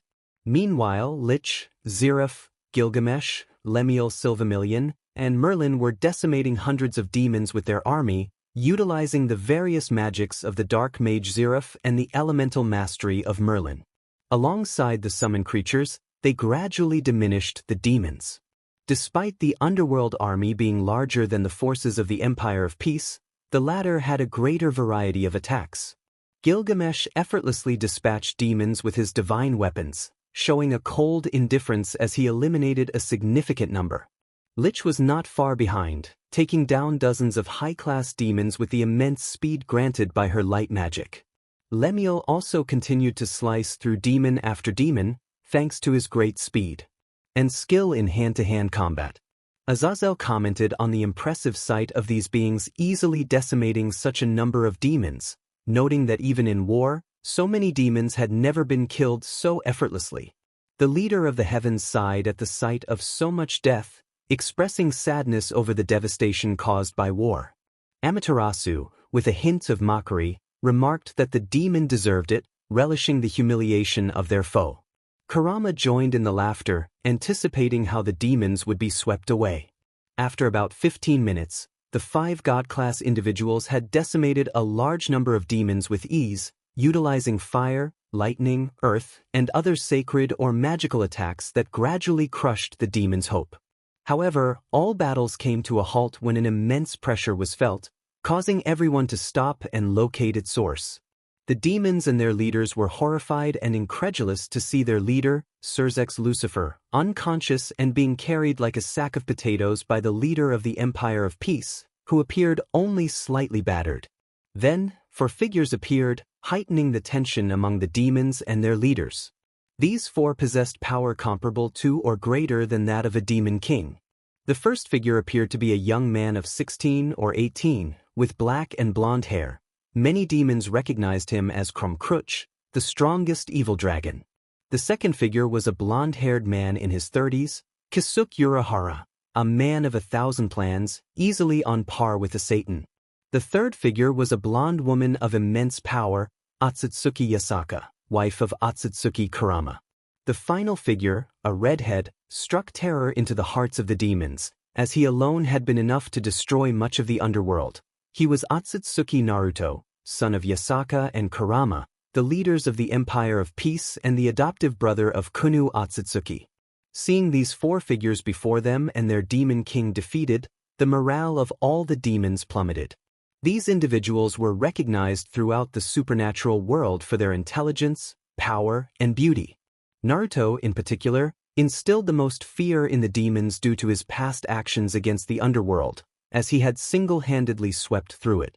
Kurama, with a hint of mockery, remarked that he had predicted his counterpart would easily handle that demon, knowing the power he possessed. The Siscon frowned but remained silent, realizing the overwhelming power of the Kyuubi and acknowledging that even the beasts surrounding him were not weak, easily on the level of mid to high-ranking gods. Susanoo expressed embarrassment over the Siscon's behavior, while Tsukuyomi stated they would soon see what their king was capable of. Amaterasu eagerly anticipated the Siskin's downfall as a leader, wanting to humiliate him further for taking her beloved cats. Ravel and many others sweated at the goddess's demeanor, questioning whether all high-level beings behaved in such a manner. Kurama then addressed the demons, offering them a choice. He pointed out that their leader was unconscious and their strongest fighters were being held by his faction. He demanded the heads of those involved within a month, along with a public apology from the leaders of the underworld, stating that these were his two demands for peace. His serious tone was accompanied by an increase in power to intimidate the demons before him, as he had the strength to back it up. Kurama, with a huff, remarked on his counterpart's benevolence toward the demons, as he craved blood. Amaterasu frowned, wishing for the demons' death, but recognized that they had already dealt significant damage. Odin pondered what the Empire would want, considering that the demons would have to fulfill Kurama's demands. The immense power emanating from Kurama made the demons nervous, but then Ajuka spoke up. He agreed to fulfill Kurama's request, acknowledging that as one of the leaders of the underworld, he understood that continuing the war would only lead to more deaths. The other demons looked at Ajuka in surprise, but Kurama continued, stating that he would meet with Ajuka and Lucifer in 3 weeks. He would send word of their meeting, and in that time, Ajuka would have 2 options: execute the culprits of the Nikosho massacre or hand them over to him, Mao Beelzebub. If not, the war would continue, and he would personally destroy the entire underworld along with his armies. Ajuka considered this but nodded, realizing it would be better to meet with the leaders. He knew that the Yukoi before him was a being of his word, so he had no reason to worry about a trap. Kurama concluded by instructing them to take their leader, reminding them that he had spared him out of pity and a lack of respect for the current Lucifer, knowing he was not entirely to blame. This would be their last chance. Betray me, and I will bring destruction to the entire underworld, Kurama declared, unleashing his killer instinct, which terrified most of the demons. Outside the story, Amaterasu commented, half serious and half mocking, that the green-haired one seemed wise, hoping he would keep his word, as Kurama had practically humiliated Lucifer. Kurama chuckled, noting that his counterpart may not have killed that tomato, but he certainly humiliated him. Kushina added with a smirk that the demon had paid the price for messing with her son. Azazel, feeling somewhat anxious, remarked that he hoped Naruto would leave the underworld as a crater if things didn't go as planned.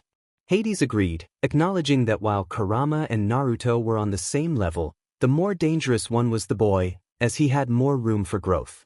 He wondered if the demons would fulfill their demands, knowing that failure would lead to their demise. After Kurama spoke, he hurled Lucifer toward the demons. Ajuka caught him, frowning at the incident. Following this, Naruto approached Kurama and took his hand, combining their chakras to envelop the entire army of the Peace Empire and its generals in their power, disappearing in a flash of red. Ajuka thought to himself that he hoped this wouldn't escalate further, as the war with this empire would be challenging. He knew that Igneel was not the strongest, barely making the top 5 of the Empire's mightiest. If they continued this war, they would lose, especially with Lord Kurama and Prince Naruto, each at least on par with Indra or stronger. It would be complicated to deal with. They would need all 4 Mao just to have a chance against Indra. He wasn't even sure they could defeat a god. Not only did they have those beings, but also Irene Belsirion, who was on par with the Dragon Kings, and Lady Asaka, a Kyuubi who might be as powerful as high-class gods. Sona finished reading, surprised by all the events. HG-15 noted that it was time to rest and that they would see if Ajuka would keep his word or if the Demon Council would stand in his way. Ajuka prayed that he would fulfill his promise, knowing that the underworld would face destruction at the hands of a child with immense power. Meanwhile, the Shinto gods, the Uzumaki, and the Yukoi hoped the demons would not comply with the demands, allowing Naruto and Kurama to erase the underworld. As the chapter concluded, HG-15 remarked that it was time to move on to the next chapter, wondering if the war would continue or if peace would prevail.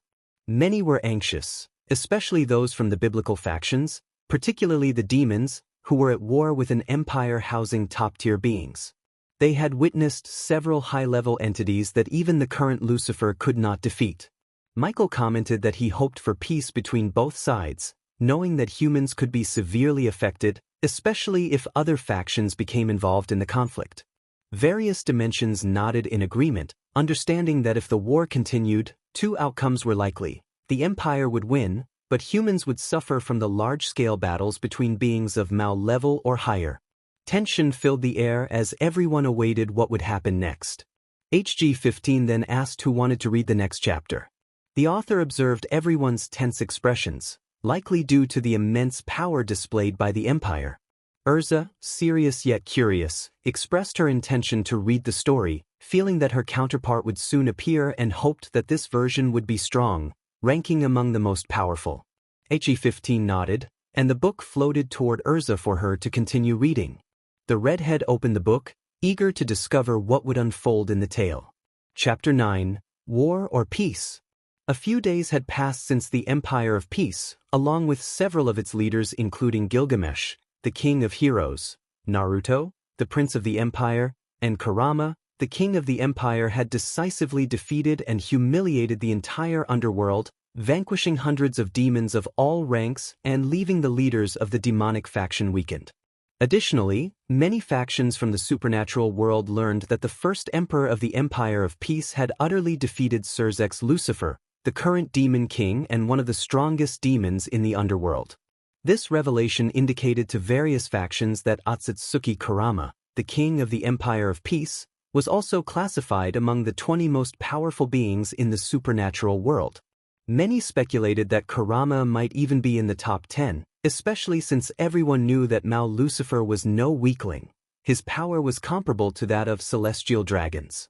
The fact that the king of the Empire of Peace had defeated him with such ease put everyone on high alert, as the strongest demon had been rendered nearly powerless by the Yukoi king. Now, they understood the might of the Empire of Peace, a power that surpassed many factions across the globe. Outside the narrative, it was clear that Kurama's power would make various factions uneasy.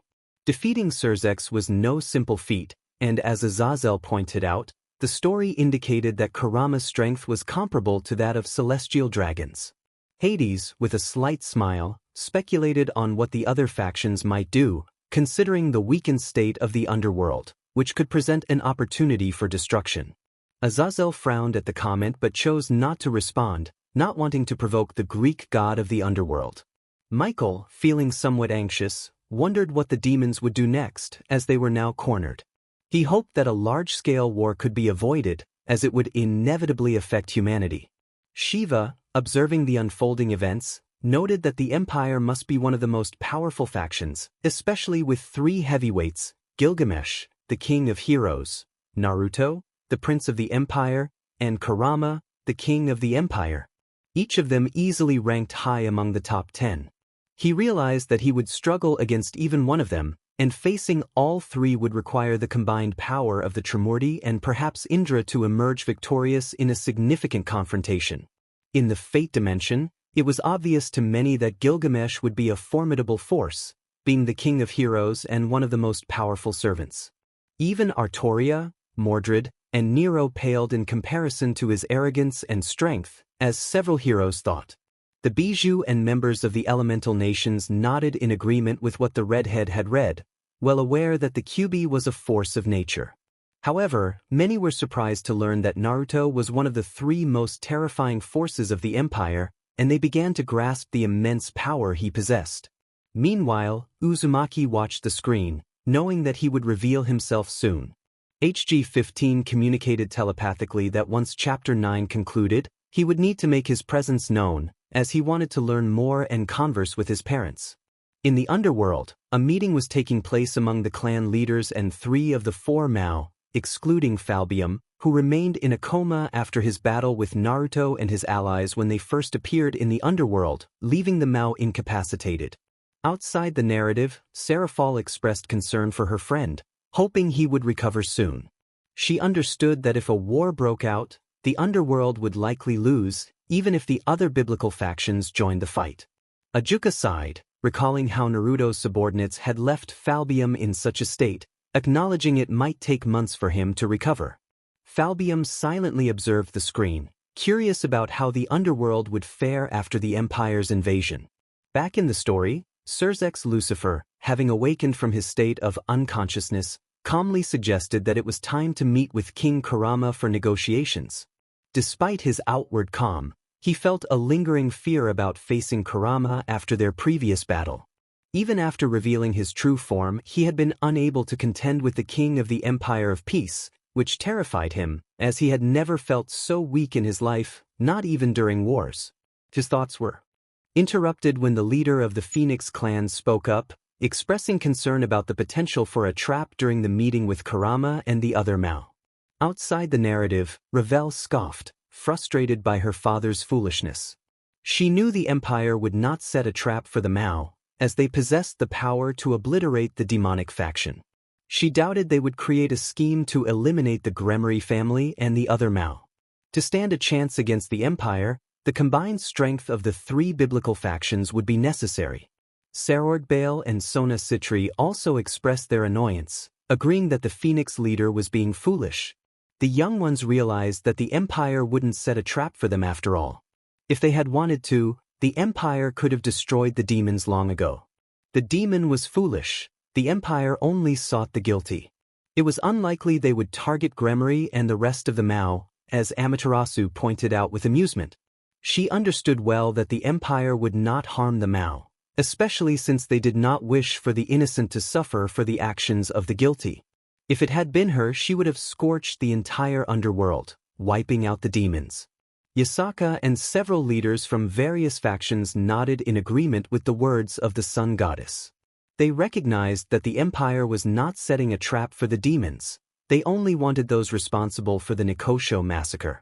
Several leaders mocked the foolishness of the demon clan leader. The Phoenix leader huffed in annoyance, realizing his question had been foolish as well. He understood that the Empire only sought those who had slaughtered the Nikosho.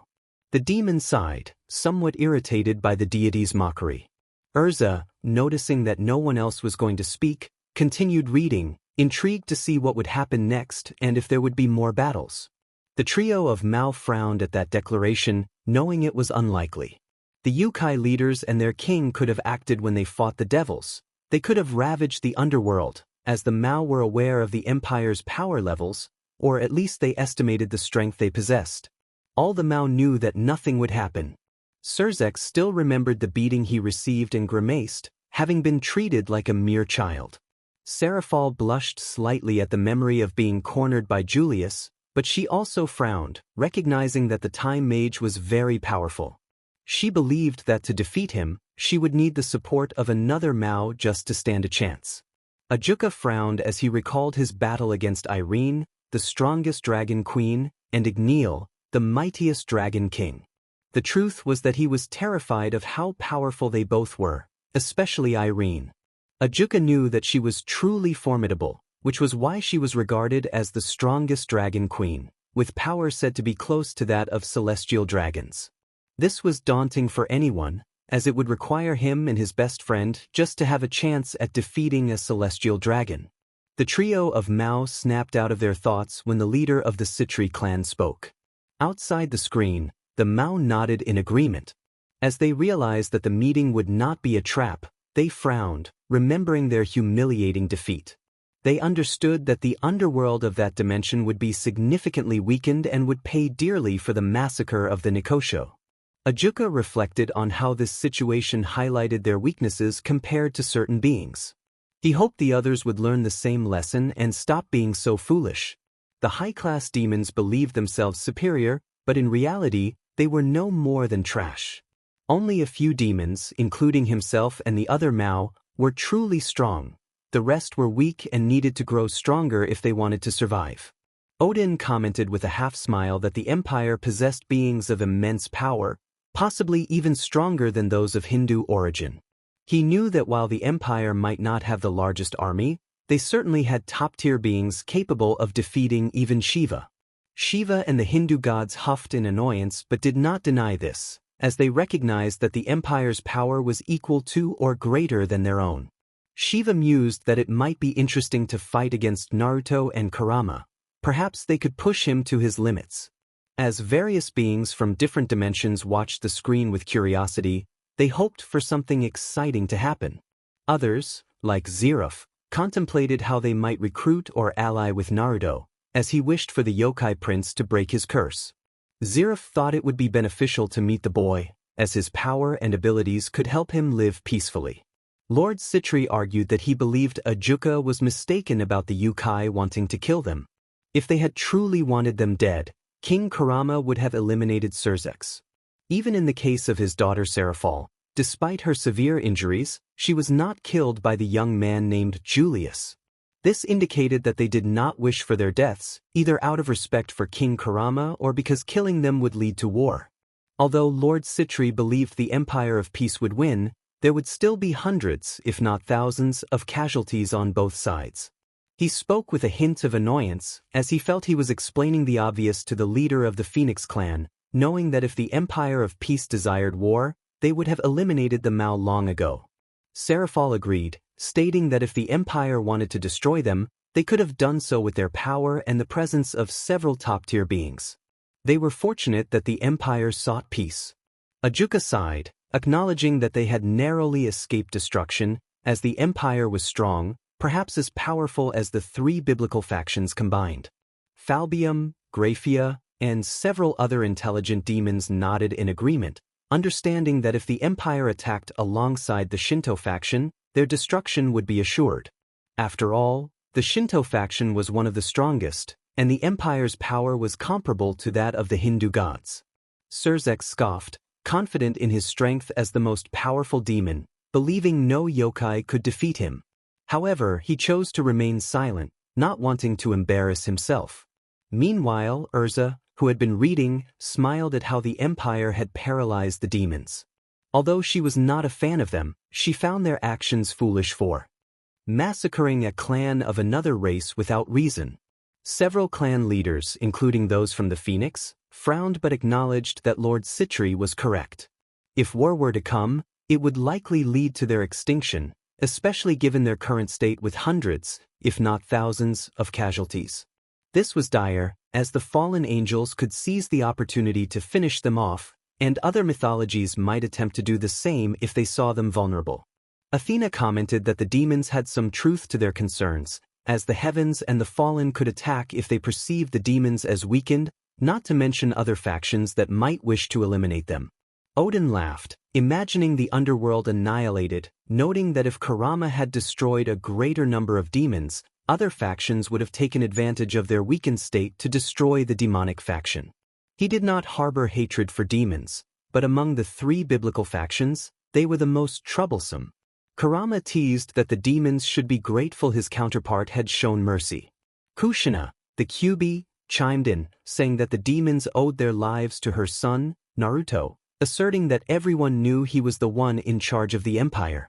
She believed her child would become the most powerful Uzumaki in that dimension and was determined to help him achieve that strength, even if it meant facing the Shinigami again. Hidden from view, Naruto smiled at his mother's teasing of Kurama, curious about how events would unfold. He wondered what level his counterpart had reached, realizing he too needed to grow stronger to achieve his goals. The demons frowned at the insult but remained silent, recognizing that this Kyuubi, though not the one on the screen, was very powerful, perhaps as strong as Lucifer, if not stronger, which terrified many of them. Urza, still reading, laughed at the cowardly demons and continued, finding the story increasingly interesting.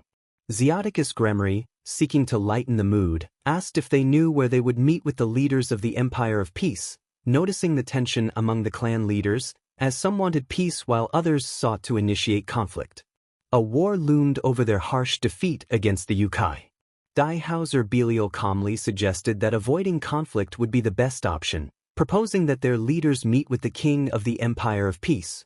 The others looked at him in surprise, as they had not expected the champion of the raiding game, a supreme-class demon rivaling some of the Mao of the underworld in power, and rumored to be even stronger than Falbium, Graphia, and perhaps even Serafal, to seek peace with the Empire, especially after it had claimed the lives of countless demons. They questioned why he believed they should pursue peace with such an enemy. Zikram Baal, the leader of the Baal House and a supreme-class demon, furrowed his brow with curiosity. He was nearly as powerful as a Satan. Seraphal expressed her frustration, noting that the old goat would likely oppose peace due to his pride. She had little fondness for the Baal family and wished to rid herself of that nuisance, contemplating the possibility of dealing with him when she returned to the underworld. Serorg Baal frowned, recognizing the truth in Seraphal's words. His grandfather was indeed an arrogant fool, and he chose to remain silent, fully aware of his relative's shortcomings. Seraphal wondered what Serorg thought would happen next. Ravel asked with curiosity about the old fossil, anticipating that he would start proclaiming their superiority as a race. Although they were strong, Seraphal rolled her eyes, well aware that the Hindu faction in their dimension was the most powerful. There were several factions stronger than theirs, and some could even match their level of power. Many gods agreed with the Mao. The Hindu and Shinto factions recognized that the strongest race was that of the dragons, with Ophis, the Great Red, and the celestial dragons at the top. While the demon faction was strong, they all knew there were superior factions like the Greek, Hindu, and Shinto. Mito expressed her disdain, noting how arrogant the demons were, especially the old one, whom she compared to the Uchihas, proud and conceited. She had little respect for most of the Uchihas, believing that only a few had earned her admiration, while the majority of the clan was worthless. Hashirama sighed, and Tobarama nodded in agreement, acknowledging that the Uchihas were arrogant because of their eyes. He had defeated dozens, if not hundreds, of Uchihas in battles, considering only Izuna and Madara as true threats. Despite being a powerful faction, Daihauser Belial calmly pointed out that they were seriously weakened, with one Mao still unconscious and many demons high, medium, and low level either unconscious or dead. Their forces had diminished considerably, possibly down to about 50% of their total army. He warned that if they went to war with the Empire of Peace, they would be completely overwhelmed. Outside the screen, Amaterasu noted that the demons were in dire straits, as the biblical faction had the largest number of soldiers, and the Empire had practically destroyed half of their army. The underworld was now the weakest biblical faction. She was impressed, knowing the demon faction was strong and had a vast army, but now they were significantly weakened due to the conflict with the Empire. Odin agreed, stating that the Empire had effectively paralyzed the demon faction, weakening them to the point where they were tempting other factions to eliminate them. Athena added that with one of the four Mao out of commission, the power of the demons had dropped considerably. Kushina, amused by the sight of her son's enemies weakened, remarked that Naruto and his empire were destroying those demons. Minato smiled, finding it surprising how weakened the demons were after facing Naruto, enjoying the desperation of his son's foes. The demons, upon hearing about their losses, were terrified. It wasn't just hundreds or thousands. Half of the underworld had been destroyed, and many of their army members were either killed or severely injured. Falbium, Sirius, realized that their losses were greater than expected and that they were likely the weakest among the three biblical factions in terms of soldiers. Ajuka sighed, noting that their reputation would be tarnished, even if there wasn't a large-scale war. Urza continued reading, curious about what would happen next. Most clan leaders agreed. With Daihauser's assessment, recognizing that the power of the leader of the Empire of Peace was even greater than their Lucifer, someone among the most powerful beings in the supernatural world, feared by several gods. Zikram Baal frowned but acknowledged that King Kurama was formidable. Despite their past victories, the Yukoi still possessed powerful warriors, some at the level of Mao. Zikram decided to agree with their Lucifer and the other Mao regarding negotiations with the Empire of Peace. Outside the screen, Ajuka commented that the old fossil had some sense to realize that peace was now the best option. He didn't like Baal, but he understood the consequences of opposing him. Seraphal speculated whether Zikram was planning something, knowing that he was a formidable strategist.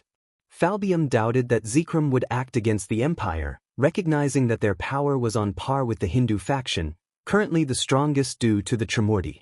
Michael noted that the underworld was weakened to the point of being the most vulnerable of the three biblical factions. The demons frowned but acknowledged their current state, setting aside their thoughts to focus on the story.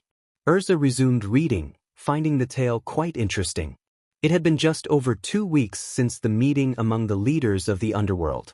Currently, 3 of the 4 Mao, along with Graphia, were heading to Kuo to meet with the leaders of the Empire of Peace. They hoped to prevent an impending war, wishing that conflict could be avoided, especially after their previous defeat. The leaders of the Peace Empire were traveling alongside Gilgamesh and Krumkruch as bodyguards, as none of them trusted the demons and preferred to be prepared in case negotiations turned hostile. Surzex Lucifer, the current demon king and leader of the underworld, asked Kurama what he desired to end the war. Internally, he felt nervous standing before the powerful Kyubi, whose strength could easily be compared to Lord Shiva, the god of destruction from the Hindu faction. Kurama fixed his gaze on Surzex and stated that he wanted the heads of those responsible for the Nikosho massacre. He demanded that all participants in the massacre be handed over to him so he could deal with them personally, bone by bone. He also requested a public apology to both his people and the Nikosho, along with a monetary compensation for the leader of the Nikosho, which would be non-negotiable. Finally, he insisted that any reincarnated Yukoi should not be treated with disdain, otherwise, he would not hesitate to wage war, erasing the entire underworld and every demon within it. He made it clear that if these 3 conditions were met, he would refrain from declaring war. Azazel commented, somewhat surprised, that the Empire seemed to be asking for fair and even less than expected from the demon faction, contrary to his initial thoughts that they would demand greater compensation to weaken the demons further. Michael sighed in relief, noting that the Empire sought peace rather than destruction, but they also wanted justice for the Nikosho murders. Shiva remarked on how interesting the situation was, acknowledging Naruto's intelligence in bringing the strongest members of his empire as guards, knowing that preparation is key. Amaterasu expressed her satisfaction that the tomato had been humiliated, while Gremory huffed in annoyance but chose to remain silent, aware of the power of the cat lady and the futility of confronting her.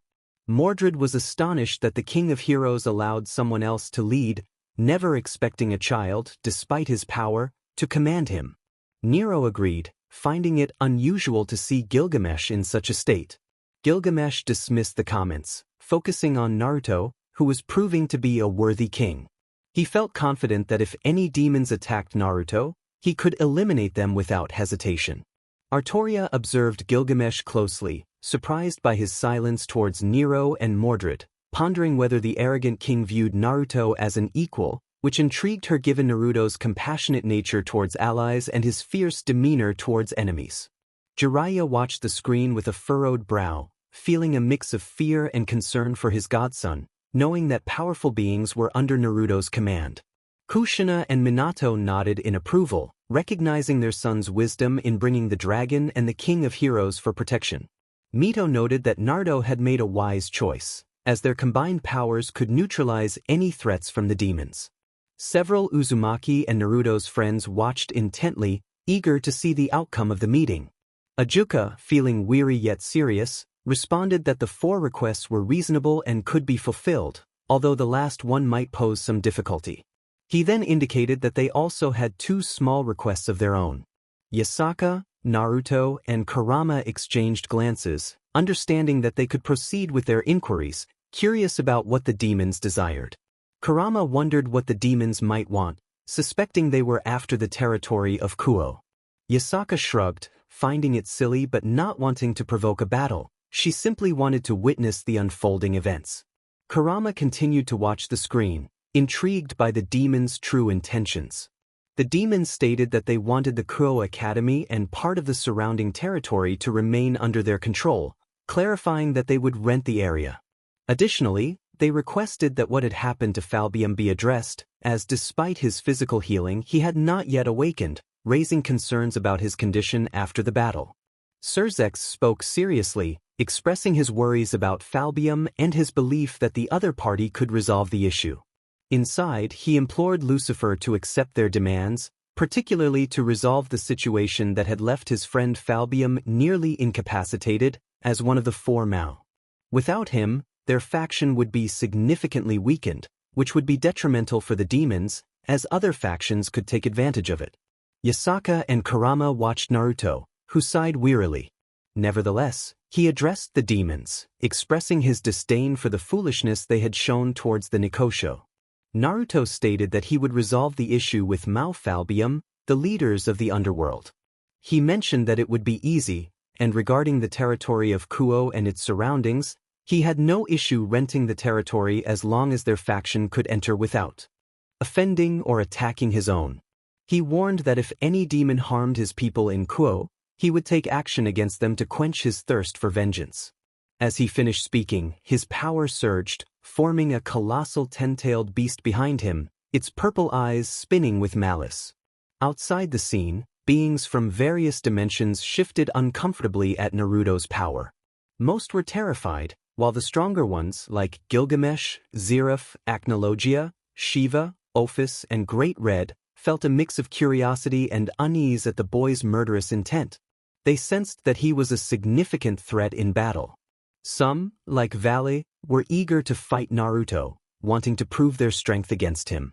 Albion within Valley scoffed, knowing his host could not defeat Naruto, whose power surpassed that of the celestial dragons combined. Tsunade, the only Senju and fifth Hokage, felt a shiver run down her spine from Naruto's power and murderous intent, something she had never experienced before. She wondered if the Naruto from her dimension was like this and hoped he was not, fearing they would be unable to control him. Jiraiya thought that Naruto could not be so strong. He was merely a weapon to be used. If he was too powerful, controlling him would be impossible. The Kea from various villages watched with curiosity and anxiety as Naruto's power clearly exceeded that of any of the 9 Biju. The Biju themselves observed the scene with amusement and a hint of surprise, impressed by how the Uzumaki could handle and threaten the demons. The Uzumaki family looked on with pride, seeing Naruto assert his will with such formidable power. Urza shivered at Naruto's strength but continued reading, becoming increasingly interested in what would happen next. The 3 Mao exchanged glances, then looked at Naruto in fear, realizing that the power radiating from the son of the leaders of the Empire of Peace was terrifying. His strength was definitely on par with Shiva, the god of destruction, if not superior. They understood the potential of the boy, and the Mao and Grafia were baffled by the fearsome beast that had formed behind him. However, just as the sense of death and the beast appeared, they vanished, causing all the Mao to breathe a sigh of relief, grateful that the boy's overwhelming power had subsided. Surzex acknowledged Yasaka, Kurama, and Naruto, promising that nothing would happen in Kuo and assuring them that he understood the consequences if their agreement was not upheld. Yasaka found this acceptable and believed it would be a fair deal, hoping that everything would go according to the contract that would be sent in a few days to establish peace and neutrality. Kurama expressed his hope that the agreement would be honored, as they did not want another confrontation between the demons and the Empire of Peace. Naruto warned that if such a situation arose again, there would be no mercy for any demons, whether guilty or not, as he disliked killing but would eliminate their faction if necessary. Krumkruch added that if that happened, the dragons would attack the entire underworld, and no demon would be able to stop them. Gilgamesh remarked that if they did, he hoped it would be entertaining, as it would be interesting to fight against the 4 leaders of the underworld simultaneously. After saying this, the 5 top individuals raised their power, forming auras behind them. However, just as quickly as they formed, the auras disappeared, causing the tense demons to sigh in relief and nod, not wanting a war to break out. They understood that if it did, they stood no chance against 5 beings ranked among the strongest. Outside the scene, the elemental nations watched in shock and fear at the power radiating from Naruto and his devil companions. The strength of each of these beings far surpassed that of the Kyuubi, leading all of Naruto's enemies to realize the magnitude of their power. Mito laughed joyfully, pleased to see an Uzumaki asserting his presence against the pathetic demons, casting a sideways glance at those from Konoha, knowing they would pay for harming Naruto. Kushina, amused, remarked that her son was a worthy king, asserting his will against those demons. Minato, astonished by the display of power from his son and his companions, noted that even during his time as Hokage, he had never been so imposing. Tobirama commented on Naruto's strength and leadership, recognizing that he had put a stop to the demons. Despite wanting peace, Naruto was no fool. He understood that without demonstrating his power, the demons would attack again. Hashirama frowned, believing that Naruto should not have threatened the demons, as it could trigger a new war. The Bijou watched in awe at the display of power, recognizing that each of those beings was easily on par with or even superior to the Jubi, the ten-tailed beast. Mordred felt a mix of nervousness and awe as she observed the impressive power radiating from each of the beings present. She had never imagined witnessing so many high-level entities. While she knew she was strong, even stronger than those pathetic demons, Naruto and his companions far surpassed her. Nero, surprised by the display of power from Naruto and Gilgamesh, remarked on how Gilgamesh seemed much stronger than his counterpart from her dimension. She found it intriguing to think about facing that king of heroes in battle. Gilgamesh watched the screen with a hint of surprise, realizing that the power of these beings matched or even exceeded his own. He appreciated how his counterpart commanded respect from the demons. HG15 suggested continuing with the reading, assuring everyone that what was to come would be very interesting. Urza nodded, eager to see what happened next. She wanted to meet Naruto and test her skills against him. Ajuka reassured everyone that there was no need to worry about their demands being fulfilled, acknowledging their power and expressing a desire to avoid conflict with beings of their caliber. Seraphal agreed, promising that as the Mao Leviathan, she would ensure that all their requests were honored. Naruto declared that it was time for them to leave, mentioning that he would send a contract in a few days for them to sign, solidifying the agreement. With a snap of his fingers, everyone vanished in a flash of red light, heading toward the Empire of Peace. Outside the screen, Azazel sighed in relief, glad that they had reached acceptable terms. He was aware that a war would involve both angels and fallen beings, which he wanted to avoid. Gabriel, the Seraph, wondered what would happen next, curious about what the Empire wanted for peace. Although she didn't know many details, she sensed that Naruto and the Empire would request something significant. Amaterasu commented on how interesting it would be to see the outcome, hoping for the demons to be humiliated. Almost a month had passed since the Empire of Peace and the demon faction had agreed to a ceasefire, much to the relief of all factions involved. During this time, Malphalbium had recovered from the mental damage inflicted upon him, thanks to Naruto's healing. Although some clan leaders in the underworld opposed the peace agreement, desiring revenge against the Empire, they lacked the power to act against Kurama or his growing empire. The majority of those responsible for the Nikosho massacre had been captured and handed over to the leaders of the Empire of Peace, where they faced severe consequences for their actions, effectively quenching the Empire's thirst for vengeance against the demons. The other factions and their leaders breathed a sigh of relief, grateful that the Empire of Peace and the demon faction had reached an agreement to avoid war. They all understood that if conflict erupted, it would likely draw in other factions, leading to disastrous consequences for everyone involved. Odin noted the relief that came with the cessation of hostilities, recognizing that a war between such powerful factions would be catastrophic for the human world. Hades expressed curiosity about what the Empire would do next, while Zeref wondered which high-level beings Naruto would release, knowing he would not remain idle. Irene commented on the intriguing future ahead for Naruto, amused by the display of his power. Kushina felt pride in her son, seeing him as a natural leader with immense strength. Many women who admired Naruto focused intently on the screen, eager to see what other challenges he would face. In a flashback, the leaders of the factions were discussing the peace treaty between the Empire and the demon leaders. Michael, the leader of the angels, felt relief that a neutral agreement had been reached, preventing war. He knew that if conflict arose, it would involve the heavens and result in significant losses, especially since there were no new angels to replace those who might fall. Gabriel, curious about her brother's distraction, asked what he was thinking about. Michael expressed his happiness that the demons and the Empire would not go to war, knowing that such a battle would lead to countless casualties and involve them all. Outside the screen, Irene observed Michael's calm demeanor, understanding that he was relieved to avoid a war that could affect many others. Zeref agreed, noting that the angels' tranquility stemmed from Naruto's power, which could prevent further conflict. Many members of Fairy Tail nodded in agreement, recognizing the potential for greater involvement from other factions if the war continued. As the war in that dimension had come to a halt, he understood that if it resumed, both angels and fallen beings would get involved. He wasn't sure he could defeat the Empire, even if all the biblical figures united, especially against such powerful beings. Azazel sighed with relief, knowing that a new war would be disastrous. He hoped for peace in that dimension. Azrael watched the screen with keen interest, pondering whether his counterpart would join Naruto. He knew he wasn't particularly welcome in heaven, with only a few angels tolerating or accepting him. He hoped his counterpart would join, as he was curious about what would unfold. Gabriel reflected on the situation, acknowledging that it was fortunate the war had stopped between the demons and the Empire. However, she lamented the loss of hundreds, if not thousands, of demons and dozens of Yukoi in the recent conflict.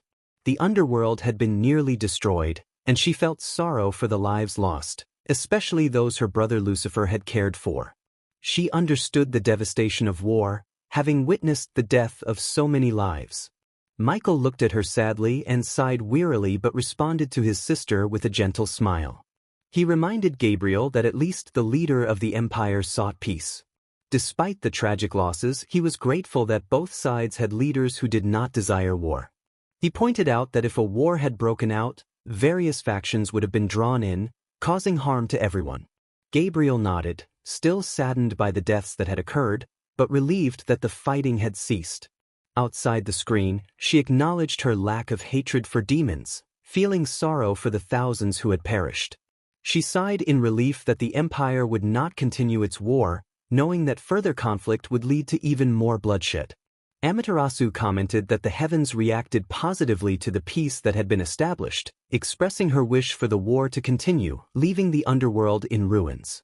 Michael responded with a deep sigh, hoping that peace would endure, as another war would be catastrophic. Zeref, curious about the future, mentioned that it would be interesting to see what Naruto and his counterpart would do now that things had calmed down between the factions. Urza observed the dark mage but chose to remain silent, continuing her reading. Gabriel expressed her sadness about missing her brothers, Azrael and Metatron, who were no longer in heaven not due to exile, but because Azrael, the angel of death, was excluded for his role. She felt sorrow for her brother, knowing he was strong but lacked trust in heaven due to his exclusion. Metatron, on the other hand, disagreed with the Church's treatment of certain humans. Gabriel wished she could do more to prevent the injustices of the Excalibur project. Michael frowned, weary as he recalled his brothers, who, despite not being fallen angels, were not at peace in heaven due to their differing beliefs. He hoped neither would make a mistake that could harm the angels. He knew where Azrael was but had no idea about Metatron's location. He believed Metatron was loyal to heaven and that they should not pressure him, as he was powerful and surpassed them in strength.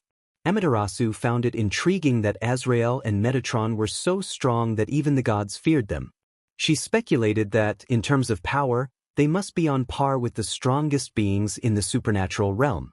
Hades noted that for them to be feared by the gods, they must rank among the top 20 in strength. Odin questioned why these two angels, stronger than the leader of heaven, were not part of his faction but instead outside its territory. Zeref frowned, disliking the discrimination Azrael faced for being the angel of death. He believed it was foolish to judge someone based on their nature or abilities. The Jinchurikis nodded in agreement, frowning at the hypocrisy of the angels. They felt that Azrael should leave heaven and join the Empire, where he would not face discrimination. Michael frowned at the comments made by the others but remained silent, knowing that offending anyone could lead to dire consequences for his faction. Gabriel sighed, wishing to support her brother and feeling distressed about his treatment. Urza, also frowning, was angered by what she had read and continued with the story. Meanwhile, in Grigori, Azazel smiled, pleased despite the hundreds of casualties in the conflict between the demon faction and the Empire of Peace. A boy of about 13, Vale Lucifer, the descendant of the true Lucifer and the current emperor, asked Azazel what made him so happy. Blanco, the leader of Grigori, looked at Vale with a smile and responded to the boy he considered a son. He expressed his happiness that there would be no war between the Empire of Peace and the demon faction. Vale was surprised and asked what had happened to prevent the war, recalling that he had been informed about the likelihood of conflict after the demons had attacked the Nikosho who inhabited the underworld. He was eager to know what had transpired. Azazel, with a teasing tone, began to explain, calling Valley a kid, which made a vein throb on Valley's forehead. He was no child. He was a man with power that could easily match high-ranking demons. However, he indicated for Azazel to continue. Azazel nodded and spoke, while Valley huffed in annoyance. He was strong enough to fight against a Mao and didn't understand why Azazel kept teasing him. Still, he was curious about the unfolding story and wondered what his counterpart would do. Kuroka laughed, teasing Valley about being seen as a child, knowing he was still obsessed with battles. Biko joined in, amused by how the fallen leader viewed Valley. Azazel watched with amusement, recognizing Valley's behavior but seeing him as a son. Azazel continued the story, explaining that after the Nikosho massacre, 3 Mao had appeared. They had completely overwhelmed dozens of high-level demons and rescued one of the last surviving Nikosho.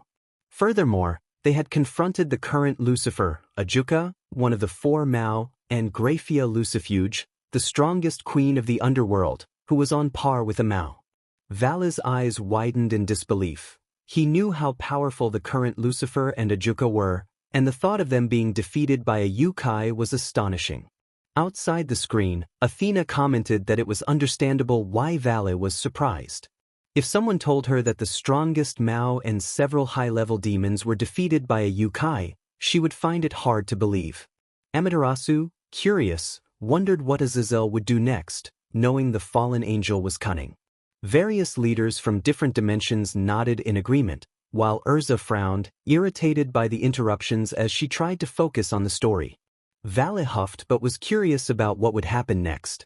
He wondered if his counterpart would engage in a battle with that child, Naruto, who was also curious about how he would fare against one of the strongest beings. Azazel noticed Valley's thoughts and smiled, knowing that for the boy, the defeat of the demon faction and the humiliation of the current Lucifer by the Yukoi, who were thought to be among the weakest beings, was unreal. Azazel recognized that since Kurama had taken power, the Yukoi had become significantly stronger, especially with the formation of the Empire of Peace led by formidable beings like Yasaka Otsutsuki, Kurama Otsutsuki, and Naruto Otsutsuki. Outside the screen, Azazel acknowledged that with several top-tier beings, it would be challenging to defeat that faction, especially with Yasaka, Kurama, and Naruto among them, not to mention other powerful beings like Gilgamesh or Lady Amaterasu. Hades, with a smile, remarked that the Empire was indeed powerful, possibly even stronger than the Hindu faction, and it would be interesting to see what the Yukoi would do next. Azazel huffed at Hades' comment but remained silent. Knowing the god was strong, he was the most powerful god of Olympus and one of the top 10 beings. He wouldn't be foolish enough to challenge Hades, aware of his own limitations compared to the god of the underworld. Kuroka sighed, knowing Valley would likely seek a fight with the Empire just to prove he was the strongest. She understood that if he provoked Naruto, he would likely be defeated. Biko found the situation amusing, predicting that Valley would cause trouble for Azazel, knowing the battle-crazed boy might challenge the strongest just to prove himself. Many of Valley's acquaintances nodded in agreement, even Albion, who recognized Valley's reckless tendencies. Valley huffed again but remained silent, continuing to watch the screen, eager to see how the story would unfold. He hoped his counterpart would face Naruto. It would be interesting to test himself against such a powerful being. Azazel, aware of Valley's thoughts, urged him to remain quiet and let him finish. As the battle between the leaders of both factions intensified, 3 figures appeared. One was the infinite witch, Merlin, the strongest sorceress thought to be dead. She was a dangerous woman, and even the previous Lucifer and God had been cautious around her. The second figure was a young man with black and blonde hair, whose name Azazel did not know, but he had researched and found that his power was comparable to that of the strongest beings. The Mao were indeed powerful, and the third figure was their leader, who was known to be the most dangerous, Otsutsuki Naruto, the son of Kurama and Yasaka, the leaders of the Yukoi. Valley was surprised to hear that the Infinite Witch was alive. He had heard stories of her immense power and found it impressive that she now served the Yukoi. His thoughts were interrupted as Azazel continued recounting the events that had transpired. When the trio appeared, the battles ceased for two reasons. One was the sight of the infinite which on the side of the Yukoi, and the other was that they brought the two remaining Mao, unconscious and in poor condition. Valley opened his eyes in shock but remained silent, gesturing for Azazel to continue. After that, the boy commanded King Kurama and the others to step back and threaten the underworld with delivering the culprits of the massacre.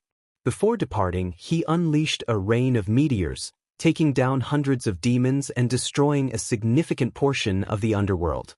The worst part was that the boy was even younger than Valley, estimated to be around 10 years old, which suggested he had not yet reached his full potential.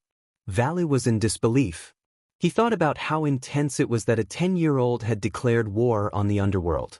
Curiosity about Naruto began to stir within him. Kuroka, watching from the sidelines, expressed that she would also be in a state of panic if she learned a child had caused such destruction.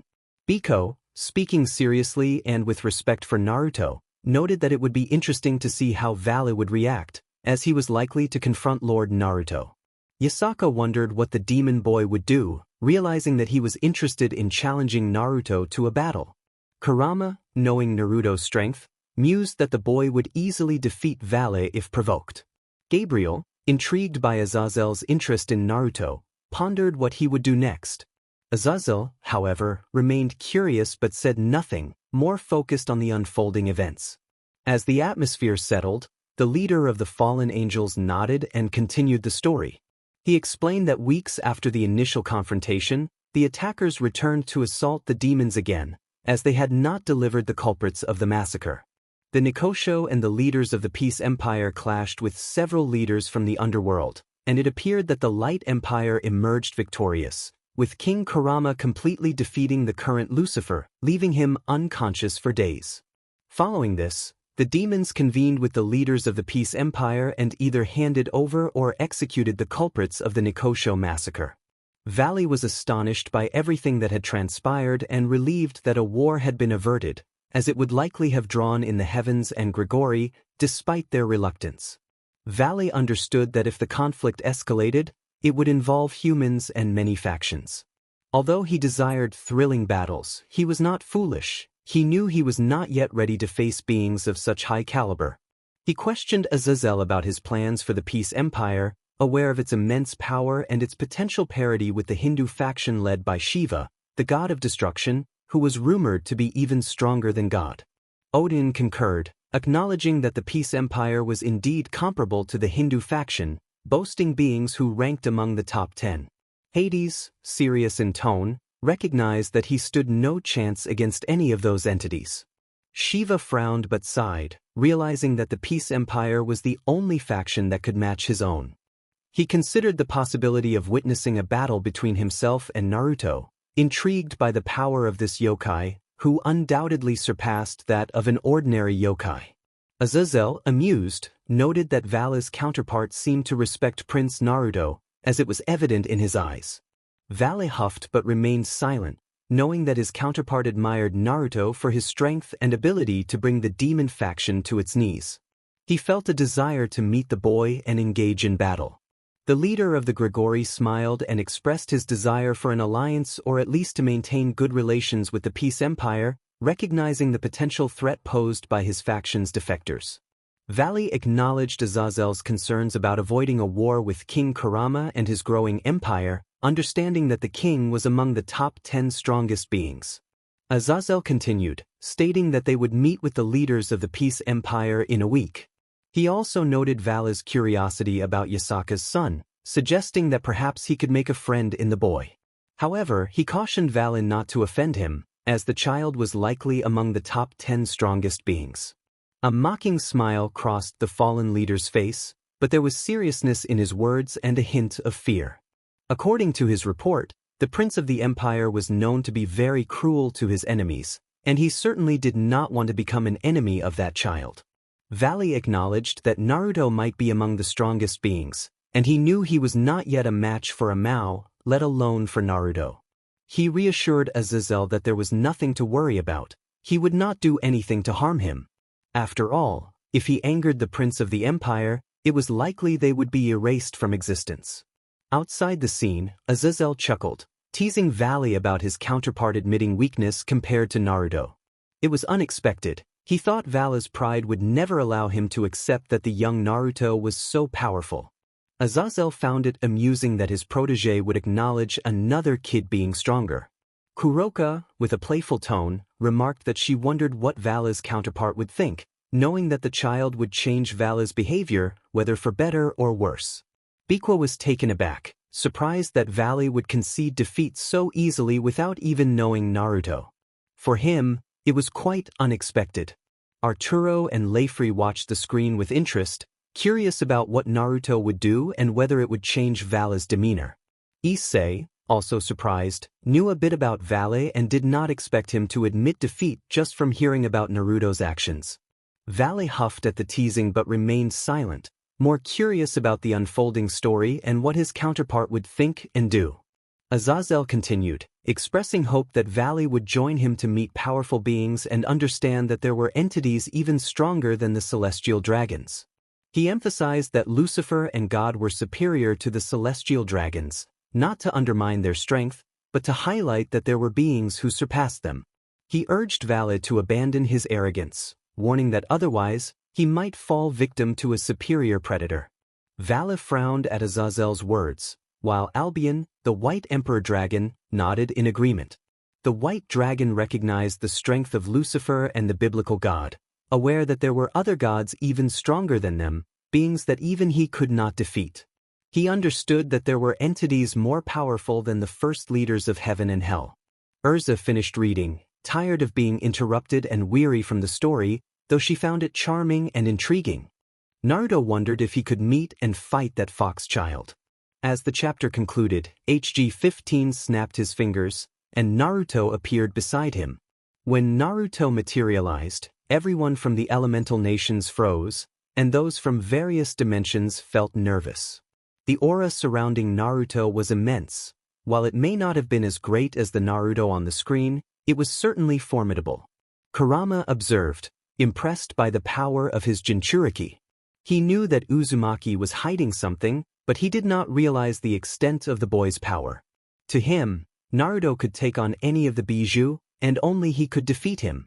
HG-15 encouraged Naruto to speak with his parents, to share everything that had happened to him.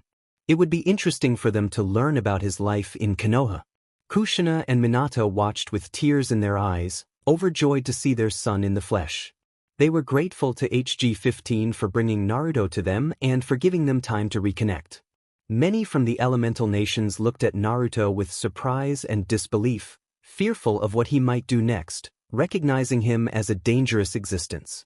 As the chapter came to a close, HG-15 suggested everyone take a break. He noted that this chapter primarily focused on the events concerning the Empire and the demons, allowing them to see the consequences of those happenings. He instructed everyone to rest before continuing with the next chapter.